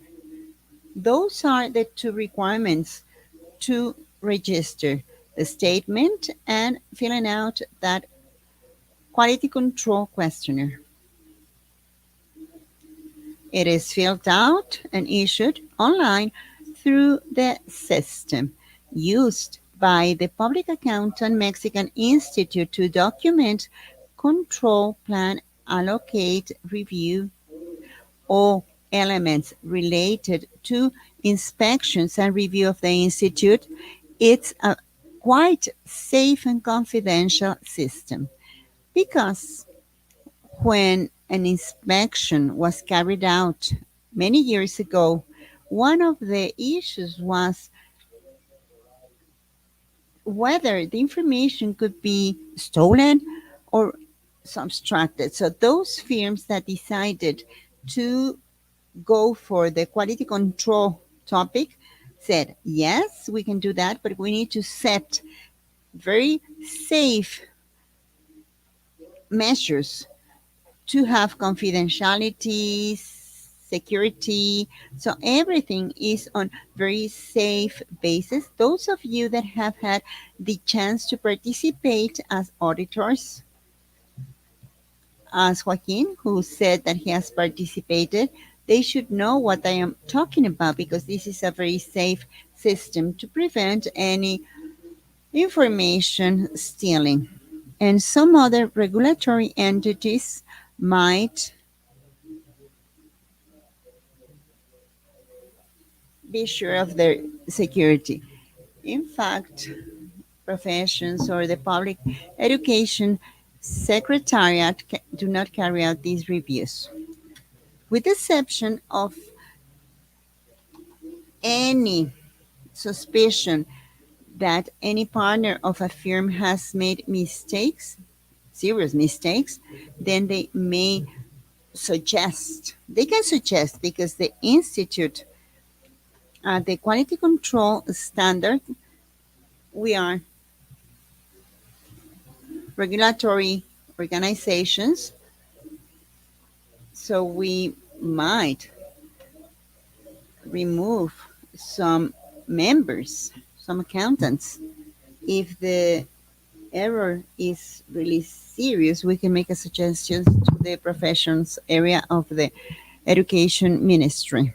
But as a VP office, quality control, we cannot do that.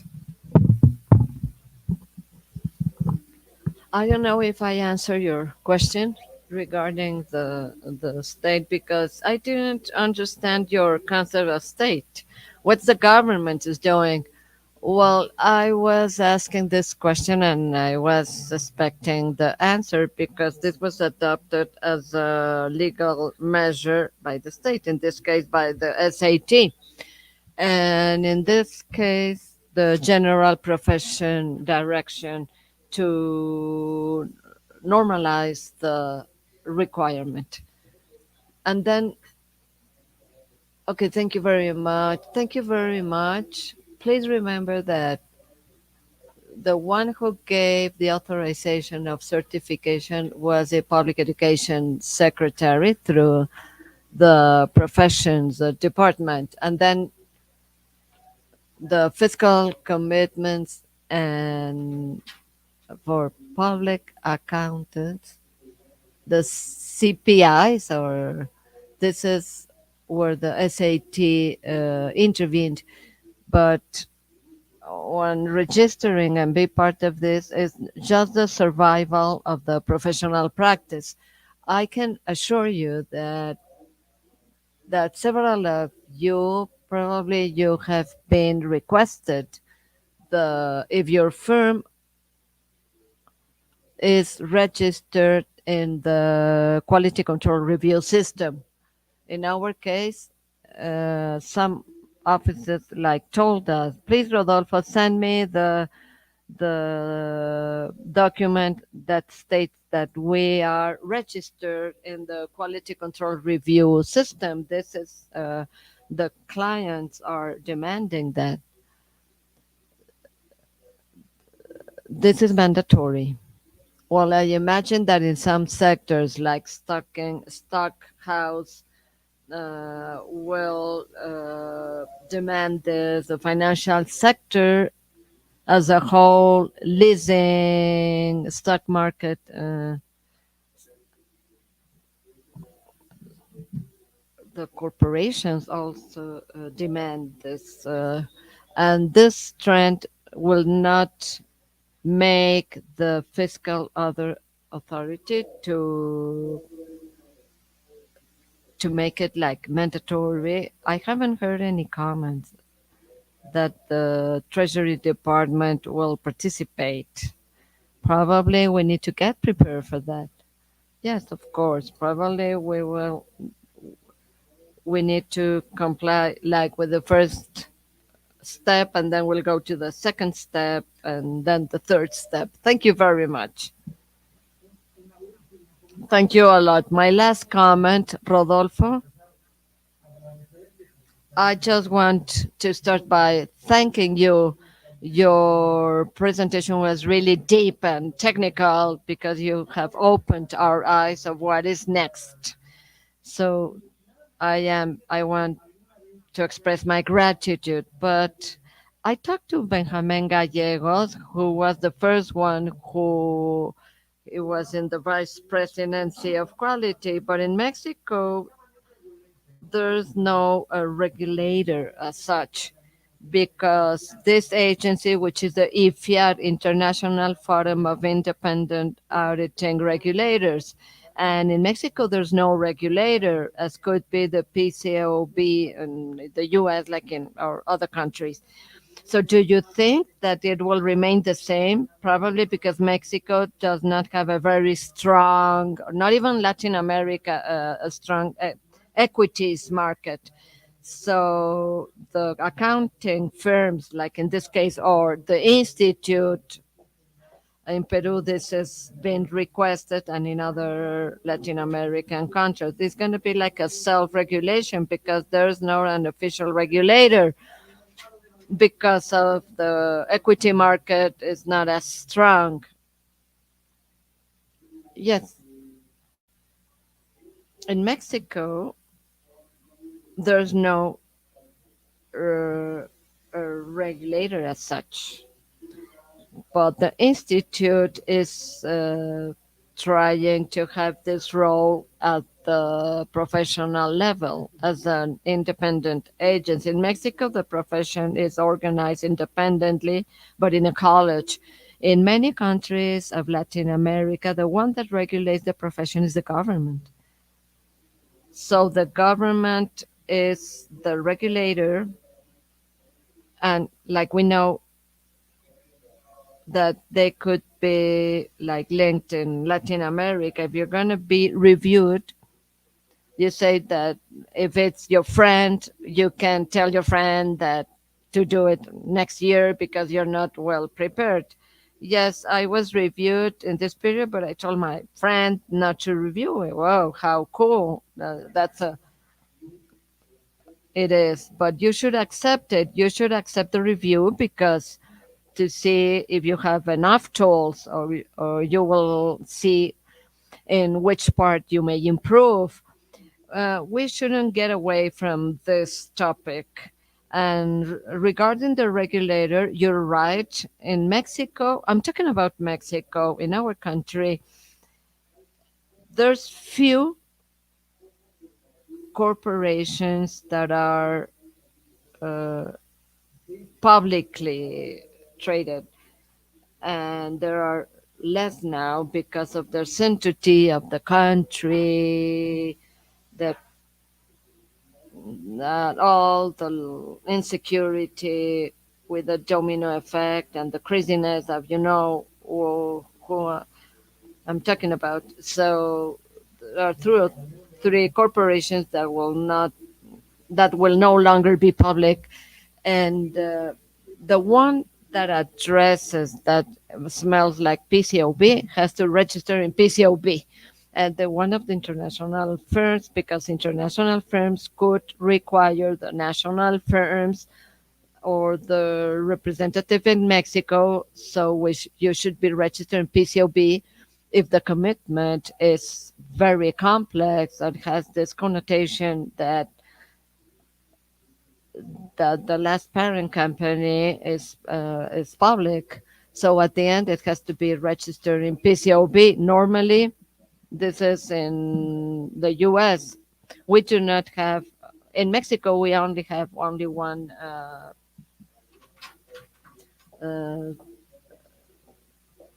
Most of them comes from the U.S.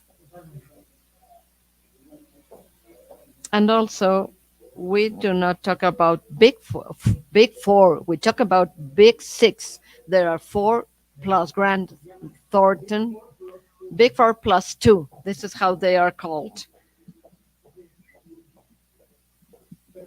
Yes, because there's a virtual difference between the fourth and the fifth one. It's a world of difference. So the less convenient to us is to have this in the hands of the government. It's better to have the self-regulation in Mexico, Paris, Chile, everywhere. As long as it is between friends of the same profession, there will be penalizations, one or two probably, if if the Honor and Justice meeting committee decides that you have to be suspended, because it depends of the public education secretary. We are not such a like a large firm. Someday we will have a regulator, but the PCOB, like you said, in part because of the high investment we have, will be regulating us, I think. well, the few things that can be addressed here, and the big six addresses. Everything is more distributed between the big four, but I know the Grant Thornton and video addresses a couple of PCOB commitments, and the reviews of PCOB last 2 or 3 weeks. You have to be preparing them with 6 months beforehand, and we have we need like a doctor and a priest. So you are healthy at the beginning, but at the end you're diabetic. So and in fact, they they leave homework, and 2 or 3 months later they come back. Those are very strong reviews, very intense and extensive. All my respect for the ones that are in charge of it. I have seen some files that are they are like tremendous, and the results are made public. You go to the web page and you see who was sanctioned, who is failing, who is not complying, and of course, also the ones that complying are mentioned. Okay, Judith and Joaquin, are we on time? I think we have a related topic.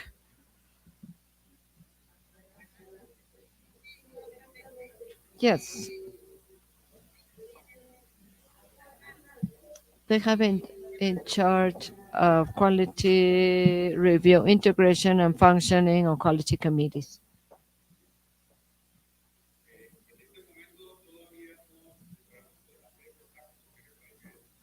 Let us remember that we said that Raimundo was on a trip.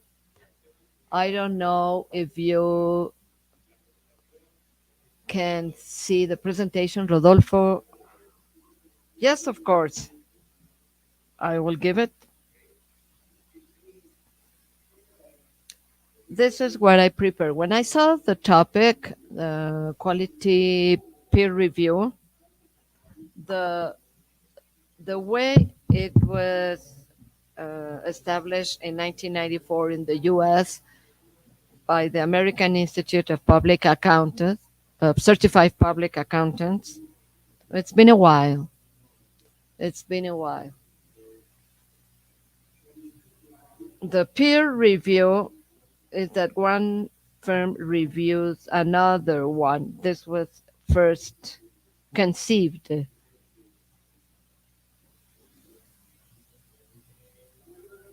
I'm going to talk about the Mexican case, how we are in the review, quality review, and that is why I prepared this presentation.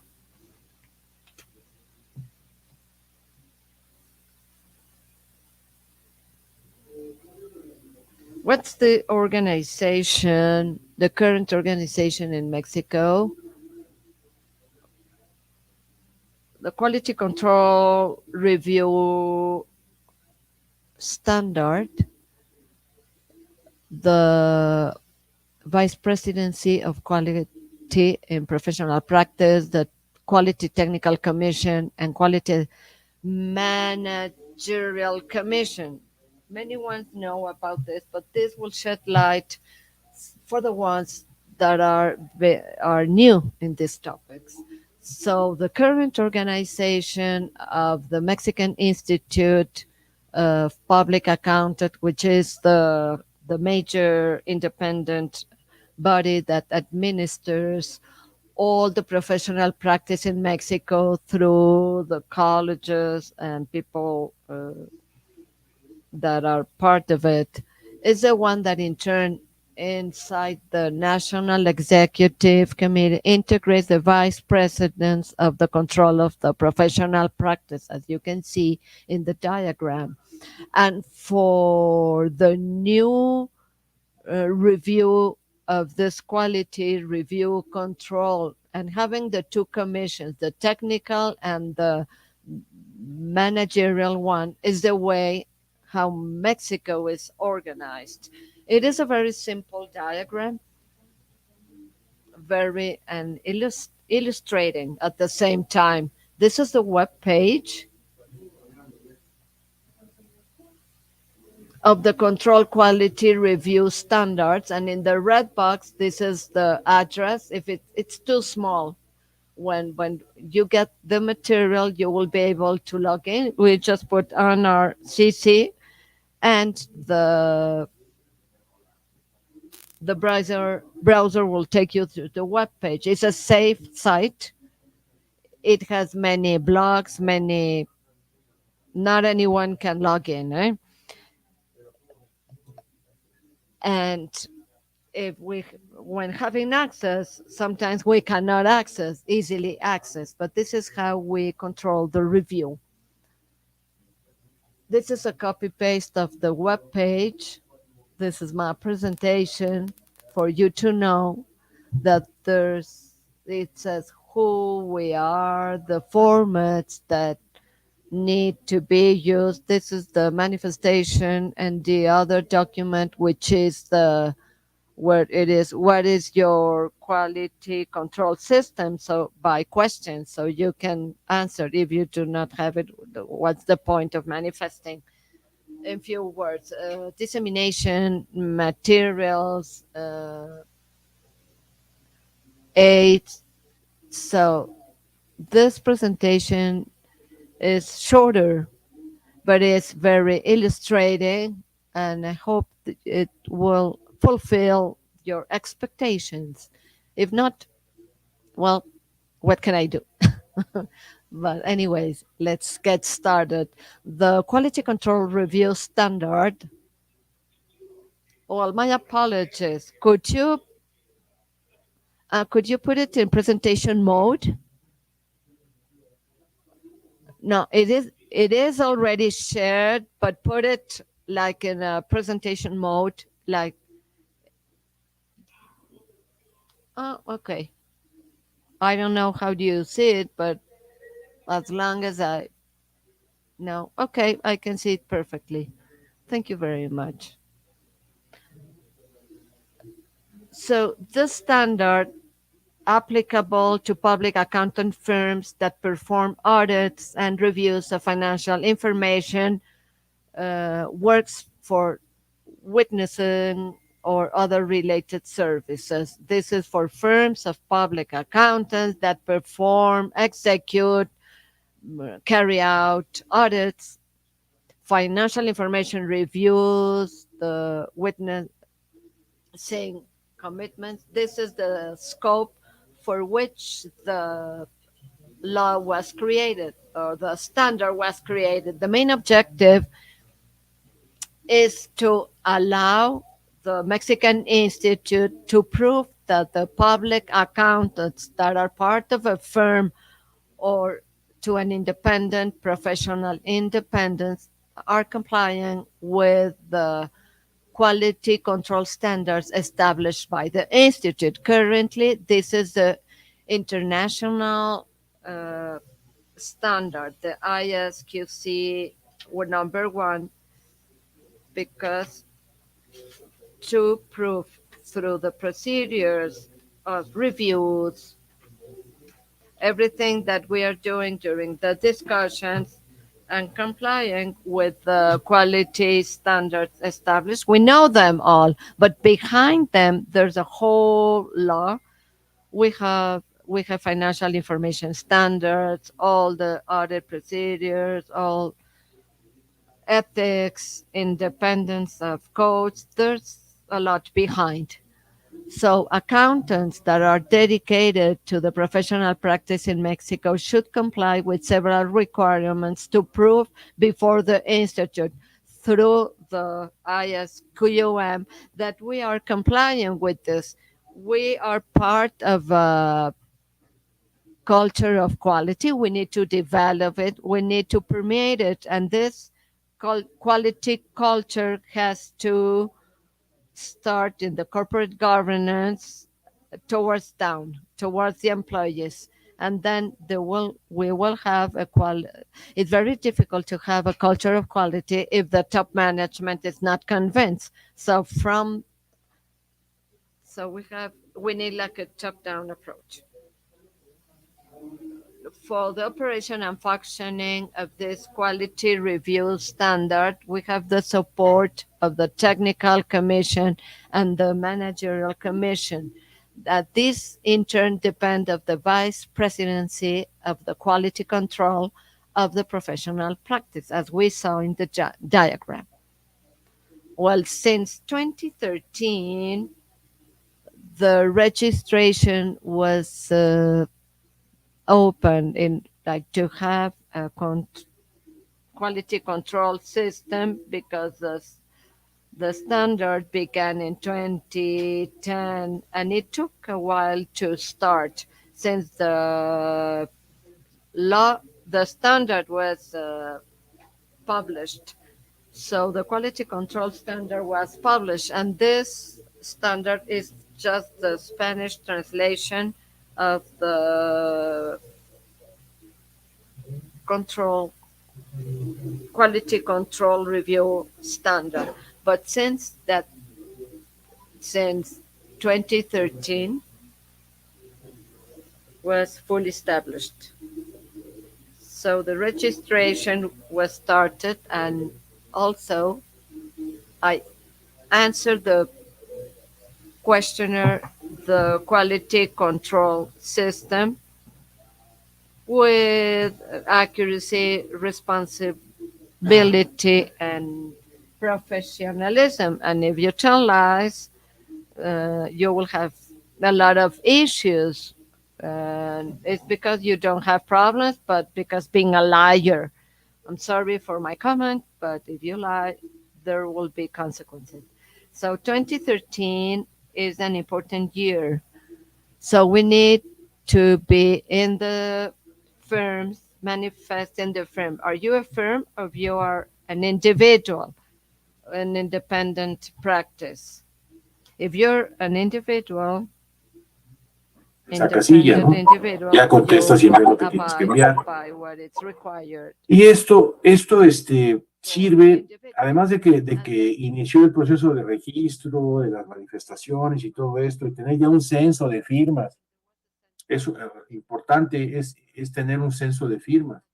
Al día de hoy, creo que hay cerca de 3,000 firmas registradas, de las cuales, bueno, hay un universo de 3,200 firmas, de las cuales más o menos constantemente se han seguido manifestando año con año, porque esta manifestación hay que hacerla anual, no es de que ya me inscribí, ya a ver cuándo, no.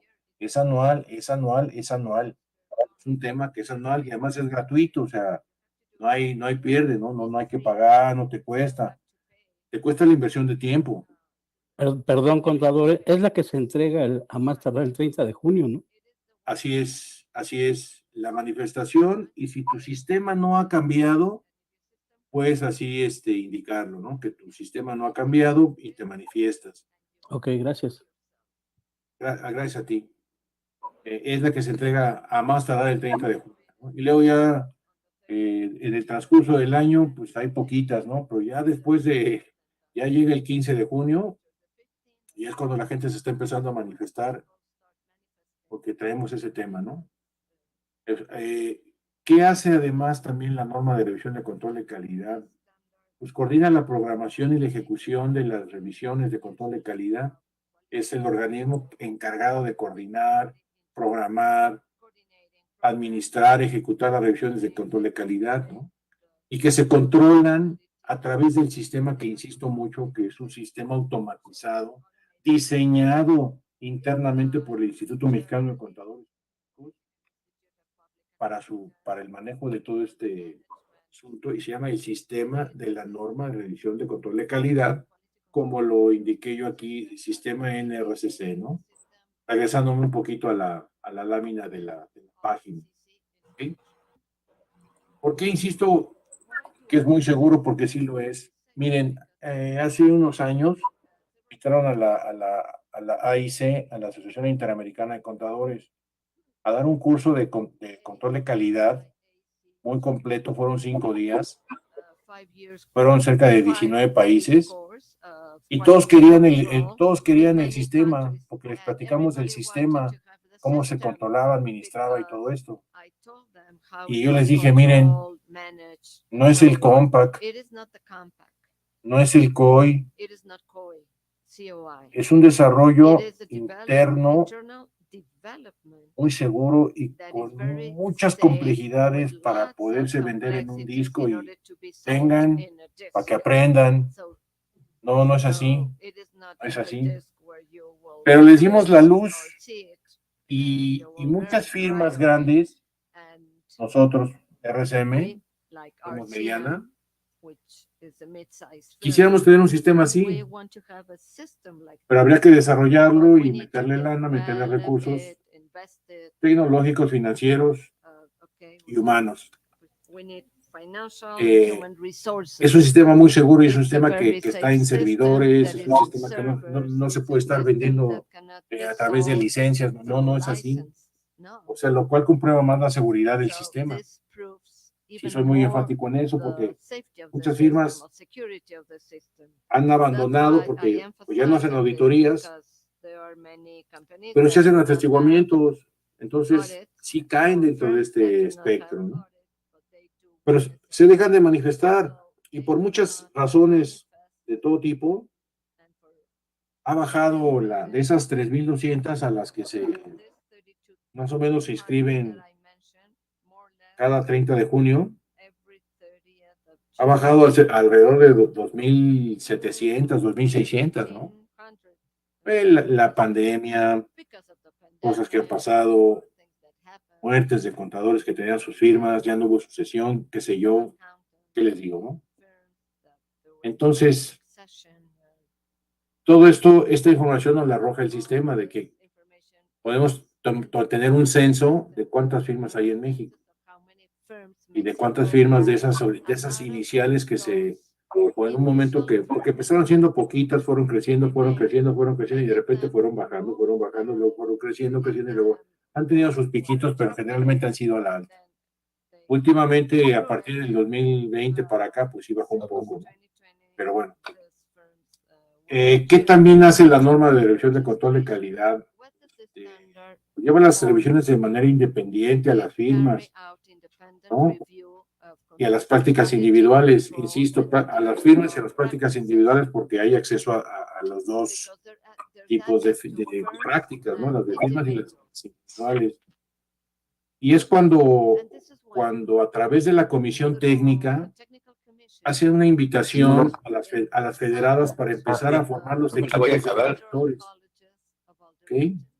Se invitan a contadores públicos certificados con experiencia, con los conocimientos necesarios, la experiencia necesaria, el tiempo necesario, porque hay que dedicarle un tiempecito, y empezar a conformar el equipo de revisores de control de calidad, quienes son los que directamente llevan a cabo las revisiones coordinadas por la Comisión Administradora de Calidad, pero lideradas por la Comisión Técnica. Esa es la colaboración que existe entre una y otra comisión. Ese es el tema, ¿no? Entonces, es parte de, y es como inicia este tema de los inspectores. Ahora los inspectores, vamos a ver cómo son evaluados y aceptados, ¿no? Dentro de aquí siguiendo con la parte de la vicepresidencia de calidad y la práctica profesional, pues esta vicepresidencia es tan importante como la de legislación, como la de normas de gestión financiera, como la de teoría, como la de ética, porque es una vicepresidencia importante, la de ¿cómo le llaman? La de capacitación, pero tiene otro nombre. En fin, ¿cuáles son las características principales de la vicepresidencia? En primer lugar, que esté vigilando por indicaciones y objetivos del Instituto Mexicano de Controles Públicos, que se mantenga en la profesión un alto nivel de calidad, aquí por la profesión profesional de las firmas o de las prácticas independientes. Ese es el objetivo número uno. También parte de su tarea, sus áreas es participar en las reuniones, informar a la Junta de Gobierno y al Comité Ejecutivo Nacional, pues cómo vamos avanzando con respecto al avance del programa. Hacemos el programa al finalizar cada año, que vamos a hacer el siguiente año, las comisiones y las funciones pues, que vamos a llevar a cabo, ¿no? Ahorita hemos tenido mucho trabajo por el tema del cambio de control a gestión de calidad. Otro tema es también verificar la adecuada integración de las comisiones, que las comisiones que se integren, las comisiones tanto técnica como administrativa, se estén integrando por contadores públicos certificados con la experiencia necesaria, que estén en la práctica, que nos ayuden a cumplir este tema, las comisiones que conforman la vicepresidencia y que tanto la vicepresidencia como las dos comisiones cumplamos los objetivos del plan de trabajo que se le muestra al instituto y que el instituto lo autoriza. Y hablo del instituto, y el instituto es la Junta de Gobierno y el Comité Ejecutivo, que son los dos organismos más importantes del Instituto Mexicano, ¿no? También desarrollar de manera permanente la difusión de la norma de control de calidad. Actualmente la norma de control de calidad, porque es la que está vigente. ¿Qué va a pasar? ¿Qué va a pasar pronto? Pues vamos a difundir, a seguir difundiendo, porque ya lo hemos estado haciendo en una serie de foros, pláticas, vía webs, vía pláticas presenciales ya, de la norma de gestión de calidad y de la norma de revisión de gestión de calidad, que ya inclusive la norma de revisión de gestión de calidad sí la trabajamos en las comisiones, porque las comisiones sesionan una vez al mes de manera individual, la técnica y la administrativa, pero hay varias ocasiones de acuerdo a los temas que sesionamos conjuntamente. Últimamente hemos tenido varias sesiones conjuntas con respecto a la reestructura y rewording de la norma de revisión de control de calidad a la norma de revisión de gestión de calidad. Inclusive en ella estamos discutiendo el tema de incluir ya a las Big Four, porque las Big Four, por tema de PCAOB, por tema de un organismo regulador independiente extranjero, que lo revisan, les digo, son inspecciones durísimas, están exentos de la norma de revisión de control de calidad. Entonces de repente ahí platicamos, oye, ¿por qué no? Todo lo que no revise el PCAOB, pues hay que revisarlo nosotros, ¿no? Y que además aporten inspectores y aporten gente y aporten, o sea, sí son firmas que nos pueden ayudar y aportar mucho, ¿no? Hay muy poca gente de las Big Four actualmente en las comisiones, pero sí tenemos gente de BDO y tenemos gente de Grant Thornton, hablando ya de esas 6. Y de otras firmas, ¿no? Inclusive prácticas más pequeñas que RCM. En RCM estamos Raimundo Velada y un servidor, y otras firmas, ¿no? Obviamente hay de Grant Thornton, BDO, hay otras prácticas, hay Russell Bedford, hay Crow, pero de las Big Four solamente yo identifico a 3 personas. Identifico a 3 personas nada más, o sea, son pocos. Y se pudieran aportarnos más en ese sentido, ¿no? Entonces, hay un tema de sí incluirlos y revisarles lo que no es PCAOB, ¿no? Sí, o que se inscriban y que sean sujetas posibles de una revisión de lo que no sea PCAOB, que es mucho también lo que no tiene. De PCAOB atenderán cantidad, ¿no? Pero también de lo que no es PCAOB también atienden bastantes cosas, ¿no? Entonces, ese es el tema. Finalmente, dentro del tema de la vicepresidencia de calidad, de la práctica profesional, en su comunicación permanente siempre con el instituto es, a ver, cumplir la misión. Si la misión del instituto es fortalecer a la comunidad contable en su desarrollo humano y profesional, porque no podemos hablar solamente del profesional, porque primero somos humanos y luego profesionales, ¿no? Dentro de los más altos estándares éticos, porque todos estos temas surgieron por falta de ética, por un deterioro a la ética y a la independencia. Y además que dé un beneficio a la sociedad, es parte de la misión del instituto. Al dar ese beneficio a la sociedad es interactuar con los empresarios, con los dueños de las empresas, las compañías que habitamos, atendemos, revisamos, lo que sea. Esa es la misión del instituto, un trato humano y profesional con los estándares más éticos en beneficio de todo el entorno empresarial, profesional, con los organismos reguladores, que en este caso nuestro organismo regulador es el Instituto Mexicano de Contadores Públicos, ¿no? De primera entrada. Aquí, en consecuencia, ¿qué hay? Que los valores en los que se basa la misión antes descrita, de manera breve, es la que debe de regir la actuación y las asociaciones federadas del instituto, porque son una verdadera son esas organizaciones, tanto los colegios, las federadas y toda la organización compleja que podemos ir desmarayando el instituto, pues tienen que manejarse con verdad, con integridad, con responsabilidad y con compromiso para cumplir esta misión. En tanto hay que ser éticos, hay que ser personas, hay que ser buenos profesionales y además dar nuestro aporte a la sociedad, ¿no? Entonces, ese es bien importante para la misión del instituto y sobre todo en este tema del control de calidad que llegó para quedarse. Hablando un poquito de la Comisión Técnica de Calidad, que es una comisión muy importante, esta comisión está constituida para vigilar y controlar que las firmas adopten, asuman, cumplan las políticas y procedimientos profesionales de control de calidad. Ese es su principal objetivo de esta comisión. Que las firmas, o sea, o que adopten, o que hagan, o que elaboren, o lo que emite el instituto, o las guías de apoyo, o las que les dio su firma, o su red, o las que trabajaron ellos mismos, ¿en base a qué? En base a las normas, actualmente, repito, a la norma internacional de control de calidad. ¿Qué están haciendo las firmas? Pues todas estamos trabajando para el tema ahora de la gestión de calidad, ¿no? De la norma de gestión de calidad, principalmente, ¿no? Entonces, dentro de las principales funciones y actividades se describen, ¿no? Habla de desarrollar y mantener actualizados los programas de trabajo.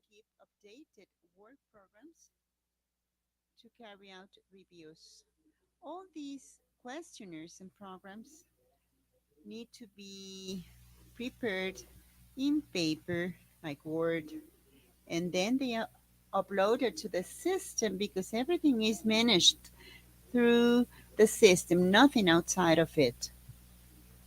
But we need to update them, download them in paper, in a file. We modify them, and then they are uploaded to the system. Nothing is done outside, I repeat. Additionally, there are some training and update training courses that are organized. Assesses candidates to become auditors and be part of the register.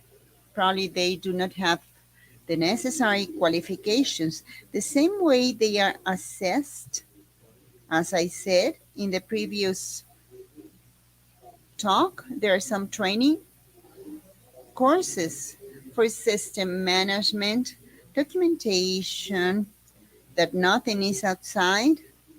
And I explain this because in 2020 and 21, we made remote audits. So we used platforms like Zoom, Teams, Google, different ones. The most common are Zoom and Google. La que estamos manejando ahorita. From Cisco as well. So the system was open for all this. In addition to the conversations, I said, upload to the system this, please, because inspectors or auditors carry out our audit, make notes, and then you see the notes. The inspected firm see the notes. Y lo suben, entonces uno tiene acceso, pero todo siempre es a través del sistema. Everything is through the system, nothing outside.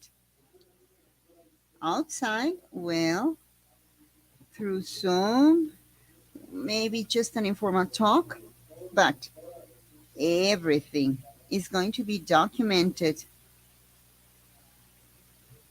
in the famous standard review system. Nothing outside, I insist. And that's why we have training on the system to all reviewers that want to participate.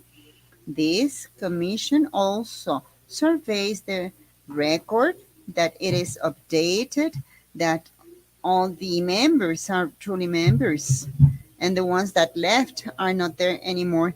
So they are devoted to improve the progress of the audit reviews, all the quality control audits that are being carried out. Progression, a plan is generated. This is for the first semester, 10 of them, and additionally, other 10 in the next semester. So we need to check at least 50 and 50, but we do not have like plenty of reviewers, and members of the commissions are in the reviewers. So for mid-size firms, this is applicable. So this commission sees the progress, how they are doing, if they are stuck. We can also appoint a coach to support, as you are the auditor, and probably that can communicate in the case of any issue. Or if there's any technical problem, the commission, along with the administrative commission, can get the support of a third party as a referee. We should have a third party as a mediator or referee. Those are very extreme cases, because it's been said and demonstrated that there's a lot of willingness by the firms and the professional attitude of inspectors. But that could be, and we need to consider that. We also need to assess action plans from the reviews and inform the Quality Assurance Commission and establish that the review team finish the inspection, present a report with the action plan. So we need to assess, and then the administrator commission, so they can follow up that they comply with what they said, that they resolve and comply with what was agreed with the remediation plan or suggestions, and then you say yes for this time, for this date, etc. So this is a verification process. This commission also carries out some necessary agreements for this commission to work, and then the programs that are designed are the ones that are updated according to the application. And they also issue criteria for those firms under inspection. And now, summarizing, the main functions are selecting the firms, and then select inspectors or auditors, and also updating programs, train reviewers, and also be in communication with the administrative commission if there's a need for a coach, a referee, or a third party mediator. And now turning to the Quality Management Commission, they promote and facilitate and control the application of the standard that reviews are truly implemented. And this administrating commission, not because of the fact of being administrative commission, they need to see other elements, comply with inspections, reviewers, that there are no problems. If the inspector cannot do it, they see the change. So this is to control the compliance of the standard regarding the management commission. This is the firm that will give maintenance to the firm list and updating. As I explained, you need to register if it is an independent part, and then the statement and quality control system in place. They also survey and inform the VP office about statements, who has given the statement, who has not, which are the independent firms that need to be registered. So we take care of everything in short words, that they are enrolled. We carry out a research. Sometimes they do not even answer because the firm disappeared, or you go to the website and it is non-existent. So it is a monitoring process, informing in how the process is, why the list is increased or decreased. In short words,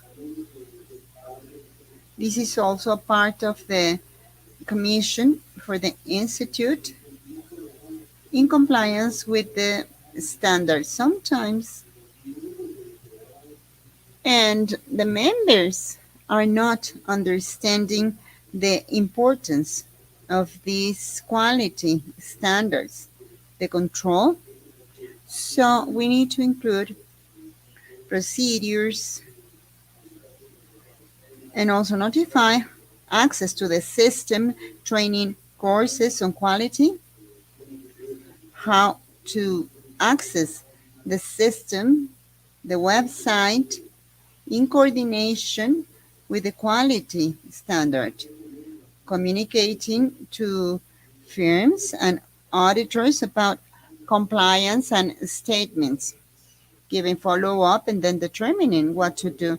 But those that are updated, we ask why you have not made your statement and remind them. If they are not complying with the yearly statement, you are subject to a reprimand. If there's a relapse, then a public reprimand, you're being exposed. So the best thing is to comply with and avoid those things. And the administrating commission assigns reviewing teams, and then they say, let's appoint this and that person. But the trainers and updating part is the technical commission. The administrating commission allocates people, teams, and then they inform the firm.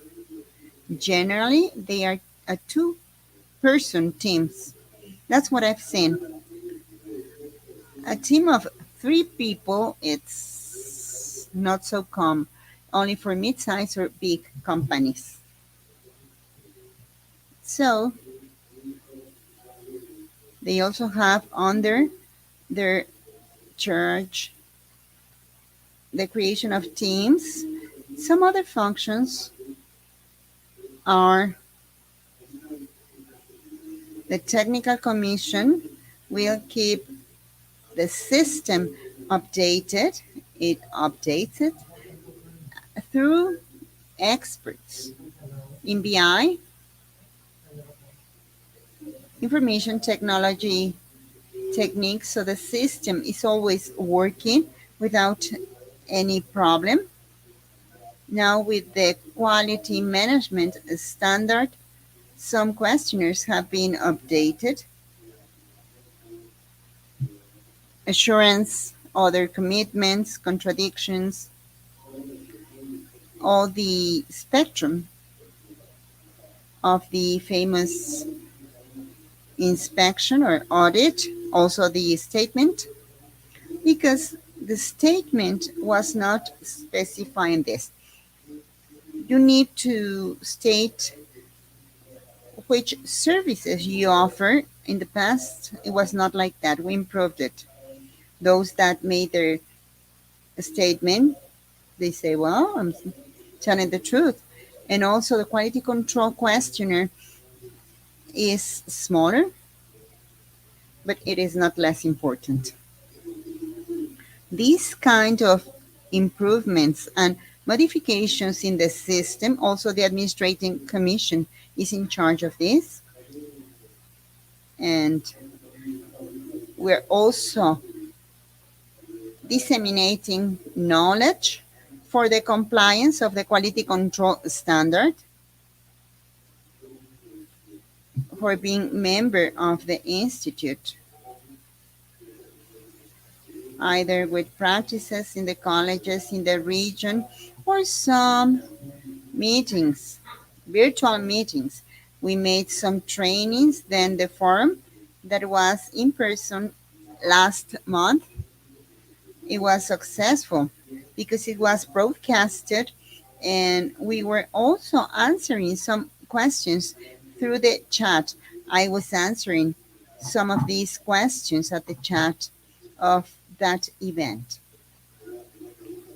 There were questions of every nature and greetings as well. So they used to share knowledge and that make sure that everybody is informed through different systems, training courses, documents. Last month at the Mexican Association of Public Accountants, we had some quality control topics. We allocated topics among the technical commissions. I had risk assessment, particularly, and also be in communication with the federation associations, depending on the structure of each region, about previous processes and results, and also what's coming next. So all of us are communicated mainly in these areas. So my point is the VP office for professional practice has the structure. We just need to make the audits in order with reliability, convey this program and technical management to develop all the necessary elements for the commission work in conjunction, supporting the VP office for the professional practice. So we can be accountable before the CEN and also Mexican Institute of Public Accountants.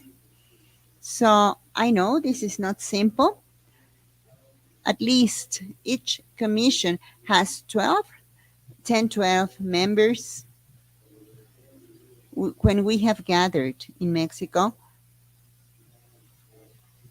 we're more than 25 the commission members supporting people, a coordination office led by Berenice Colin.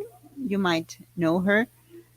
She assists in many things. Also, Javier, some of the people with IT. Sometimes, in most of the meetings of 2020, at least those in May to December, they were virtual. And then we started to have a hybrid around 2021, mid 2021, and now they are in person for 2022. So yes, there's a structure in place, an organization. There's a safe system, and in addition to this, the structure. So we are not starting from scratch. Of course, we need to make it bigger, reinforce it, invite some other collaborators, and also invite you to enroll. I don't know what your structure is. Some of you are probably enrolled, but we invite you as a network, as a signature, sorry, as a firm, so you can enroll not only for these talks that you have kindly invited us to participate, but also orientation, support. We will be pleased. And this is the end of my presentation. I don't know if there's any question or any comment. Okay, thank you. Thank you very much, Master.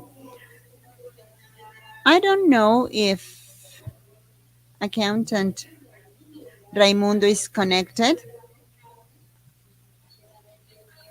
I might have seen him. If he wants to support us with any opinion to this respect, to give him the floor. Yes, thank you very much. Good afternoon. Thank you, Rodolfo. Thank you for inviting us to this opportunity of being present with you on behalf of our institute. I have been listening to the words and the presentation of Rodolfo. He's really passionate of quality topics. I have been working with him for 5 years. And now with this invitation and challenges for the Mexican Institute of Public Accountants, as Rodolfo mentioned, I have just arrived from a flight. I would like to greet you. Thank you for the invitation. I want to be punctual, to place emphasis on this part that Rodolfo mentions on the seriousness of the quality control standard review, and also now the management of quality as of 2022. We need to be punctual, take advantage of participating, but first of all, you need to get registered for complying with each one of the elements. If you are already, congratulations. Otherwise, you need to hurry up because I understand that you are undergoing the process. The most important point is what you are doing, that you are carrying out this type of events and what you are doing. Additionally, I know that you are really passionate about that because I know you personally, some of you. And don't be afraid about the quality standard. On the contrary, in these 10 or 12 years that we have participated at the Institute with this responsibility of quality, we have had indications. We have seen the founders of the standard with some experiences at international level and the challenge of having our own regulating body. So we invite you to comply, to register, to be aware that all of us as members of the National Commission will be in a mode. We need to help. We need to encourage. We need to make it compliant. And we need to help and keep on training them and training ourselves because this is also useful for our organization. That's why we invite you to enroll and participate, and also participate in this kind of events in your colleges and your zone. We are proactive because we need to add up quality to take care of our profession. No one will do that. No one. And we need to be careful as we are auditors with our profile. And this standard was for the discipline of audit. We need to be monitoring, surveying. We need to verify to comply with ethics. And this can cover different personal and professional points of view, the social sense of quality. As Rodolfo mentioned, it's a topic of survival for all organizations. We have seen some surprising points, some of them pleasing, some others with some improvement opportunities for some firms. And we immediately remediate that in order to step forward in continuous improvement.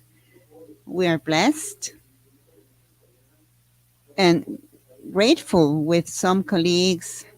And this is not only to talk about the National Commission, but we really want to place quality and the methodology practice of all the audits that we have to something which is material, that you can comply with your quality manuals and you get prepared for this new modality as of December 15, 2022. So this is not going to be the first and sole event on the topic.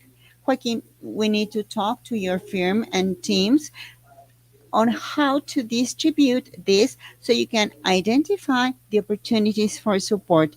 We, as members of the National Commission, need to comply with indispensable requirements of confidentiality on this topic. The more we read this confidentiality document, we are more fearful. The software that we have at the Institute to carry out audits, it's a world-class software. The licensing is also for other regulating bodies. So let's take this as an experience, a positive experience, and it is likely the quality starting point. So we are always at your disposal to support you if it's necessary. Agendas are a problem, but we need to solve it. We are several members, national members in the technical commission and in the administrating commission. So we are here to support you. We congratulate you. Rodolfo, thank you very much for your support, and we are here for you. Hopefully, we will have more of these examples, and I send you a big hug. Well, please do not forget to perform the quality issue. Don't forget to comply. In order to escalate your goals as a firm, requirements must be fulfilled. This is an institutional requirement before the Mexican Institute of Public Accountants. Thank you very much. So, I fully agree with you because I'm part of the local reviewers, as we said before. And you're right, Rodolfo. There are many certainty, confidence, seriousness, because I know that before we start a local review, like in the ones I have participated, first of all, we sign the NDA, and then we grant like a special password to the reviewer, and nobody else can have access. And we follow up during the process if if a remediation plan is needed, but if there's no need, we conclude the review and by the supervisor. And the review, as Raimundo says, there's no point of being afraid when we are doing things proactively and well.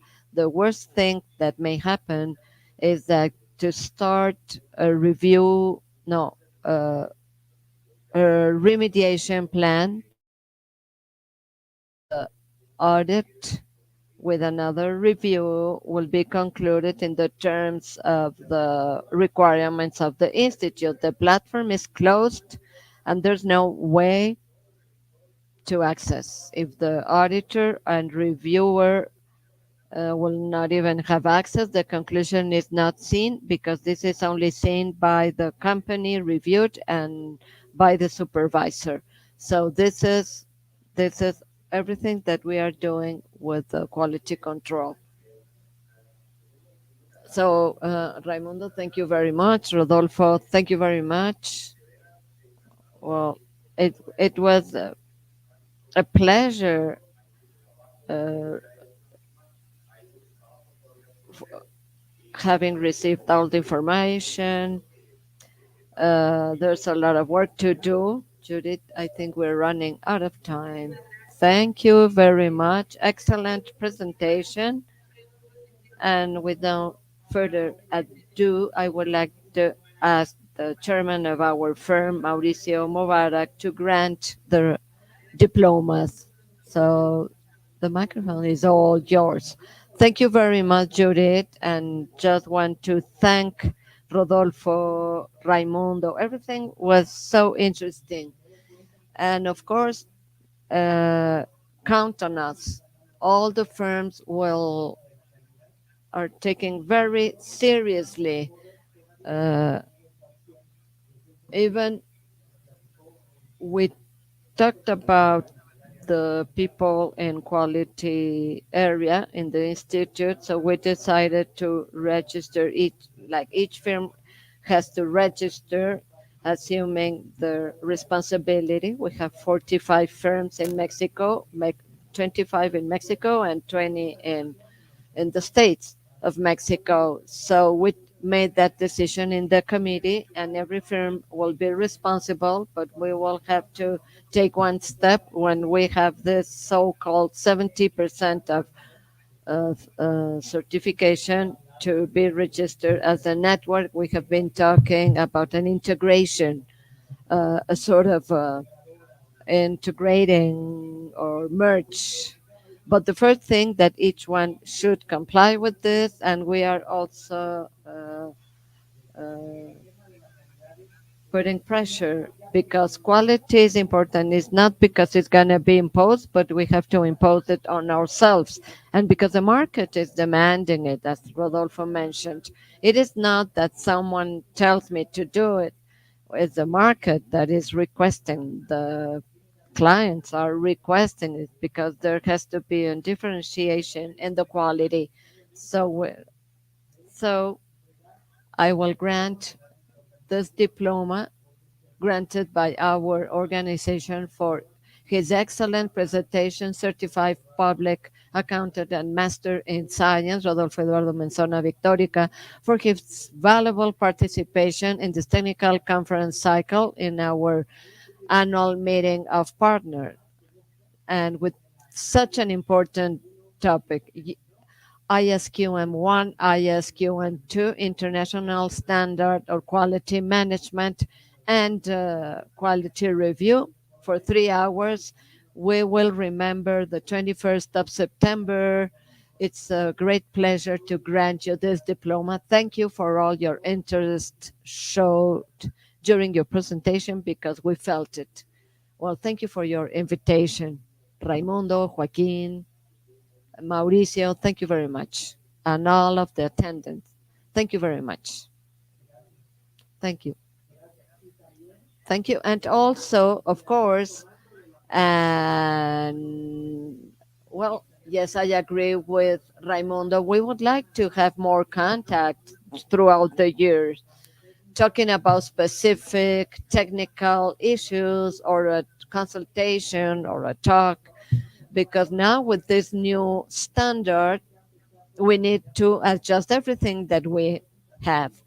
And with a great pleasure, our organization, UC&CS America, grants the following diploma to certified public accountant Raimundo Raúl Velarde Miller for his valuable participation in this technical conference cycles in the annual meeting that was held this week and the following week, and on the quality review ISQM1, ISQM2 on the 21st of September for 3 hours. So it's a great pleasure. I send you a hug like to Rodolfo. Thank you for sharing such a valuable information, and you're doing a lot for the profession. You have worked a lot for the profession. So Now, since we have this Zoom or Teams, whatever we call it, we are going to share everything we have. Uh, and please count on us. Please make contact with us. We are part of the team. And one reflection that there are several firms in my country registered, but we started many years ago. We have been 35 years, and we started like this with friends until this led to a world regulation with a strong budget that we need that budget. For some of us, it is not enough because without no doubt, the budget for quality and constant surveillance is so necessary. This is how we started many years ago, and we are following the right direction. Thank you, Raimundo, and we are on that path. We are following the steps of the ones that are ahead of us, and it's good to have someone to make consultation, and we will accept your invitations, and we will sure participate. I just want to take advantage that we need to have a very good budget because it's got a cost, time, technology, and many things. And something uh, as a conclusion, the first self-regulation is that of each firm. Each firm has to be self-regulated and has its own quality control mechanism and quality management system as a network and then as a country, as the world. But the first cell is the firm. Thank you very much to both of you, and we will be in contact. Hopefully, we will be able to see ourselves in person. Let's go to the last item of the agenda. I just want to ask Mrs. Elda Laura Zavale if she can take the microphone and grant the following diploma for uh, Mr. Joaquin Vega, Certified Public Accountant Joaquin Vega. Well, good afternoon.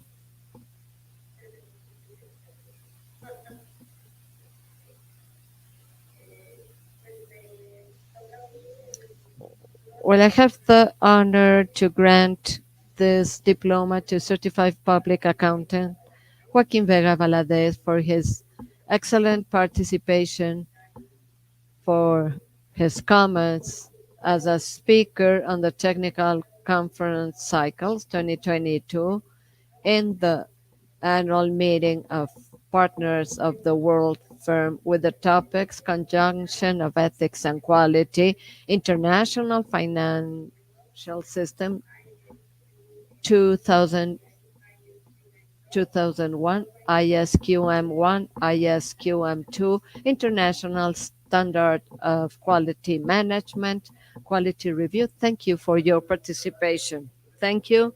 And I warned you at the beginning that there will not be an opportunity for me to talk because of the excellent speakers we had. I am not the culprit one. Okay, thank you, Raimundo, and thank you, all of you. So it's time, the happiest time, which is lunch time. For sure, many of you need energy for the rest of the day.